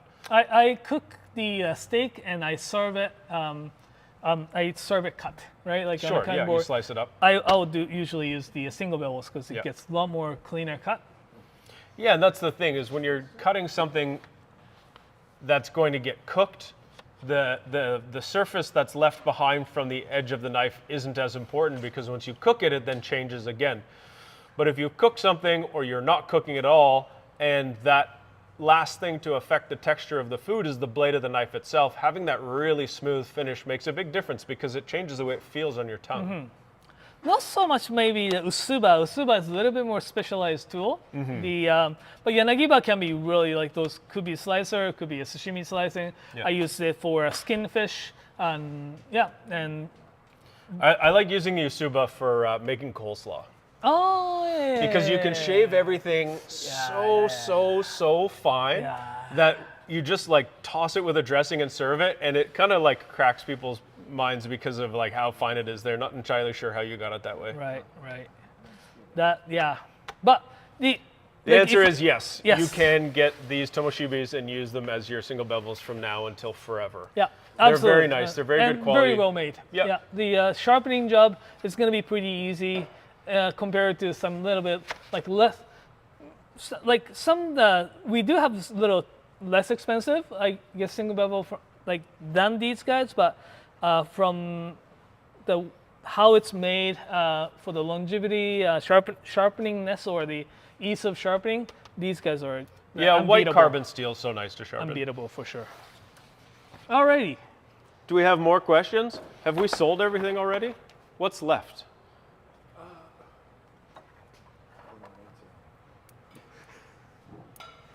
Is that everything over there? Yeah. I don't know. There's some notes here. Somebody asked what our staff picks would be, what we're going to get once the embargo is lifted. Oh yeah. So, what would you like? You guys can choose as well. Like I have one like that was I think been already picked out. I really like the old Sakai old stock Funayuki Deba. Hopefully that will it will show up back in stock when the when the stores close. especially Calgary, so that I don't have to, pay for shipping to get here. Because I need. I'm sure we don't have this. I'm sure we don't have it either. But those, and then there's a petty. Oh, does that count? Like, are we just gonna? First of all, I feel like if I bought these 3 knives, I wouldn't ever need another knife. Okay, this size Gyuto is a little bit bananas. It's a 300 mil Gyuto. I really want a 300 mil Gyuto though, like straight up, it's on my list. Oh. I also don't have any stainless steel Nakiris, while I do have several Nakiris. They're all full carbon. And I've heard so many great things from people who have the Gihei HAP 40 Nakiri that I've been sold by customers essentially on how great these knives are. A HAP 40 steel is going to really hold an edge a very long time, and it would be just that trusty steed to have in the kitchen that every time you grabbed it, it would do what you wanted it to, and it wouldn't rust. Now, this would be a bit of a special knife. Just the hammering and the indentation is going to help with the food release, but look at this Damascus steel. Like, that's just gorgeous. Right? Ginsan. Is this Ginsan? The Yaoji? Yeah. Yeah, Ginsan or Silver 3. It says S3. Yep. Yeah. I also like this style of knife, that 150 Gyuto or a small Gyuto. I find a lot of times when I'm just cooking dinner, that's the size of knife that's going to deal with it. Just if you're cooking for a couple people, that's all you really need. And there you go. Those are my 3. This is the Kurosaki Fujin 300 Gyuto, Gihei HAP 40 Nakiri, and this is the Yaoji 150 Petty. Any of the Yaojis I think would be amazing though. What do you got, Naoto? If I had unlimited, I guess, like selection. An unlimited selection of money? Money as well. I would go one first. I'm gonna go with this guy here, the Hatsukokoro, but it's Nakagawa-san's Force Tsujihiki. It looks like a Yanagiba, but it's like really nice and thin. It tapers really well. It bevels really nicely as well. Beautiful Aogami #1 with the Damascus finish. His signature, this this circle goes very long. This is very one of the signature move, right? It's his style. It makes it very unique to Nakagawa-san. This is beauty. It's super thin behind the edge, and this one. And also, I've been so intrigued by the Kikuzuki Rin series. Like this here. And you know what? The couple of knives that I'm want. It's the you need them, Naoto. The Santoku. I have one Santoku, and I have 2, but they don't get the they're not as nice of this. Well, you need to treat yourself to something nice, Naoto. And then if there's any leftover of that thing, the Funayuki Deba, I'll be getting that the Funayuki Deba for sure. I think mine would be the colorful fabric Syed Higo Nakami ones that we Oh, got. yeah. The little $70 ones. I think it's been already There's none everything's left here, so Yeah, I know they're gone, but they live on in my heart. your heart will go on. Someone's asking, we need some puns and dad jokes while Kevin's not present, right? So, Yeah, of course, yeah. So someone's asking for the Deba. Unfortunately, in terms of again Deba selection, we have very limited selection these days. We do have some back orders and stuff. Like Tomoshibi makes such great Debas that we don't have them right now. At this garage sale, the Sasaoka-san's Deba's pretty good. It's unconventionally thick, heavy. If you're gonna butcher the really the demonstration that I'm going to do later today, I'm going to butcher or fillet a sea bream, which has really thick bones to it. those fish, these guys comes really, really handy. That's for sure. Cool. Nice. I can't wait for that. That'll actually be in 15 minutes. Oh, should I go get ready? In a little bit here, we're gonna tap in Tiff to replace you for a second, so somebody can go eat something. Oh, okay. So, what else? Oh, someone was asking for a little bit of soy sauce, I think. So, in Calgary store, we started and launched the soy sauce. Coca-Cola's. I'll save mine for when I eat the pizza. So, the soy sauce we still have. Last time I was at the Calgary store, we still had 3 different kinds of soy sauce. They're all made by this soy sauce maker in the Wakayama Yuasa region, the origin place of the Japanese soy sauce maker in Wakayama. Oh, okay, sure. His vision is fantastic. The Shinko-san, he is the president of the soy sauce maker. His vision is to create the best tasting soy sauce out there. It's not really it's not only just going back to tradition, and like he selected the best ingredients available, and even like he worked with those farmers to come up with the best ingredients for the soy sauce, and he has always this crazy, really interesting ideas. He even released, only in Japan, but he even released the soy sauce that's been aged under the sea. Under the sea? Under the sea. That sounds awesome. It's way better down where it's wetter. Under the sea. Yes. So he kept that in the year, and there are a few places in Japan that you can buy the soy sauce. It's great. We have 3 different kinds left. Raw sanjin is fantastic. It's really lighter, but such heavy in umami. It's one of my favorite soy sauce. Another one, the kuromame, the one is a little bit more bold. If you like to color, if you like to go with the meat, the kuromame is fantastic. And last one is the smoky. That one's fantastic. Like you can even put the drop or 2 on the ice creams, and they make it really, really cool. Which one's your favorite? The soy sauce. And I think the Rosanjin is so good. It's so much flavor. Yeah. And when you put it on a piece of raw fish, it just is like match made in heaven. Yeah. We're thinking of like extending that to these other stores, but yeah, I just checked the inventory the other day, and we were out of the tamari. Oh yeah, for sure. Anyways, yeah. So I thought I'd bring over a couple knives that are still hanging around. I just thought these 3 knives are such an excellent deal.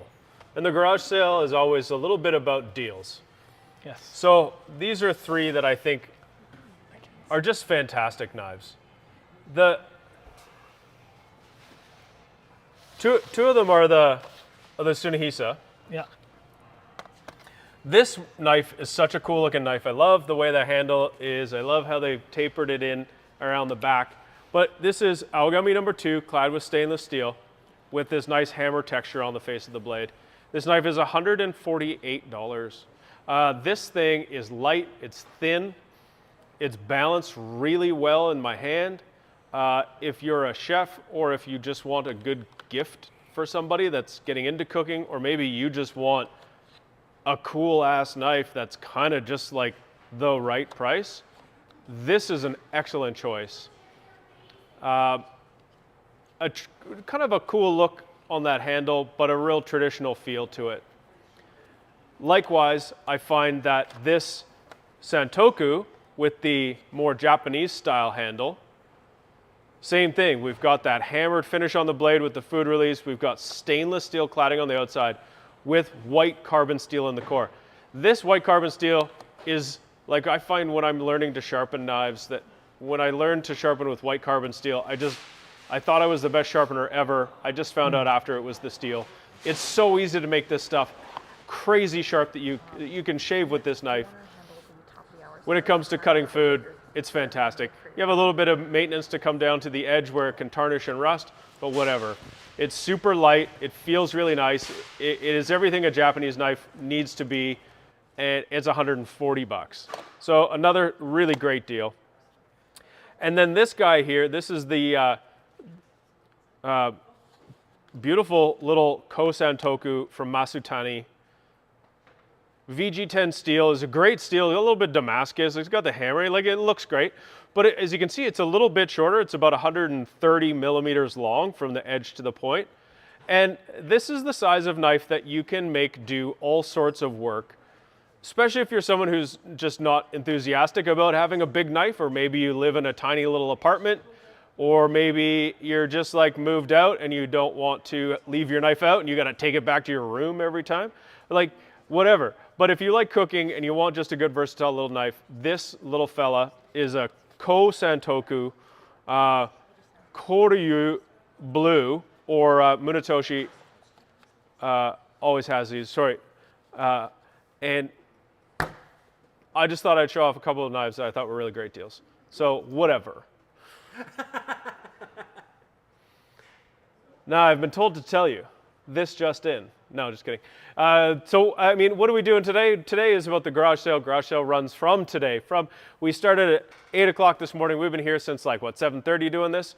And we like to do this live stream with people as they go through and ask questions and learn more about the things they might want to buy. We like to help you along as though we were in store. We do have the garage sale in stores, and we have stores in Calgary, Edmonton, Ottawa, and Vancouver. Soon to have one in Toronto. You'll see that the next time we do a garage sale. We go right until the 22nd. By we go, I don't mean we stand here and do this live stream until the 22nd. We'll be done this evening, probably in a couple hours, but the sale goes all the way till the end of the next Monday.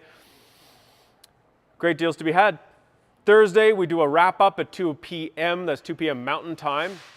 We'll be back to talk about what's left and what's here. And I think Naoto was saying there's some stuff that's late that hasn't arrived yet. So we'll bull those out. And stay tuned. There are going to be some more demos coming up. Naoto's got a couple of fish-related things. He's going to do a fun dish where he's going to cook rice in a Donabe pot and with some fish. I'm excited. Naoto's a great cook. I'm excited because we're going to get to eat it. Toronto is a town. It's a big town. Some might even call it a city. Some might even wonder why we don't have a store there. And people have even asked, why don't you guys have a store in Toronto? And we've thought, I don't know. I'll tell you why.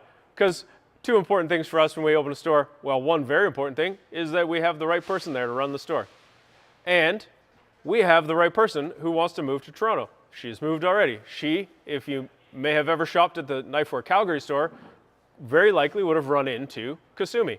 She has been one of the longest standing employees next to the people that own the company. And she's moved out to Toronto. So she's opening a store. Knifewear Toronto is going to be open June 1st. Might even be before that. It's on 517 Bloor. I say that with a question mark. I was just there.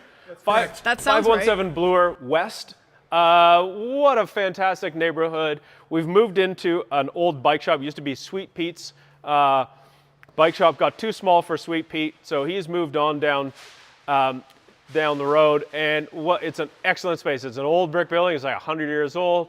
Like, it just fits everything Knifewear stores need to be. And the annex is the neighborhood. What a wonderful neighborhood. It's pumping. I'm very excited for the store. I'm very excited for Kasumi. Very excited for Toronto. What can I tell you? We're going to be open there soon, and we hope to see you there.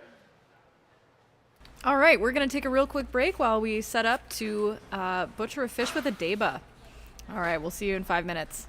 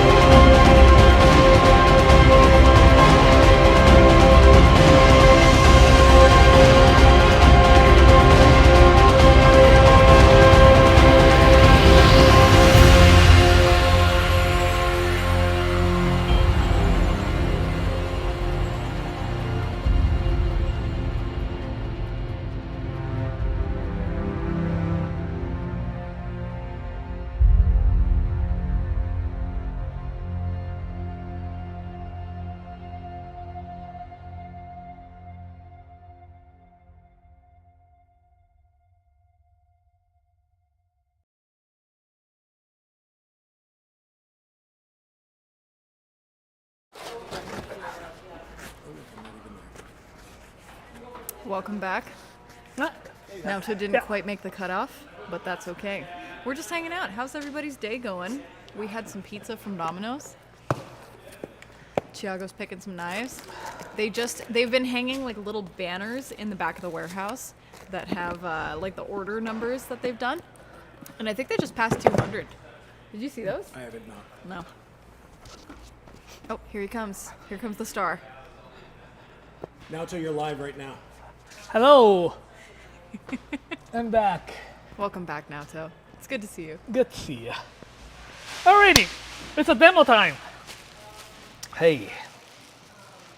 Okay, so today it's fun to show you a few tricks on the some like fish stuff. So we bought the little sea bream right here.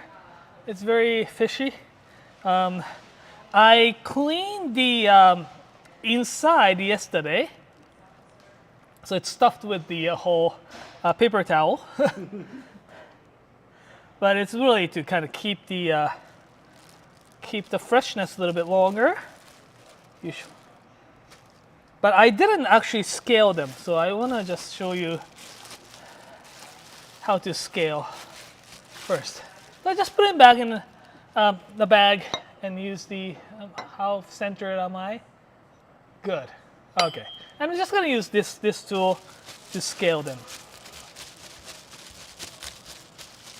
I like the bag trick. Kind of keeps it from flying everywhere. You kind of have to wash them after though, right? But it doesn't fly all the way or around. This sea bream, not so much like black one. In Japanese it's called tai, and it's often associated with something with good luck. The Medetai or something. So if we are to celebrate something, we often eat the Thai fish or the sea bream. And I may have to run off to get the fish cleaned out a little bit quick later, but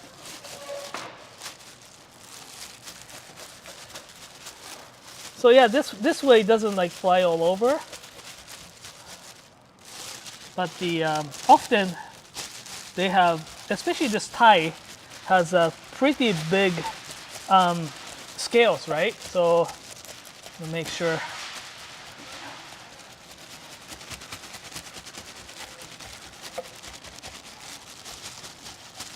Oh, viewer discretion. I'm not a professional chef. So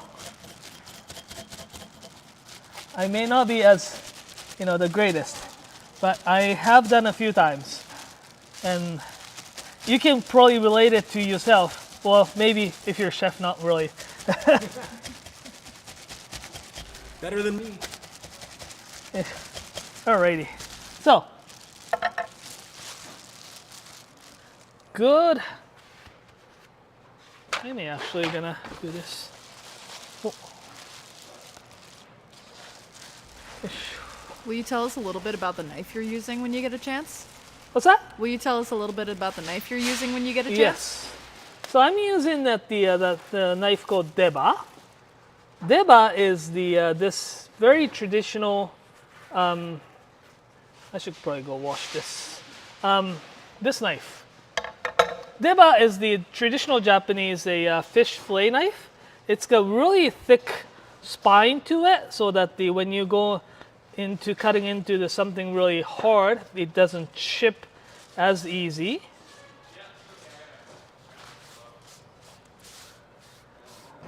Looks like a whole bunch of the contact lenses, right? And the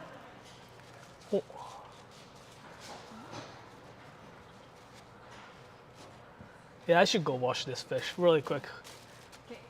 Can I just come back really quick? Yeah, go for it. Like run off with the fish and run off. I caught a fish.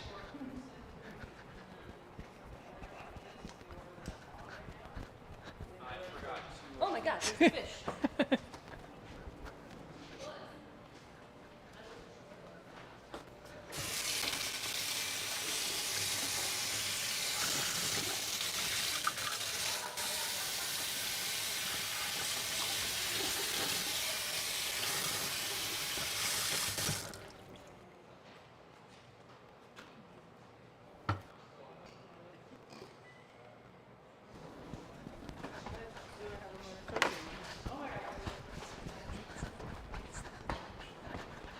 Here comes the fish. Alrighty. Okay. Back. Back. Alrighty. Naoto, you should look at the comment. What's that? Animal Crossing in real life. That's literally the only reason I knew what a sea bream was. Yeah. Oh yeah? Sea bream is this, like, usually in Japan it's like really the red fish. This one here is another kind, it's black. Japanese way, there are a lot of ways to fillet fish, right? Western way and Japanese way. I've seen the European ways that they use the flexible knife to kind of go along the rib cage.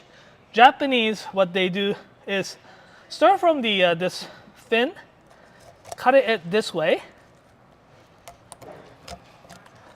and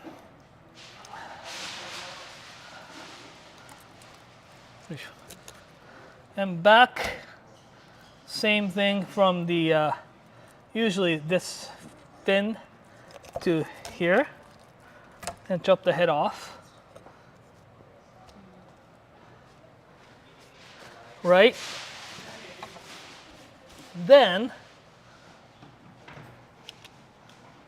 go from the spine side. Where am I? On the bottom. So you'll see here the fin right here. Just so you always want to have the knife on, right, and have it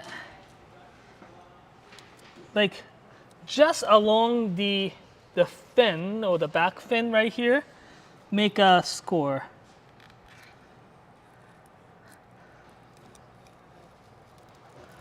Like this. And you do them, and when you do, you can feel, I don't know if you hear them, but you can hear that going along the bone, right? So make sure you hear that.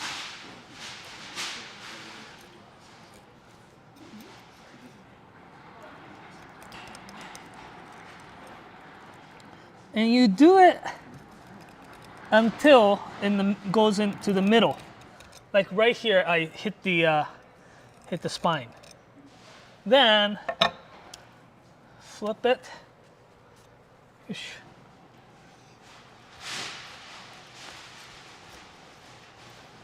Then from the belly side,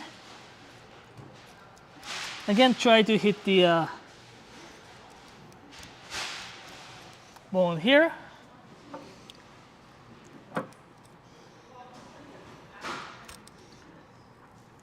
Then, I don't know if you see them here.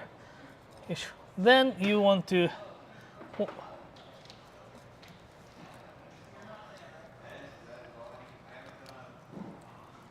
I may have screwed it up.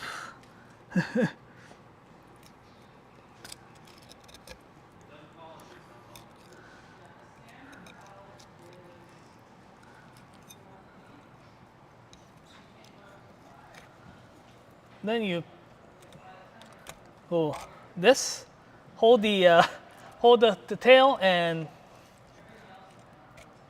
so this is really to break the connection on whatchamacallit, the spine, yeah.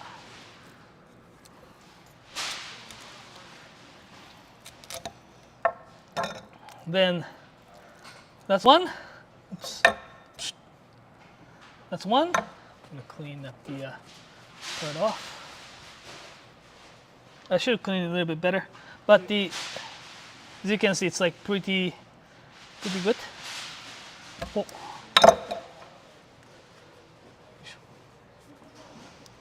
Then the other is basically the same thing.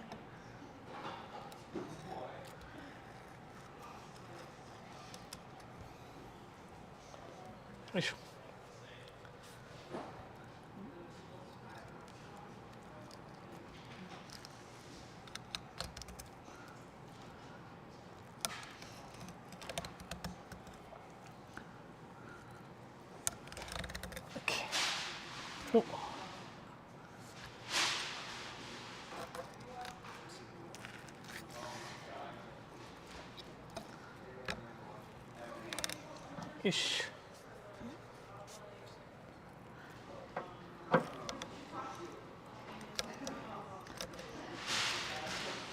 So one of the things what I did wrong, the other one was that I shouldn't have cut this piece out. What I should have done is just stick my knife in here, like this, so that it's not separated. Then do this.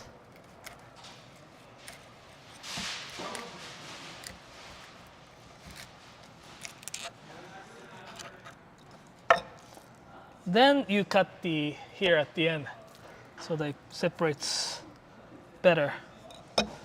So that's how you fill in 3, so that you have very thin, like not much left on the bone.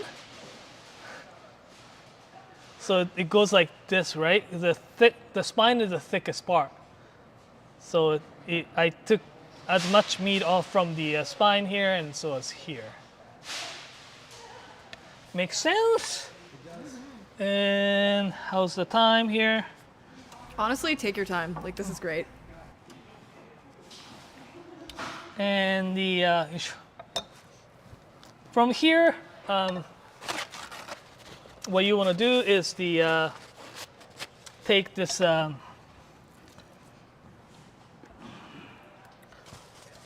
rib cage off.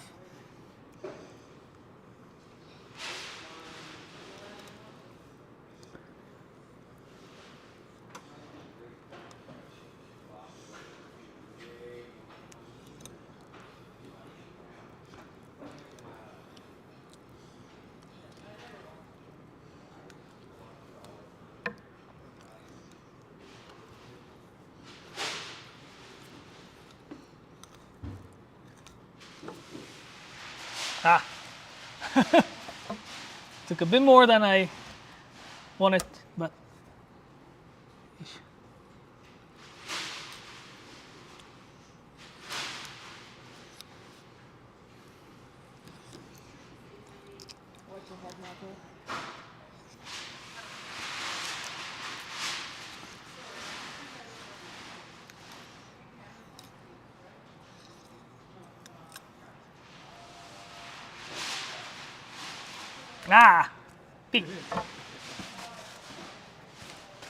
then from here you could take the sea bream. They have the bone along here, so you can use these guys here to take the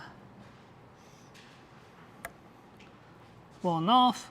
If you're making a sashimi, you can definitely just cut it in the middle and take all the bones off. This piece is actually relatively fresh, doesn't like tear all over.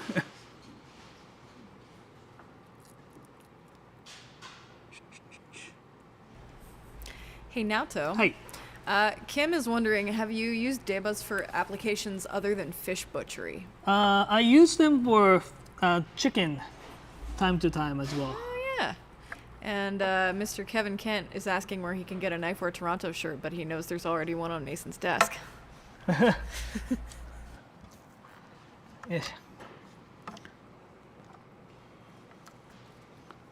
Hopefully no sushi chefs watching me doing this, because Don't worry, Naoto. It's just us and 56 other people. Okay.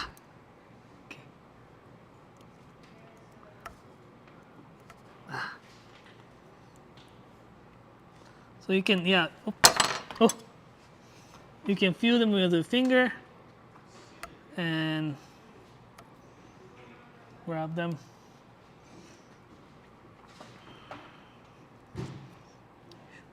The bones on these sea breams are a little harder than the other fish, so definitely something that you don't want to eat accidentally. Did you talk at all about the difference between a round and a flat fish? how we fillet. Yeah. What are the differences? So the flatfish, like sole or the flounders, you want to do it in a way that's, say, if it's like flatfish like this, you cut it in the middle first, and you fillet them this way. You start from middle and go from that way, where the those ones we go from the outside. You still make the incision on the outskirts like this, but you cut this way and fillet this way. That's probably the big difference. So now I got the nice 2-piece fillet like this, which I'm going to cook later, and the good bone. And good thing about deba is that you can cut the like the spine off like this. What I'm going to do is I'm going to clean up really good, and I will put that in the toaster oven and get the really nice burn on this one, because I'm going to cook with rice. You could do something with the head as well, very traditional Japanese way. I don't know if I need to show, but sometimes some people don't like to see it. Just gonna break the whatchamacallit, the so here we eat this collar, which is really good, and we eat the other collar too. And we make the stock out of the bone, right? So usually it breaks it down into like 5 or 6 pieces. So just cutting into the middle. Then goes like this. Oh.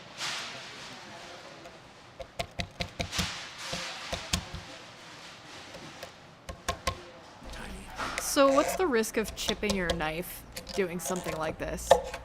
What's the risk of chipping it? Yeah. If that doesn't like go as easy, you may want to just stop it right there.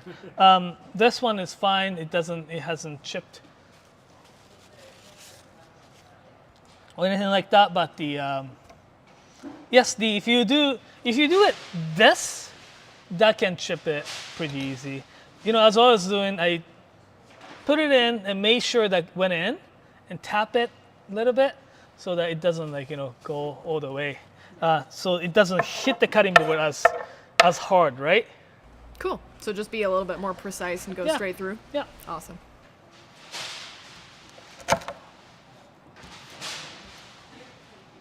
Yeah, that's how you want to yeah, and also just do it, push it in instead of pinning, right? The chop it in, right? Like I'm just doing this instead of chopping it. I mean, if you do the chopping, you don't have as much control either, right? That's why when I went to get this fish from the Asian market, the guy was like, "Do you like us to clean it?" I'm like, oftentimes they bing, or when they open up the stomach, they do it in a way that's like so uneven, and it makes it difficult to fillet from that point, right? So, yeah. We got a good question here. Yeah. Pierre is asking, would you use a deba on a lobster or crab? Yeah, absolutely. Yeah? Absolutely.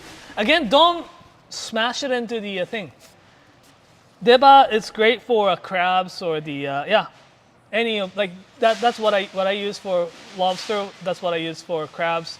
But sharp enough to be able to actually get the enough skin off and get the flesh out and stuff like that. So yeah, fantastic, absolutely.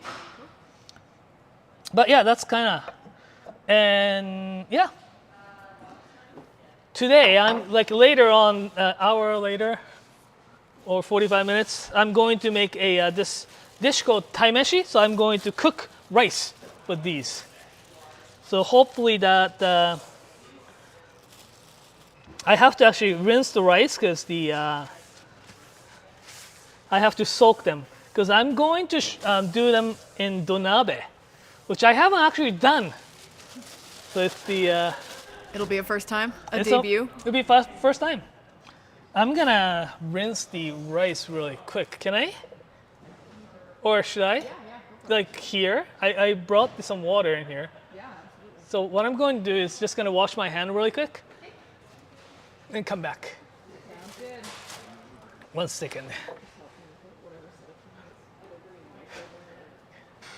Can you?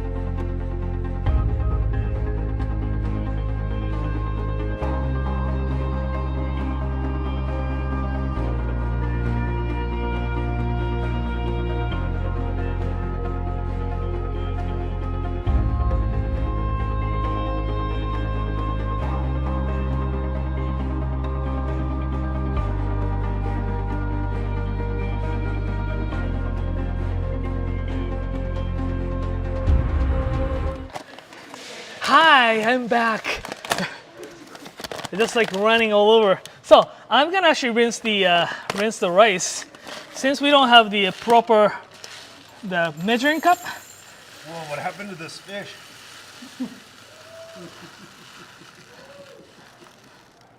It's very Japanese way. Well, that's 1 cup. Yeah, this is 1 cup-ish. It's all about ratios. Yes, exactly, right? So I think 1 cup will do for the amount of stuff that we have. 2 cups would be too much, right? Especially for that donabe. So what it is really, this comes super handy. I'm just gonna carefully. What could go wrong? Right? Just don't do it over top of the computer. Yeah. So what it is, first, what you want to do is rinse it really quick with quite a bit of water. And after that, some people, here's a little bit of technique or trick. Some people do this. I try actually this. So just like very lightly. Why the difference? If you like the other way, can actually break the rice a little bit easy, because they put the pressure in it, right? So that's how I do it. I do it like 2 or 3 times. And that's how rice is often graded, is the percentage of broken grains. Right? No, that's that's for Oh, risotto. or the Yeah, risotto is often that yeah. way. that was the drain. Just gonna keep it here. So like, this is so easy. Yeah, this straight rice washing bowl is like pretty amazing. So I do it like this. So like it just touches, but it doesn't break the rice. So and I do it very like 2 or 3 times. You don't have to make it the water goes like translucent. Some people even say make it too translucent may lose the flavor from the rice as well. So you're washing the starch off, right? So if you leave too much behind, does that make the rice too sticky? No, it's not really starch. It's called nuka.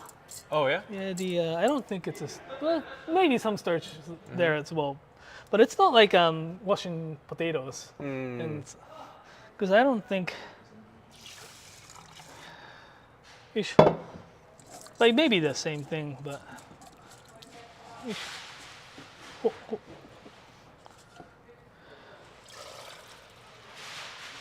Alrighty, so then I'm gonna, so like, it's pretty nice. So what I'm gonna do is just gonna put the water in there and let it soak. Because when you're cooking in the donabe, the cooking time is shorter, but it needs the actual soaking time. 45, okay. like 30 minutes to an hour. So that's why I wanted to just do it now. Makes sense? Good? So we got a good question from Hi. Gordy. Given the choice between a Deba and a Hanasuki, which one would you recommend for a good first universal deboning knife? Deboning, if you are doing a lot more land things like, chicken kind of stuff, go for Hanasuki. Deba works best with the fish. Definitely. I did the boning knife filleting the other day, and it doesn't have enough control. I feel like you try to cut it into the bones. I don't know, probably the way I do it, but Yeah, the deba's rather thick and heavy, and you lose a bit of a feel for what you're cutting as a result. And I think, if you're looking for something specifically for fish, then deba, and if you're looking for something, more universal, then go with Hanasuki. yeah. That's what I would do. Yeah. Okay, I'm gonna keep it here. There he goes. Okay, Soaking the rice time. and move those things back in the fridge to cook. This in the fridge? Yeah, We cook it in the fridge. No, nah. Don't be silly, Mike. Okay, I'm gonna actually have to clean it a little bit, like the bones and stuff, and put in the. I'll put it in the kitchen. Okay, thank you. Give it. I'm just gonna clean this part really quick and back to the regular program. Back to the program. Beautiful. That was a great demo, Nato. Thank you. Thank you. It did go better than I imagined. Than you hoped. I wish there could be was more slower, rock and for roll sure. music playing when we do That's this. good. So- Everyone could follow along. The only thing we didn't talk about was slicing sashimi, which is a little bit different, right? Right. Can you just talk about that a bit? Slicing sashimi? Yep. From that point? Yes. Yep. So You don't have to do it. Just kind of run us through it. So like the Thai sea bream, if you want to make it in sashimi, I cut it. So like remember I was picking out the bones, right? If you're making sashimi, you don't have to do that.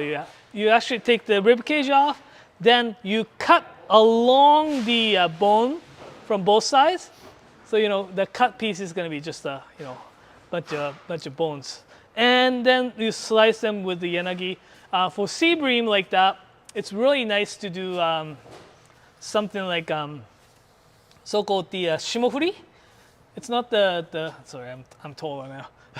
So like pour hot water from the the skin side. It shrinks it up and put it in an ice bath. Oh yeah.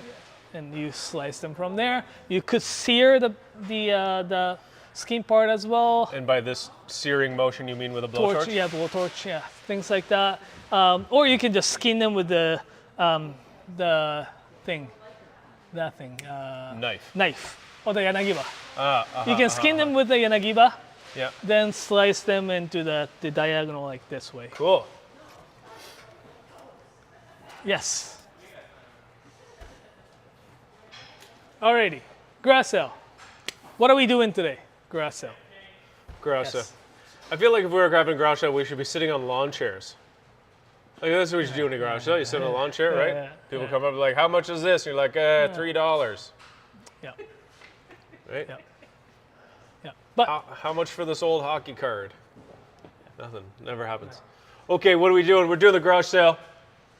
We started this morning at 8 a.m. We're going to go for a couple more hours on our live stream. And then the sale runs all the way till the end of Monday, the 22nd.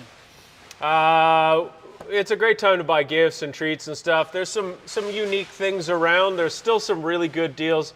Nalto brings in all kinds of stuff for the garage sale now. It started back when Kevin would travel to Japan to go and do business, and literally he'd roll in with a suitcase. I think the second garage sale he actually had to buy a second suitcase when he was in Japan. And now we spend several months collecting things. We do still go to Japan twice a year, and we do go and find stuff and bring it back. Kevin just came back. Kevin and Owen just came back from Japan about like a couple weeks ago. They got to visit some great people, some new friends, some old friends, right? I think Owen had a really good time. I think Owen would be really fun to travel with, actually. I think it would have been great. I think one of the things that was great for Kevin was having gone to see all these things with someone who got to see them all for the first time. Because I remember, when I first went to Japan, I think Kevin had already been 10 times. Right. So when I'm watching these guys forging stuff and the sparks flying and getting the opportunity to try and make a knife and all this stuff where he was kind of bored already with that, I was like, oh, this is so amazing. Exactly, right? Everything was so new and so much fun. So I think Owen had a great time. Yeah, absolutely. So we're going to come back here on Thursday at 2 p.m. Mountain Time for the here, YouTube. We're coming back on YouTube. Okay, sounds good. Thursday, 2 p.m. Okay. Any cool leftovers or some latecomers. Sometimes we receive something a little bit, later in the week. Yeah. So we'll show off that. I think we're gonna have some handles and stuff like that are coming, I believe. And hopefully we'll see you there as well.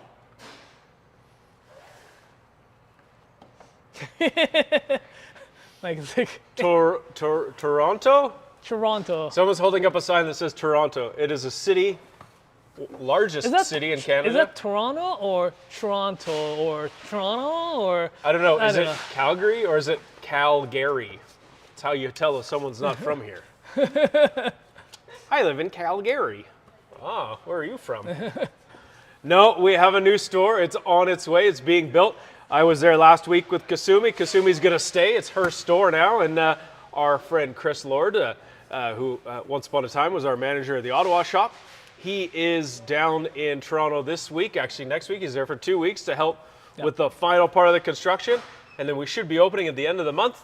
We're on 517 Bloor. Great location, great shop, great town, lots of time for Toronto. Yeah. I think it's going to be super fun to open. We're going to have the Moritakas there on June 17th will be our grand opening. Mm-hmm. It should be fun. It'll be great. There's going to be some they're going to do some talks about steel. I'm hoping to, If we can get some forging equipment, there's a good chance we're going to have a forging demo as well. Yeah. All right, excellent. Alrighty. We've got a fun little question here, and then we can move on to our best beginner knives segment. Caesar was wondering, how do you choose the blacksmiths you want to work with or promote? Oh. We have the price. That's a pretty good one. Maybe we could talk a little bit about our history. How do we choose the blacksmith we want to work with?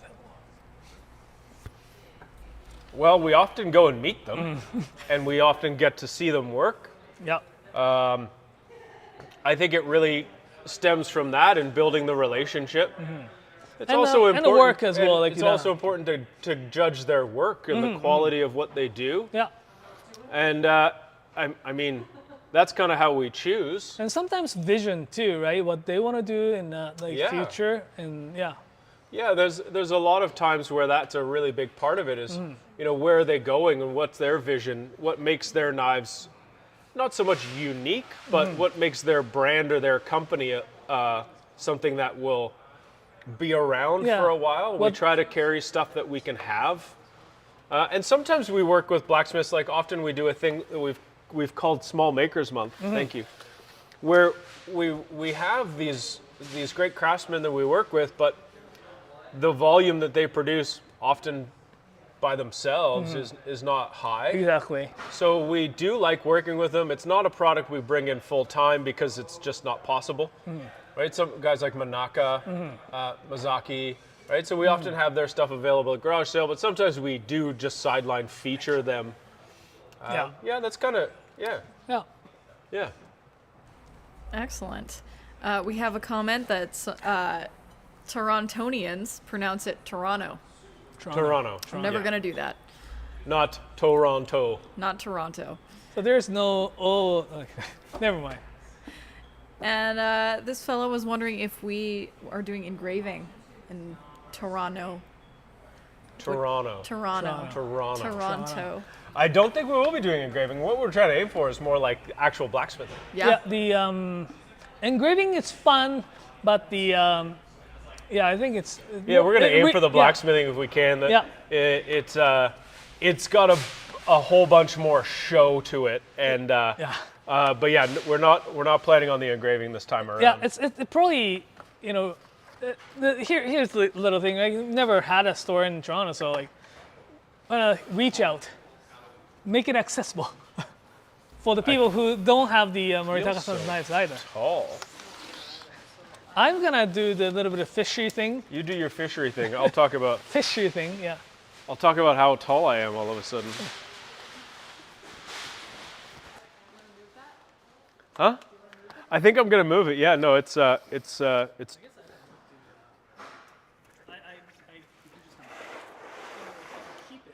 That's better. Feels normal. So let's talk about some best for beginner type of knives. What's a beginner? What does that mean? I guess a beginner is someone who's just become keen on cooking, or maybe someone who is not so much as keen as it is, cooking becomes relevant at some point in your life, where maybe you've moved out and it's now up to you to feed yourself, and the family that once fed you has sent you out on your own, and it's time to fend for yourself. So sometimes those folks, maybe they had some good skills they learned at home and don't get to leave with mom and dad's knives, need a knife of their own. Maybe a beginner is someone who is actually very serious about cooking. Maybe they're at a stage in their life where their budget might not allow for them to buy the best knife out there, but they do deserve and want something that's going to do the work properly. A beginner might be a professional that's starting in their career and unsure of what to invest in. And so we've got a great selection of things here. I think what's important for a beginner is that you're really needing function.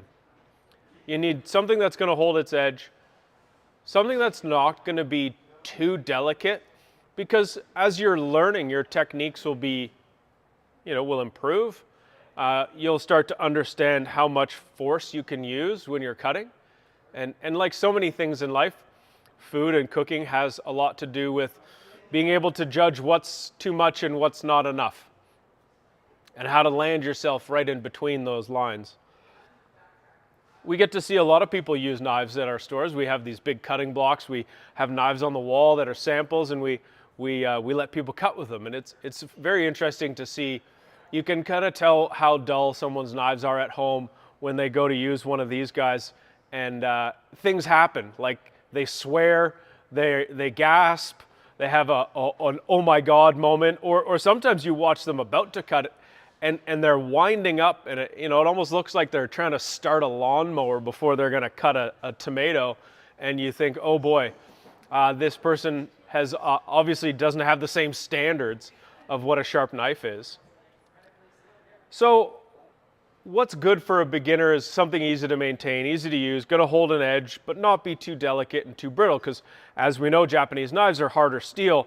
Harder steel allows that knife to stay sharp for a longer time, and in comparison to something like a European knife or something you get at Costco.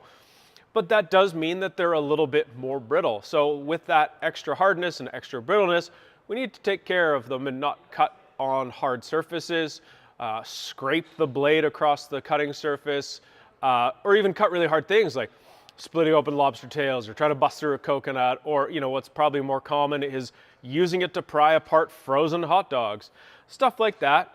Squash, those can be really thick and dense, and if you get the edge in and you've got a fine little piece of your edge and you twist it, you might pop the edge. And of course, bones are not things you want to try and cut.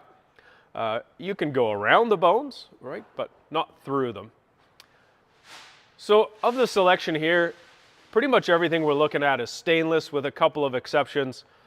If you're really good at maintaining your tools as is and you're really diligent about things, getting a knife with a carbon steel core is great. I mean, you can start there if you're very good at taking care of things, because as you use a knife with carbon steel, you need to be wiping it dry in between use.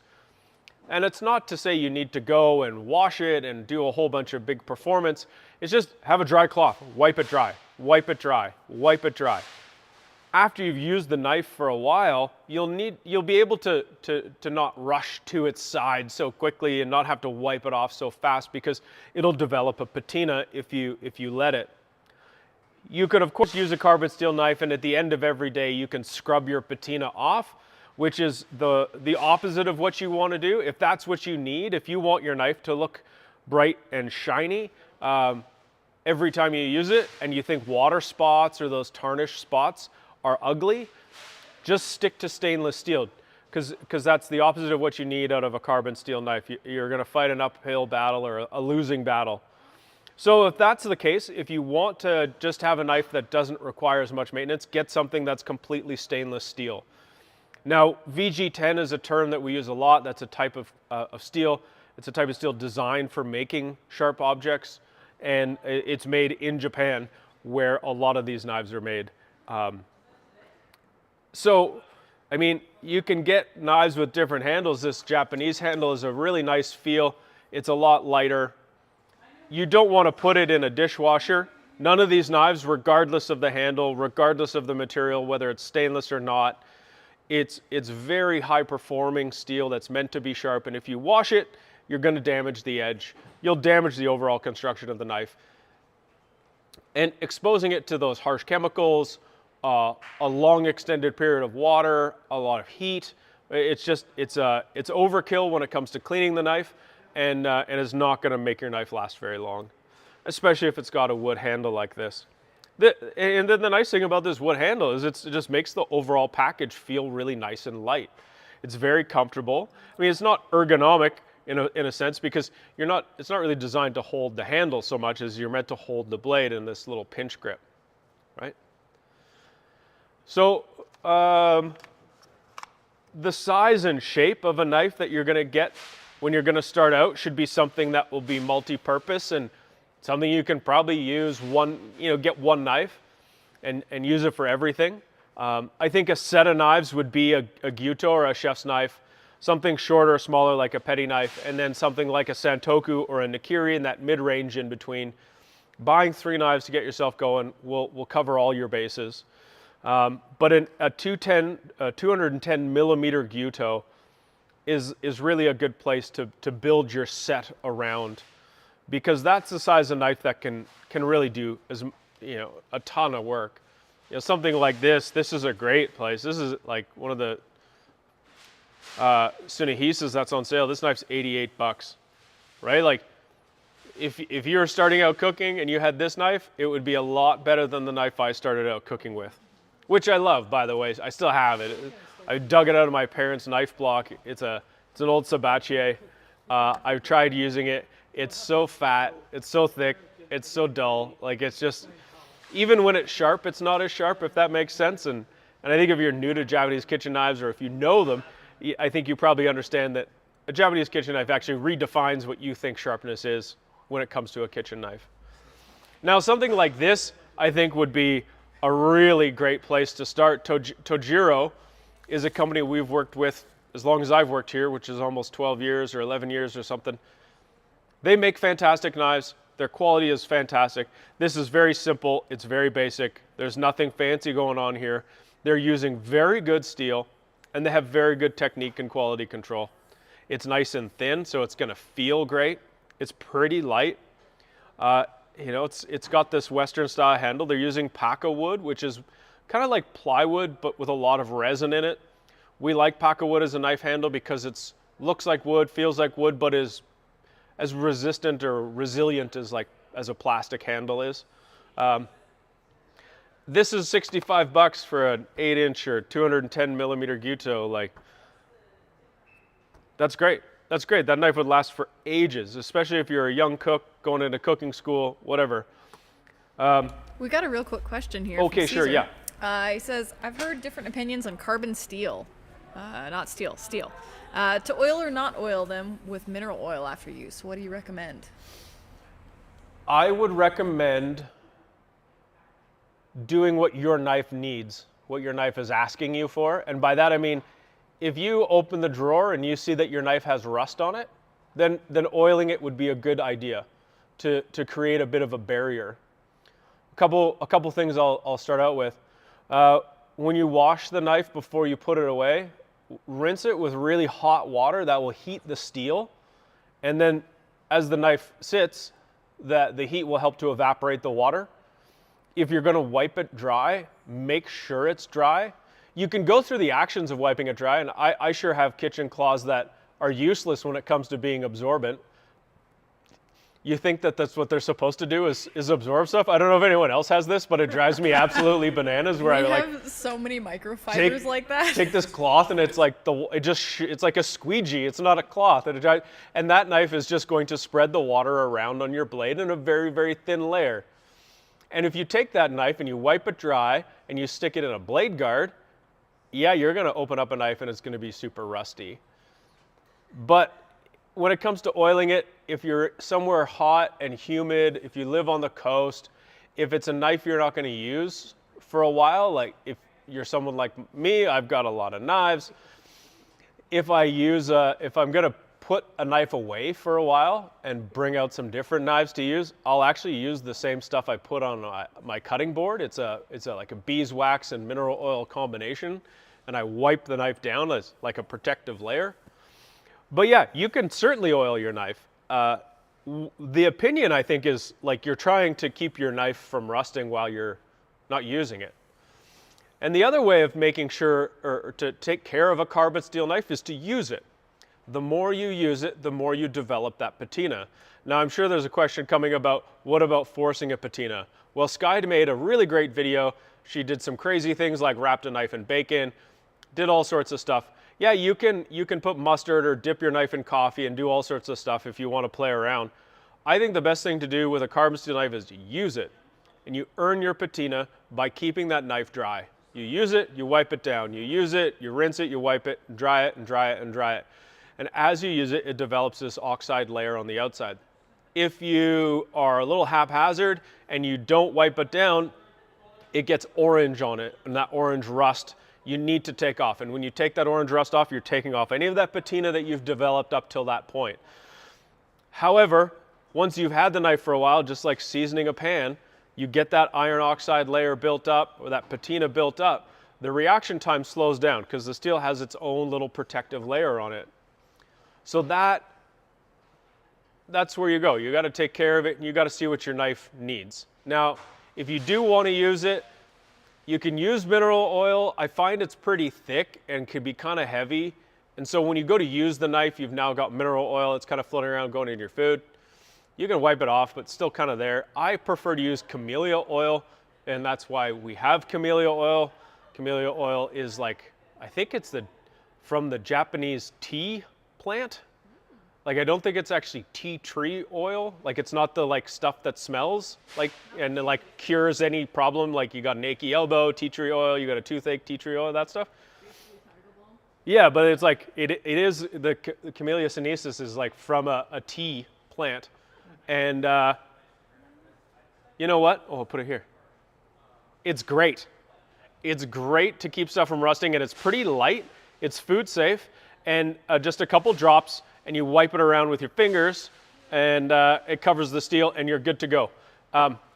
Also, it rinses off really easily, and it's what samurai used to put on their swords, and if it's good enough for a samurai man, it's good enough for me. I mean, that's what I feel about most things in life, right? You know, it's like my friend likes to say when he goes to buy shoes is like, would Bob Dylan wear these shoes? And if he thinks Bob Dylan would wear those shoes, then they're good enough for him. And I've never seen a pair of Bob Dylan shoes, but I feel like that's a great question to ask yourself when shopping for shoes. There you go. That was the long answer. I hope that was the simple answer. I asked if Run DMC would wear my shoes. Yes. Yes, that is a great question. I would say one of the other things about like a knife that can rust is heavily dependent on climate, because I also keep mine on like a magnetic knife block and I have almost zero issues with rusty knives.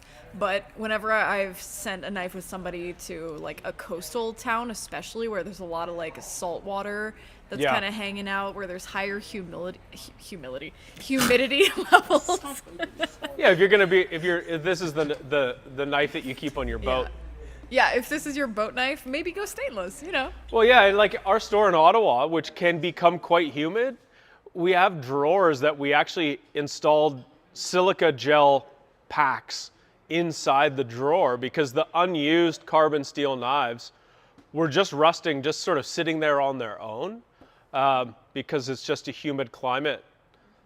So yeah, those got oiled and then we put silica in there. I mean, if you're going to keep a knife in a box and you're concerned about humidity, save those little silica packets. You can dry them out in an oven or something, but you could just keep a little silica packet in your knife box too. That would help. But yeah, you know, really, camellia oil, you can't really go wrong. If you do oil your knife, it's not going to hurt it. It's not like too much oil will be too much at any point, so you'd be fine. Thanks for the question, Cesar. That was a great one. Thank you.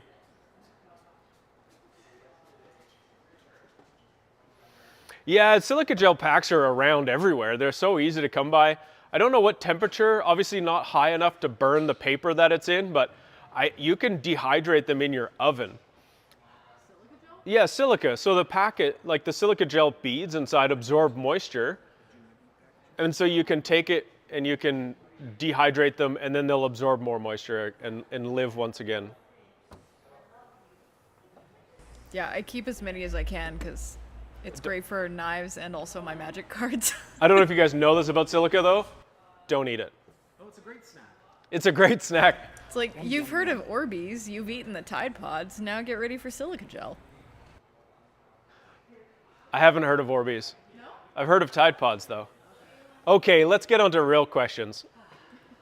We're moving to merch. Merch? I've never been to merch, let alone wanted to move there. That was for you, Sky. That was for you.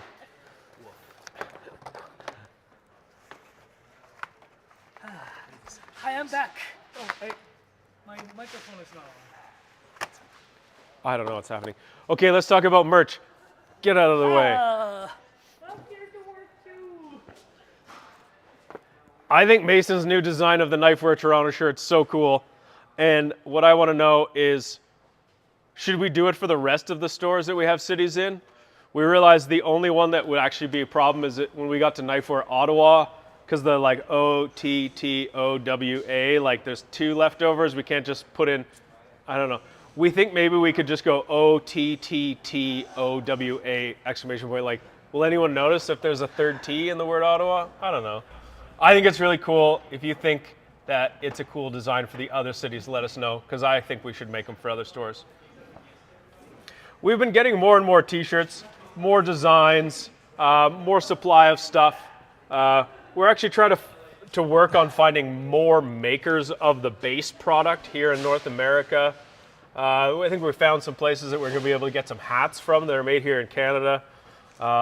We should have toques coming for the fall. Yeah, this is so trendy, hey? Like flat. I don't know who that's trendy for, dude. I don't know. It's trendy for somebody. And with the sticker, you know, like. Yeah, you got to keep the sticker on. Yeah. Right? Yeah. Sorry, I don't wear the flat. But the stickers are really the fun thing. Yeah. You got to cover your takeout mug with something, right? This one's so good though. Akira themed. We have the pixel. We have actually This quite a one's few. so dumb. The $2 sticker that we give to people for free because it's $2. I think it's hilarious. It's dumb, but it's funny. Yeah. The Kawaii but Deadly, hands down one of the most popular ones, next to the ramen sticker. Yeah. Yeah. This is the only short that I can't wear. It's just the color doesn't match my my face, I guess. Like this short, that one. Oh, I'm sorry. Yeah, I know. That's too bad. Yeah. I still wear Masashi shirt. Pretty. Okay, so Naoto, I want to talk about something. Yeah. You work with so many different craftspeople. You're really on the forefront of the industry that we work in here. What's exciting to you right now? Like, what do you see in Japan when you go there, when you talk to people? What's going on in Japan that has you excited about Japanese knife making future? I think it's like really those younger, newer generations like popping up right now. Yeah. Like he used like 10 years ago, 5 years ago, say 80 years ago, Takefu Knife Village was the center of those young guys, right? If you want to be a knife maker, and if you're like in early 20s, you just go to the knife village. Now it seems like it's happening everywhere. Like, and if you go to the Osaka, we see a lot of young guys working under, say, Doi-san, working under Tanaka-san, working, those people. Even the Nakagawa-san, he started his own workshop. Right. So that's the, like the Isamitsu that we talked about. Those guys, especially, it's expanding in a way that it had never happened, and especially in the kitchen knife industry before, which is like for the very longest time, it's like, oh, you're a knife maker because your dad is. Right. You have to do this job because that's Right. the only way. There's that's quite traditional in Japan. Regardless if your family is into craft, right? You follow in those lines often, right? And even like you see them in the bigger companies like that too. Right. The president of Toyota, he just retired from the CEO job. Yeah, I heard that. But his last name's Toyota. Was it his last name Toyota when he started? Yeah. Oh yeah. Oh yeah. Wow. Yeah. Holy. And so is the new It's a family company. the new CEO? New CEO, it's not Toyota. Wow. But it's a Amazing. family company. It's like, but anyways, what I love seeing, like in Nigara places, those places, what I love see is that those people who want to become blacksmith, who want to learn the skill, crafts, they love what they do. And that's really the great driving force behind this whole kitchen knife making industry, right? It's like when you watch the first spring hammer that we did, you can watch them on YouTube, right? But if you watch them, you notice that a lot of older blacksmith and knife makers, craftsmen like Kato, he never wanted to become a blacksmith. Right. He got tricked into it. Sure. Yeah. Yeah. Like his dad is like, yeah, you can make a lot of money out of this, right? Or Anryu, he had no choice but become blacksmith because he was the oldest son. Right. Right? So I love it's changing. Still, there are a lot, like, Yoshizawa-san or Nigara-san is from the family, or Ikeda-san is from the blacksmithing family. But those guys are still really into making it and, I guess, improving what they do.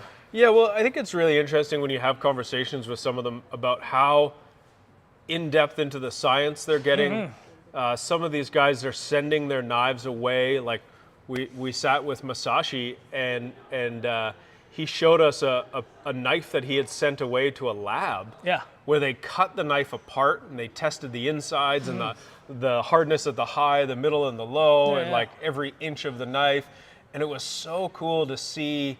They do follow a lot of the traditions that's informing their methods, but they're also like verifying these things with like real high-tech science. Right.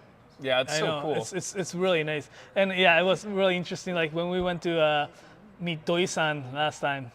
Doi-san is very like traditionalist. I don't know what to call it, traditionalist, but he follows the same footsteps as his grandfather did or his father did, right? But the guy who works for Doi-san right now, he's not a son of Doi-san, right? Right. But he knows more details. Donabe is fantastic blacksmith, and he learned a lot from his father. But this young guy, he's like, he has like every step the way, like say when he was forge welding it, he was like, yeah, we do it from this, and this is how I do it because this is what's happening in the steel, and this is how it forge welds. Like this is how the forge welding works. Right. Not older generations understand how they actually They do it because that's the way they do it. exactly. Yeah. And I think so it was fascinating to actually talk to those people. For sure. Yeah. Okay, looks like we got Q&A. some questions here. Let's get some Q&A. We have a question. We were wondering if we have plans for a knifewear store in the States. Not at this time. Where do you think we should put one?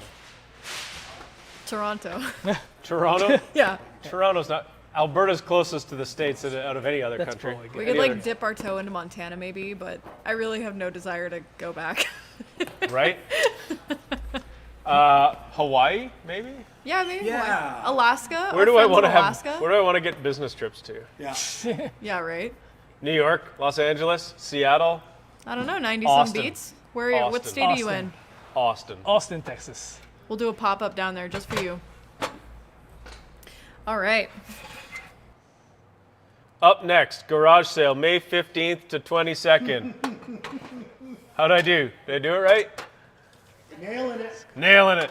Okay, we're doing the garage sale. You know that already. We're here until we leave, and then the sale goes right until the end of the next Monday. And we're hoping there's more knives coming through. I think we sold a lot of knives today. The tables are looking pretty slim. I know. But I've seen one shipment go out already, and there's a big stack ready to go again. Your tracking numbers, I hope you see them soon. Yeah. There's a very good chance that anything that's been ordered today will be, half of it's going to be gone this afternoon. We got about 5 or 6 people in the back packing stuff up. We kind of pull all hands on deck for garage sale. We try to get stuff shipped out within 24 hours on a regular day, and we figure that the garage sale is no excuse. We do maybe take a little extra time because we don't want to have to do it twice. However, you have any questions, you have any comments about your order, you want to talk about combining shipments or anything, contact hello@knifewear.com. Folks at the help desk will be happy to help you out. Oh, there's the chat window. And There's on the chat bottom. window. Yeah, you can hit that one up too. Yeah. But yeah, now to what we're doing now. Is it time for the demo? Yeah, our last demo. Awesome. Can we see the schedule one more time, just because we've crossed it off and it's satisfying? Don't you guys put that up there with your high-tech Your high-tech arms. arms? You guys are the. I don't have the Sharpie. Well, we saw that to go. Here's the cooking demo. So, the hour ago, I did the fish filleting demo. It actually went pretty okay. The fish I grabbed, I love your confidence. I did a fish filling demo. It was pretty okay. Yeah, right. I looked at it. It was next to perfect. That fish that I got was actually pretty good. I wouldn't eat it raw. But because when the fish is old, it's really harder. It makes it so much harder to fillet. Older fish, because Right. it gets like really mushy and Right, stuff. and sticky. Yeah. Yeah. That one was fine. So today what I'm going to make, the mason, I need the Donabe as well. So what I'm going to make today is this dish called the I just want to point out that this is the best comment that I've seen in a long time. Loner88 Customs were here, opened one of my packages, and the first thing they saw was our sticker that said, "Keep your hands off my knives." That's so great. Alrighty. Sorry. That's what I think of Customs. Holy cow, what happened here? Okay, this is exciting. So what I'm going to do today, what I'm going to make is this thing called the Thai meshi. Thai meshi. Thai Thai, meshi. that's Yeah. Thai is the fish? Yeah, What meshi is rice. Oh, Yeah, simple. how many words are there for rice in Japan? Gohan, cooked rice, meshi, kome, okome, Yeah, okay. 4 or 5. Just 4. Yeah, just 4.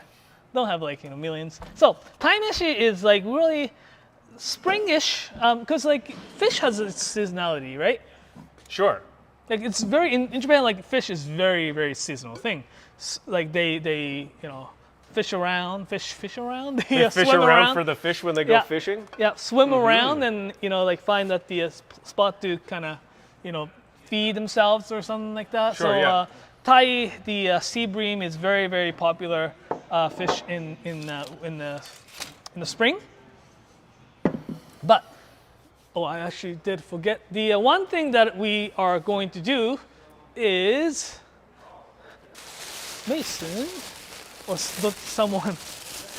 Can you give me a knife from that kitchen? Sure. A knife. Sharp one? Oh yeah. Do we have dull one? Yeah, I'm sure we do. That'd be. What's this? What's this? That's just a ginger.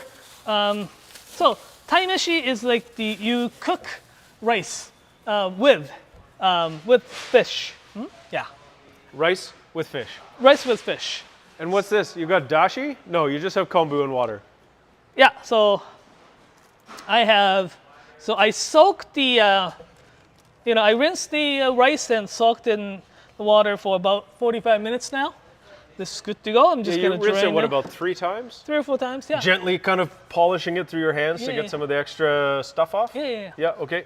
And I'm just gonna drain them a little bit quick, I guess, outside. Outside. Your bucket's right there. Oh, is there a bucket still there? Yeah, you square one. Oh yeah, okay, thank you. As you can tell, we are very much a garage sale here this afternoon, Thank as we you. are obviously not food TV. We really want to be a cooking channel at heart, but also like we just keep making makeshift kitchens. We are in the back of a warehouse, I suppose. Yeah. So the this guy here, what I'm going to do is to peel. And what I'm going to make is the coat the This is how you guys peel stuff, right? Yeah, that's what I thought. Yeah, I just gasped watching Naoto just do this flawless suramuki. then I do it very thin.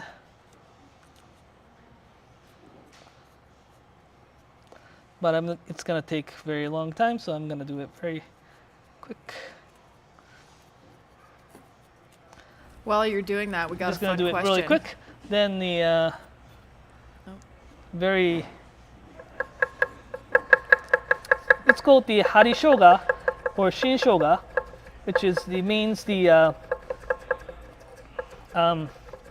needle ginger, I guess. Holy hell, Naoto's going. So That's not fast forward, by the way. That's like regular speed. that's for garnish later.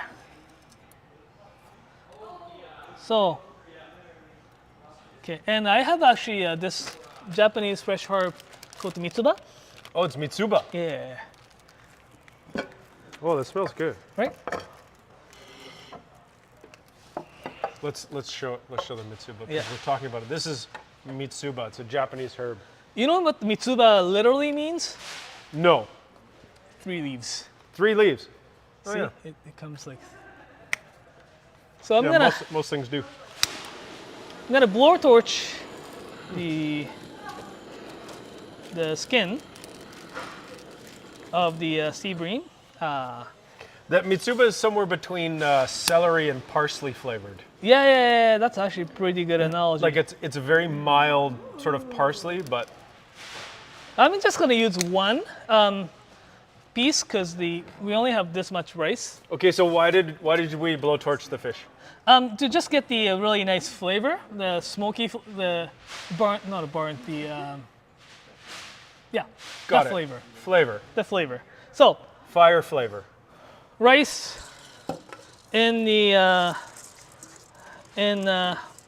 pot. Okay, so these donabes are like a clay cooking pot. Yes. Well, yeah. They're very thank you. traditional, right? It's very traditional. It's the And there's like a bazillion shapes and sizes of them for different purposes. like And we sell a small selection of them. yeah. and you can cook in them on a stove or in an oven, but you wouldn't saute in them like a frying pan, No, or they'd break. they break, yeah. Yeah, okay. So I'm gonna put so this is kombu.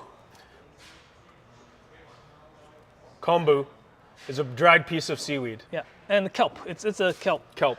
And I usually have about cup and 120, like 1.2 times. Yeah, a cup and a quarter for Cup and for quarter, Japanese, yeah. So what I do is that I just added a cup of water. This is just a cup. It's important to note that it's a cup and a quarter of rice that's been soaked for a half an hour to 45 minutes. Yeah.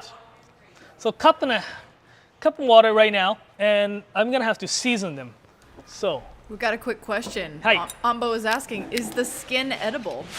Oh, Yes. it sure is. Yes. Edible and delicious, my guy. One thing that makes it more edible, and I guess there's a difference between edible and palatable, but something that makes it better is to take the scales out. You can't really digest the scales, and you'll get a nicer crispiness to the skin if you take the scales off. Yeah, I did this descale it. Yeah. Right? Yeah. So here is the, I did the cooking sake, or the cooking sake. And the tablespoon of the soy sauce in there. And that's on top of the 1.25 of no, just a 1 cup. I did a 1 cup, and I did these. So that makes up your 0.25. Yeah. Okay. Not all, and then I added to make it a point. I see. Yep. Yeah. Okay, good. Alrighty. And 2 bones that I grilled. I mean, like I butchered, and I put in the toaster oven really quick. And, charbroil it really quick. That goes in. It's a flavor. Toaster oven / handle remover. Yeah. And since this is not being cooked, I will add the fish. I will add actually a little bit to cook it with. Right? Just gonna add this kombu. Then whole piece goes in like this. Right? Can we see that? Let's move it over. Yeah. Sir. So we have 1.25 rice to water. Inside of that 1.25, water to rice is cooking sake, which is, there we go, cooking sake. Got to put it in the shade of the light here. Yeah. And a bit of soy sauce. Yeah. Right? I didn't have a good one, so We'll just use that regular. soy sauce? Yeah. And then a piece of the kombu. You've taken the bones and you've roasted them. Yeah. And you slid those in for more flavor. Yeah. And then a piece of fish that has been salted. Yeah. And then you just torched it a little bit just to get a little bit more flavor. Absolutely. Okay. Set that on the. Just gonna move this out. Do you put any ginger in the cooking liquid? It's a garnish. As a garnish. Ginger is a garnish. Okay. Okay. Let me take that. Oh, thank you. And so you put that on. So there are several ways that you can do to cook rice in the Donabe pot. Easiest way is just put it high until you start to see the smoke coming from the this hole here. Then put it very, very low. If you're doing it with the if you're doing it on the, say, electric stove, do it high until it starts to plume. I guess you get that little steam out of it. Then, because electric, you can't shut completely off, right? If you shut it off, it's that the electric is still stays hot. So shut it down, leave it for 20 minutes. Where this one, if I shut it off, it's just a complete zero, right? So I'm gonna turn it really, really low and leave it for 20 minutes. Hi. Make sense? Good? So I'm just gonna wait until, and this piece of fish here, you can definitely saute it. It's fantastic piece, like if you're gonna saute it with the butter. Oh, yeah. Fish and butter.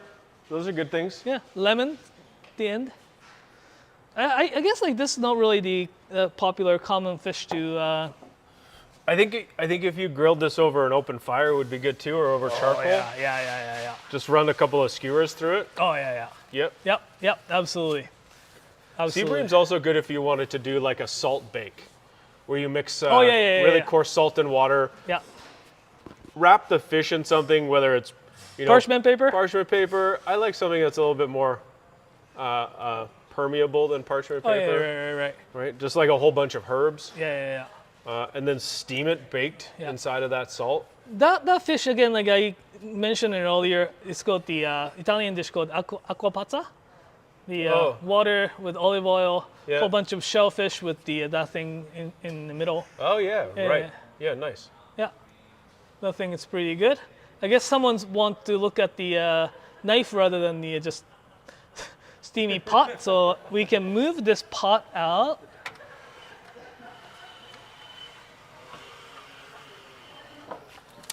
The segment is called Best Butchery Knives. And we have one. That's the one. I mean, I'll put this in the fridge. Debas again here, I guess. Sorry. I mean, like it's not. We have quite a few. Do we still have Nigara Deba? Oh no, sorry, the boning knife. I haven't seen any. Okay. Like, I think they're all gone. Some good. I've heard the news rumor from one of the suppliers that we are getting. You know the Haruki series, Sky. You know Haruki series, Haruki Goma. What? Haruki Goma. Yeah. We're getting a Hansuki? No way. Really? Yes. That's gonna do so well. Yeah, I know. So we're actually gonna get really good deboning knife soon. It is like their new-ish project from this one of the knife makers. I don't know if. Hey Mason, can you grab me a Haruki Goma? Yeah, you bet. Thank you. Specific shape? Whatever, which one? Whatever the shape, yeah. So we'll have the Haruki Goma, which is made. It's one of those like brown paka wood handle, traditional European style, with the VG10 stainless steel, Tsuchime, the hammer pattern with the Damascus finish. They're producing actually a Honesuki. So hopefully we'll get them soon-ish. But we haven't got them yet, but it looks really good. I just asked the, thank you. So this is gonna be the same series. So the really nice handle, like this. And it's gonna be the really good Honesuki.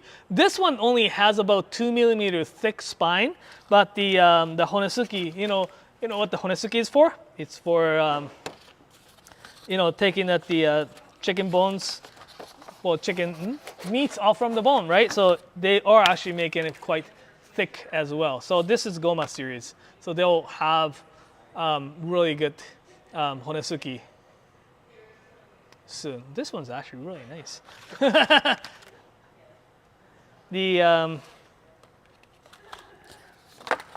We haven't finalized yet, but we are trying to kind of have the really good explanation of how those machine-made knives are made, right? Because lots of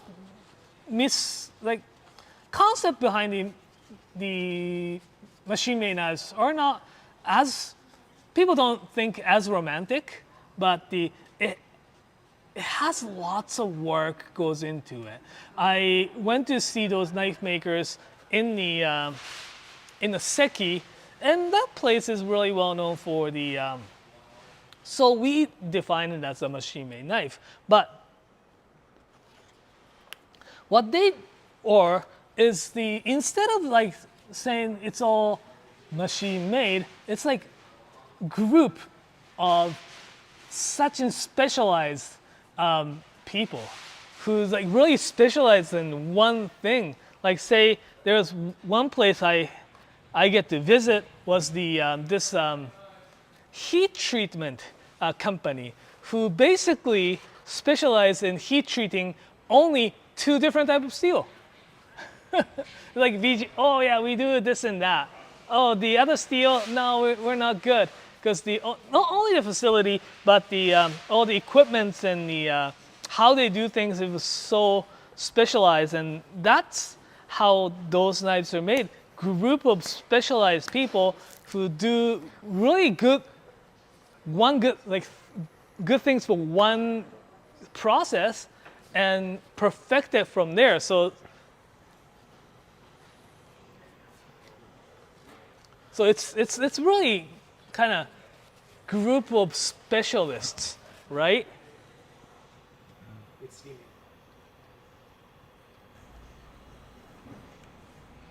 Don't get your hair too close. Send your eyebrows off. Okay. Oh, one more thing. But I want to talk about this really quick. This This burner. burner.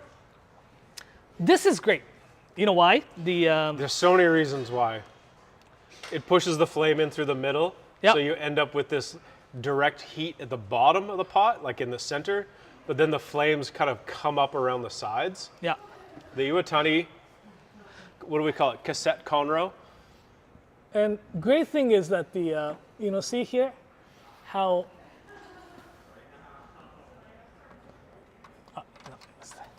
that you can do really small and keep it. We're just looking at a gas burner here. You can't really see it because our camera doesn't really show it, but we sell this thing, this Iwatani. It's just like that little side burner that you can get cooking, on your tabletop at home or camping or something. But this one's just a better version of it. And it's got this one little feature that I think is kind of silly, but I really like it. There's a little metal tab that actually sticks up inside the flame. And if you follow the little piece of metal, it goes and wraps underneath the butane burner. And as your butane burner empties, it gets colder and the gas kind of liquefies. So what this does is it feeds a bit of heat back to the butane canister, keeping it warm, so you actually get more of the butane out of the canister. It just keeps it really good. It doesn't. It's so smart. So like when you're using those cheaper one, as the gas, there's only like this much gas left. Yeah. It can keep the heat, right? The same pressure It's just inside like the can. Yeah. right? This one can keep it at the same. That's why cooking the rice on this one is fantastic, because you can keep the really, really low like this Yeah. till the end, and it suddenly dies. Instead of it just like keeps So it good. and dies. You guys have time for a general question? Yeah. I mean, I think so. We got lots of time. Caesar Guzman asks, what attracted me to Japanese knives was a video from Japan Go about blacksmith Sukehira Hirata and Yeah. Tamahagane steel. Is that carbon steel? Yes. Yes. Yes. And do you know anything about that blacksmith? Yeah. That's one of those guys that I was talking about. There are two that I know. He and his I don't want to call it. It's Master Sensei. We had a question earlier about Tamahagane, and I don't think it was Cesar who had asked, but yeah, it's a really traditional old type of steel. Japan Go is a great video, great YouTube channel. Yeah. And yeah, so watching these people there's a great documentary on Nova. Is Nova a channel anymore? It's like an old American documentary channel. PBS, yeah. But there was a really great documentary on Tamahagane, or this steel made out of the iron sand of Japan. Yeah. And so I guess to talk a little bit about steel and what it is, it's iron and carbon, so all steel has carbon in it. And the way we use that term now is a little bit of a misnomer, because stainless steel also has carbon in it, and the carbon content of the steel typically relates to the hardness of the steel. So while a carbon steel does have iron and carbon, and a stainless steel does have iron and carbon, the stainless steel has other things added to it that keep it from oxidizing and rusting, whereas the carbon steel does not have anything to keep it from oxidizing and rusting. And the benefits of that steel is its ability to work with it, to sharpen it. It's a less expensive material for the most part. Technically, it's easier because it's just less elements involved. And the stainless steel introduces new elements, new problems. And so it's sometimes more difficult to work with it, whether it's the heat treating process or hammering. It really depends on the type of steel. But as the end user, we get something that we don't have to worry about rusting. The trade-off for quite some time has been that that steel is never quite as sharp or never quite as easy to sharpen as this carbon steel or the regular steel. So now more and more we're seeing these steels like the powdered stainless steels that are very good at being sharp. They're not as nice to sharpen in some regard. They're a little bit trickier sometimes, and you can go much finer. But yeah, I hope that helps in some sort of root understanding of steel and that term carbon steel. Yeah, the Hirata-san is he's a blacksmith out of the outer Tokyo area. It's the Hirata swordsmith, and I've kind of followed him. He's really good. He's really great. The kind of side note, he's been kind of his not real, but his main thing is to make a sword. Sure. But he can't make living out of it, right? So you make kitchen knives. So I have a question. If this guy's gonna make you a sword, how much would he charge for it?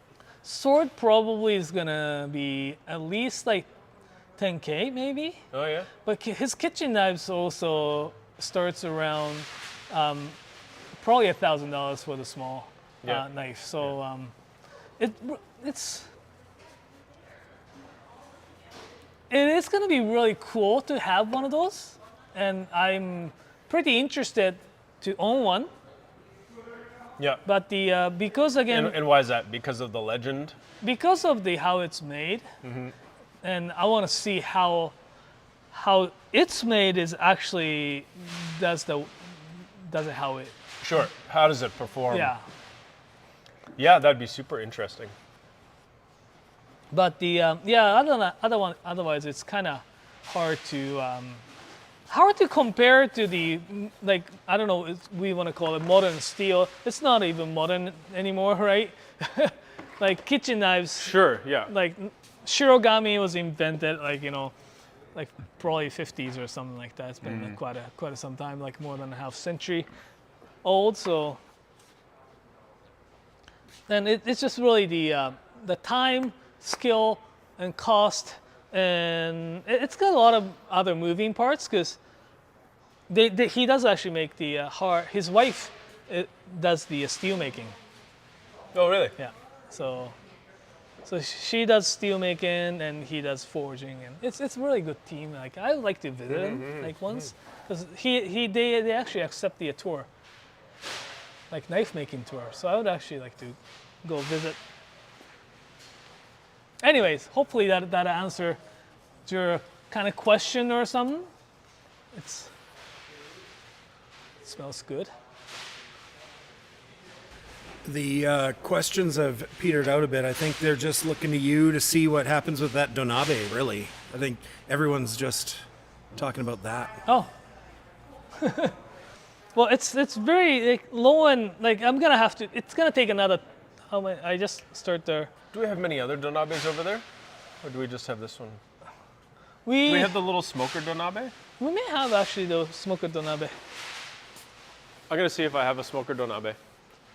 Yeah.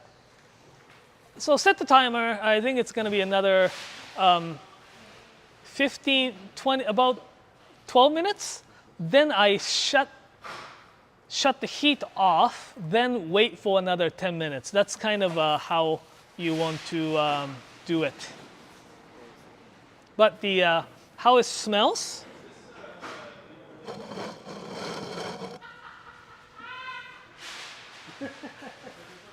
yeah, it smells so good. Yeah, it smells so good. Don't burn your nostrils. You can smell it from here. Yeah. Yeah. Hopefully it's gonna turn out good because I think it's gonna be afternoon snack. Brent, yeah. But yeah, this is really popular dish, I think, and you can do it pretty easy as well. The fish itself, pretty lucky. It was like full fish. It was pretty looked fresh from the you look at eyes and make sure that eyes of the fish is not, yeah. Yeah, this was good. I got it, took the guts off here. Did you find it? No. Oh. Nato, you got time for a quick sharpening question? Absolutely. All right. Tack was wondering, what's easier to sharpen for a beginner, white steel or blue? Definitely white is easier because it's just the, what it is that the blue carbon steel, the reason why it's said that it's going to hold the edge longer than white is that it has so-called the little bit of chromium makes the edge more wear resistant. What that means is that it does not get ground as fast as the white. So white carbon steel very responds to the sharpening stones very, very easy. So because it's hardness, it gets really nice crisp edge as well. So if you compare those two, white carbon steel definitely is easier to sharpen. Fast. Yeah.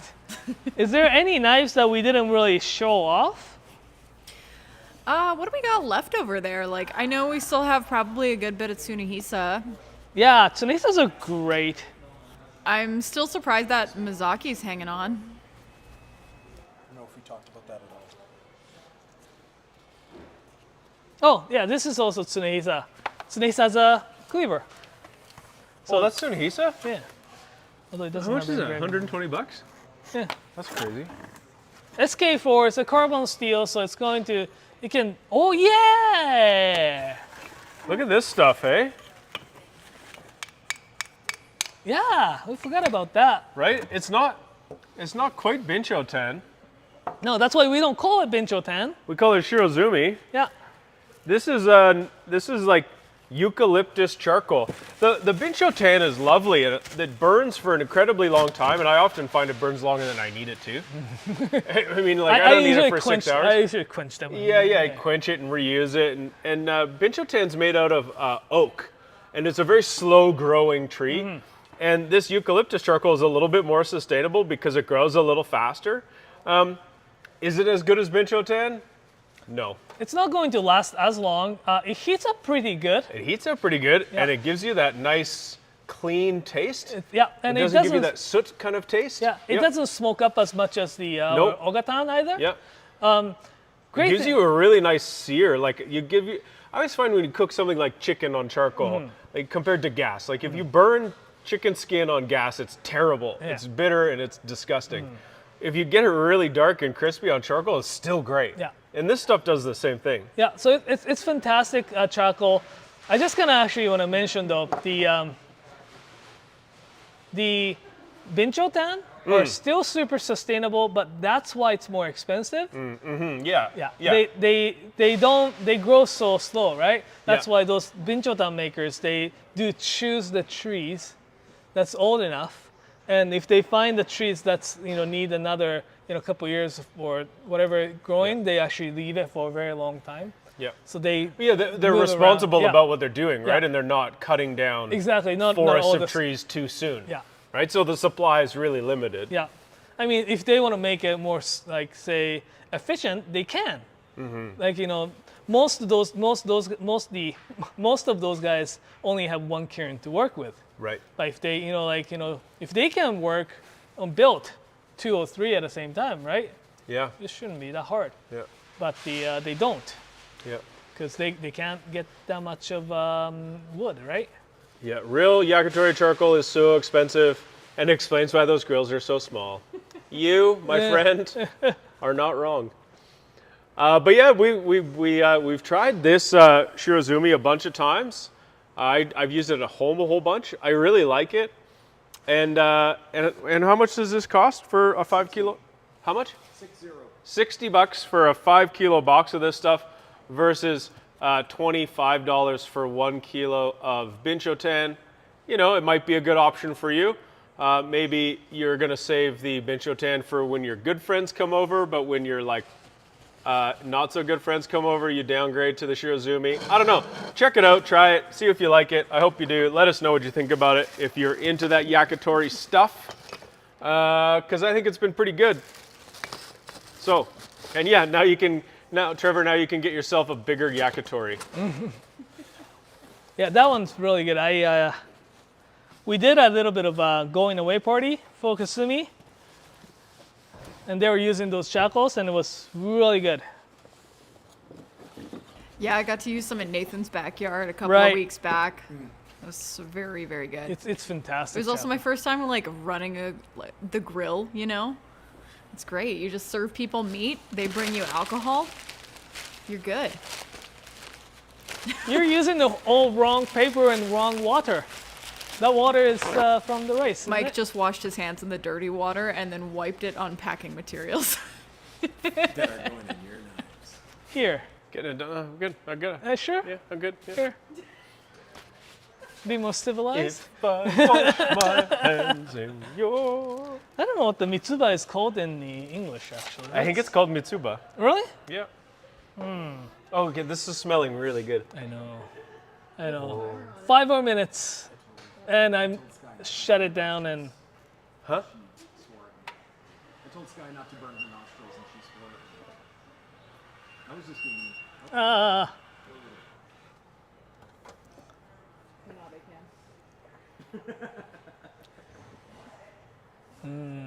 It can... Can we get the microphone really close to it?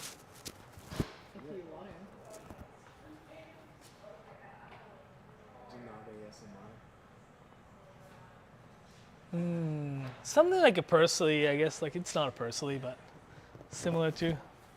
Yeah, it's like a really mild parsley. Yeah. Yeah.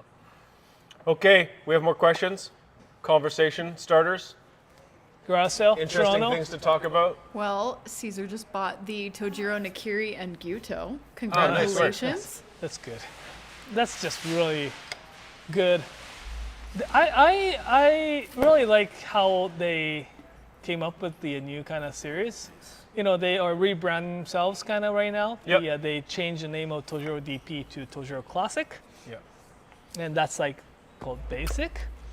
But you know, Tojiro's made such great knives for so long. Their quality has been impeccable almost the entire time.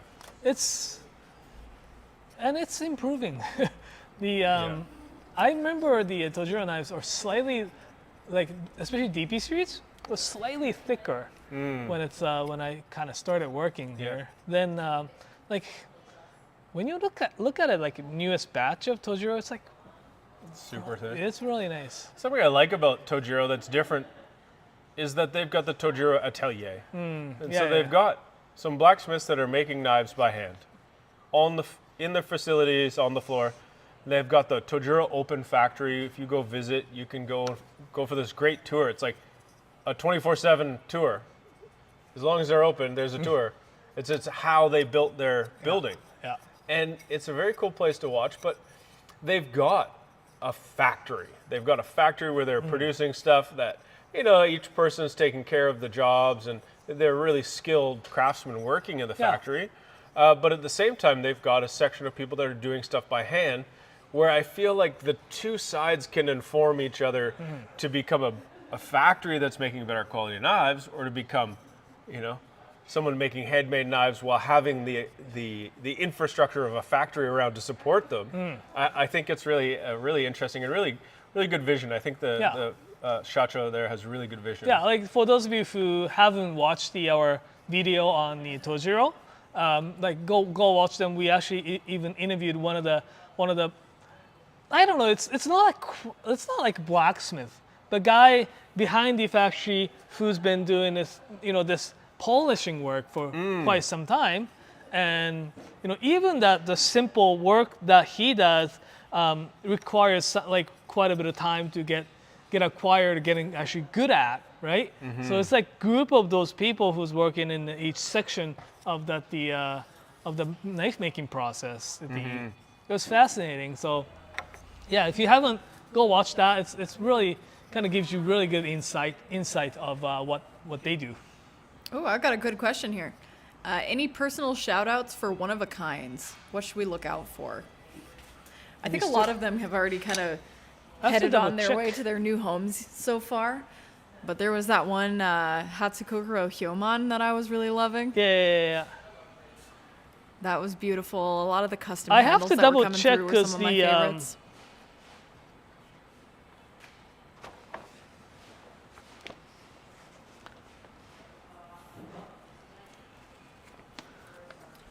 Well, there is the Mazaki.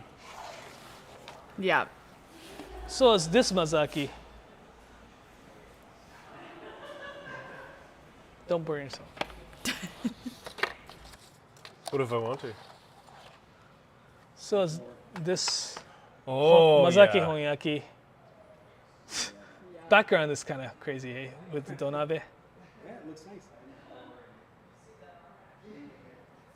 I have to double check, like, really, if we still have those in stock or not. Mazaki is not a famous blacksmith. No, I don't know if many people know of Mazaki. right.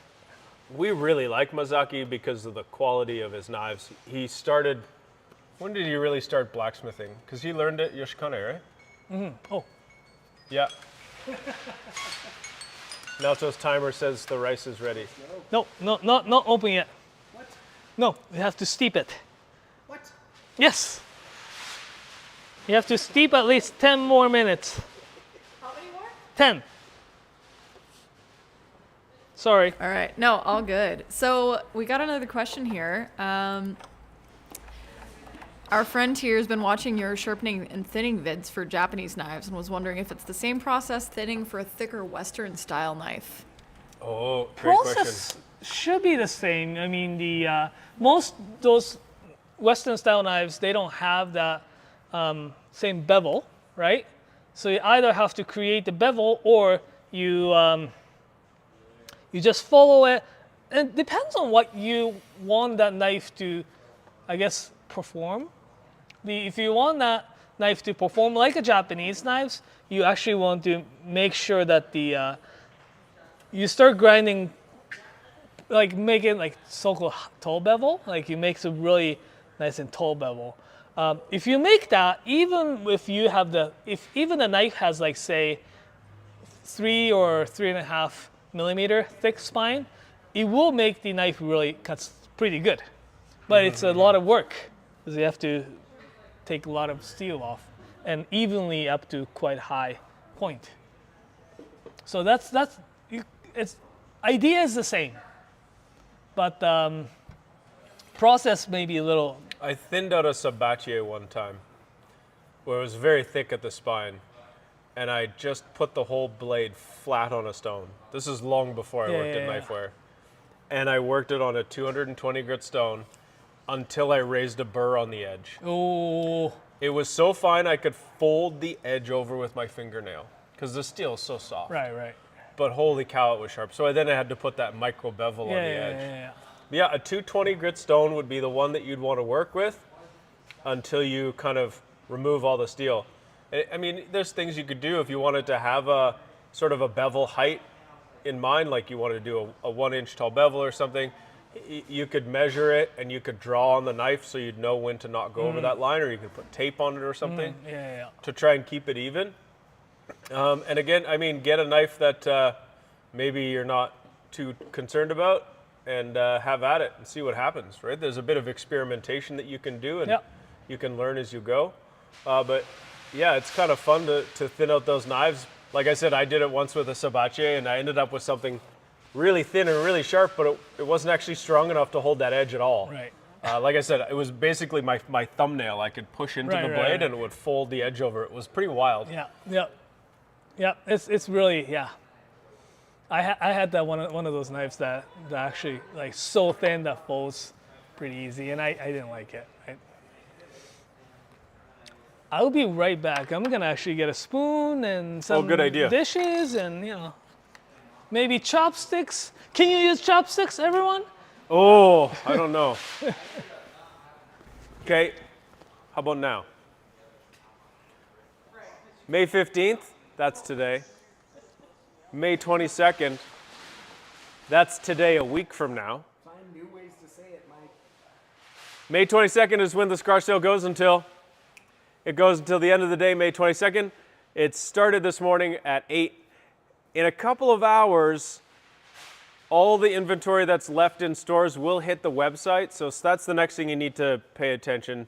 Come back at about 6 or 7 Mountain Time. You'll see what's happening. I think it's actually 7 p.m. when the Vancouver store closes, and then we turn it all on.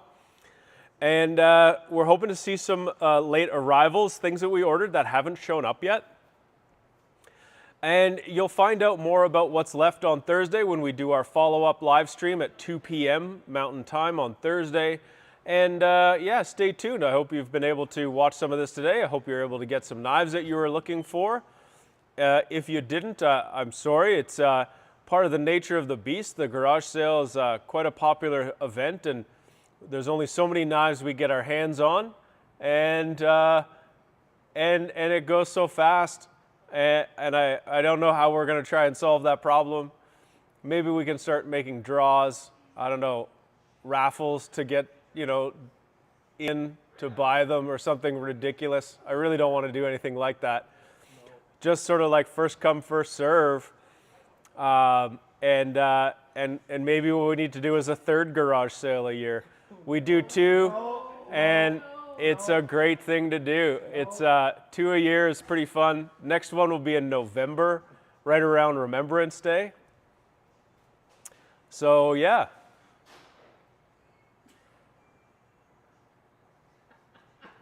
I'm still trying to pronounce however you've written that word there.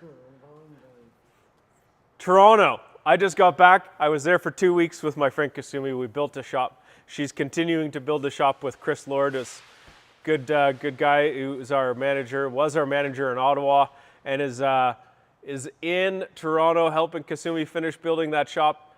It's going to be excellent. There's a great stereo in that store. It sounds so good. We just put our deposit down on the signage.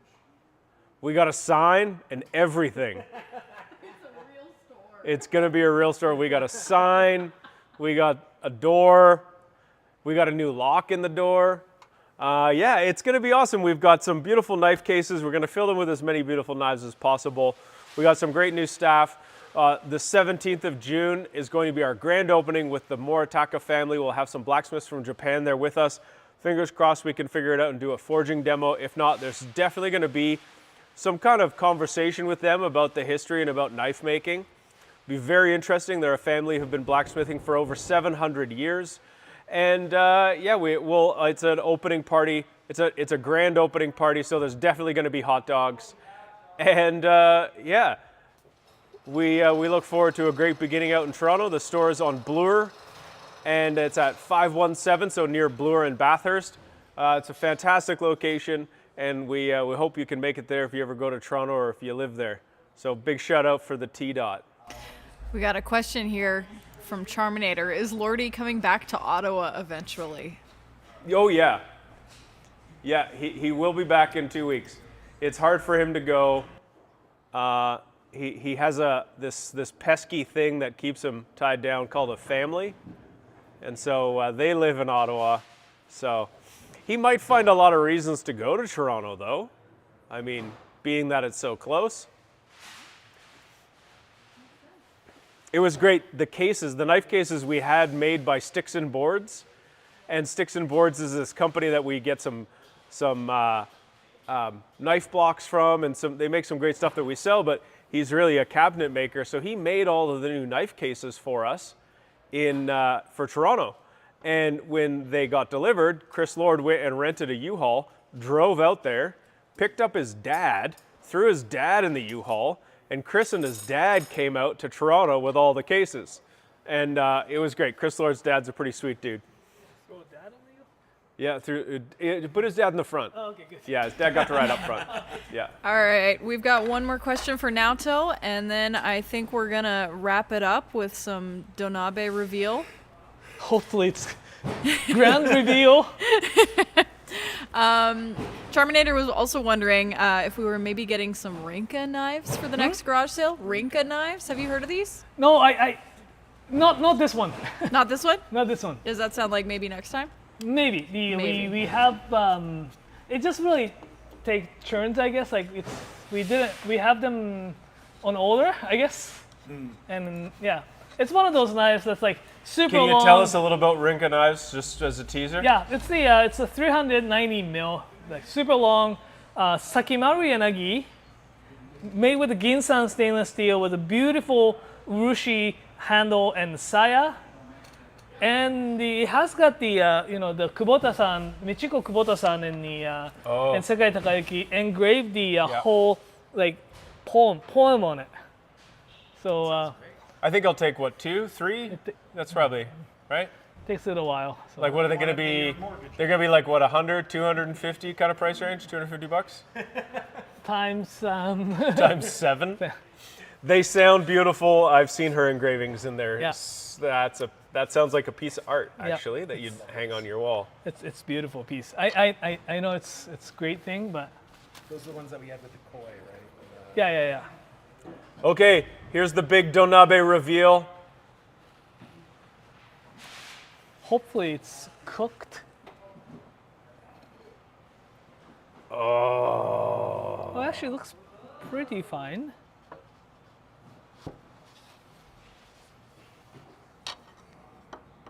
Smells good though. Oh, wow. That's really... So Were you about to say that's really hot? No, it's very soft. Like, it's very tender. Do you want your ginger back? sure. We're bringing Ginger back. Guess who's back?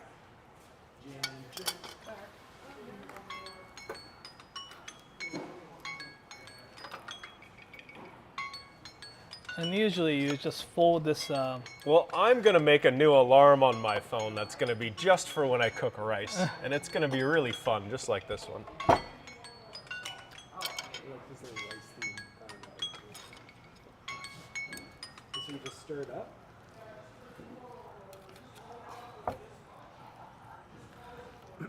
Now, so I've got a Hi. like tiny Donabe. It's about like 6 inches across. Could Yeah. I do something like that in there, or is that too small? You can do like smaller. You cut up the. It's like apartment-sized donabe. Yeah. Or bedroom size? Bedroom Donabe. Would there be other kind of fish you would do this with if you couldn't get yourself sea bream because you lived in Canada? Or in not a coastal city? You could. No, this is really not the only thing, but the. This is really that thing to cook with. I'm just gonna actually do one quick thing.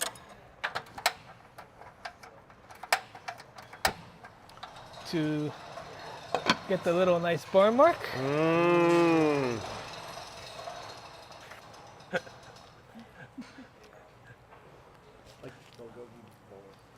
What is the stone Japanese word for the burnt rice on the bottom of the pan? Because I know Okoge. okoge. Okoge. Cool. I know like 4 different ones, and I love that every culture has a word for this because it's so delicious. Except for English, because we suck. While we're getting those burn marks on there, we have a dear friend who says, "Hello, can you give us the top 3 of your favorite blacksmiths?" Top 3. Mike, go. Moritaka, Masashi. Oof.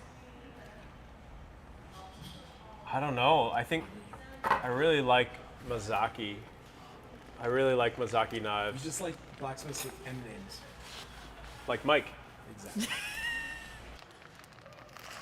Masashi-san, yeah, like I'd agree. Like There's Moritaka-san something about Moritaka-san knives that, like I said earlier, on paper there's definitely knives that are better, except whenever I cut food with them, they always make me happy.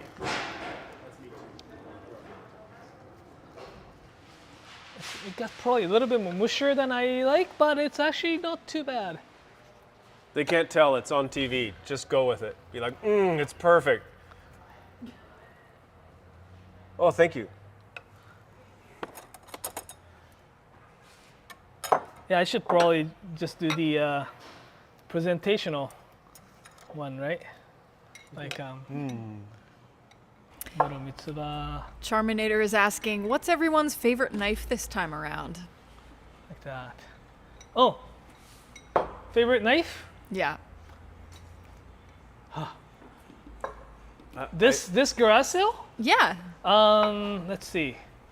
I think mine was the Hatsukokoro Yoake with the purple handle. Ah, yeah. I thought that was pretty fun. I haven't seen that before. I think this 300 mil Kurosaki Fujin Gyuto Oh, with the custom handle? with the custom handle is Pink or blue? definitely my favorite. I'm a blue kind of guy. And what's that? Mine, I probably like. One I liked was the one with the Nakagawa to 70 Kiritsuki Gyuto sharpened by Myojin. That was crazy. All right, let's try your Anyway. creation. What is this called again? Taimeshi? Tai meshi. I'm sure I took all the bones out, but if you find it, please don't eat them. Don't choke and die. Delicious. Oishin, eh? So simple and clean, like really delicious. Would you put soy on this or no? If you want it, you can, but Generally? no. Yeah, if it needs soy, that means I needed to. You did it wrong. Yeah. And I think I need tiny bit of salt. But it's wrap. And this Well, was yeah, that Seabury. was awesome. I hope everyone had a great time hanging out with us here today. We're shy a couple of our usual characters. Some people are on leave, some people are on vacation. Oh, nice. It was easy. And, Naoto and I stuck around with our friends Sky and Mason in the background here. Yep. We got to give a big shout out to the team in the warehouse here. Tiff, Brenda, Nolan, Quinn, Tiago. Up front, we got Ellie running the website. Yeah. And none of this really happens without them. Brenda's been working her butt off. Yeah. Brenda always does. Like, Yeah. Brenda's such a superstar. I think they passed 300 orders while we were doing this live stream. Yeah, they've Yeah. packed 200 and something of those. Crazy. Yeah. Yeah. Awesome. Well, we will be live again on Thursday to wrap everything up and take a look at what we've got left. And we'll also get another shipment in the next couple of days to kind of top up the garage sale stock. So we will be live again at 2 p.m. Mountain Time right here on YouTube. There will be mail outs and posts and all that good stuff, I'm sure. But thank you so much for joining us today. I hope everybody got what they wanted and had a good time. Just like Christmas. Yeah. All right. Okay, We'll thanks see you when we everybody. see ya. Thanks for sticking around. Have a great day. Bye. Happy New Knife Day. Bye.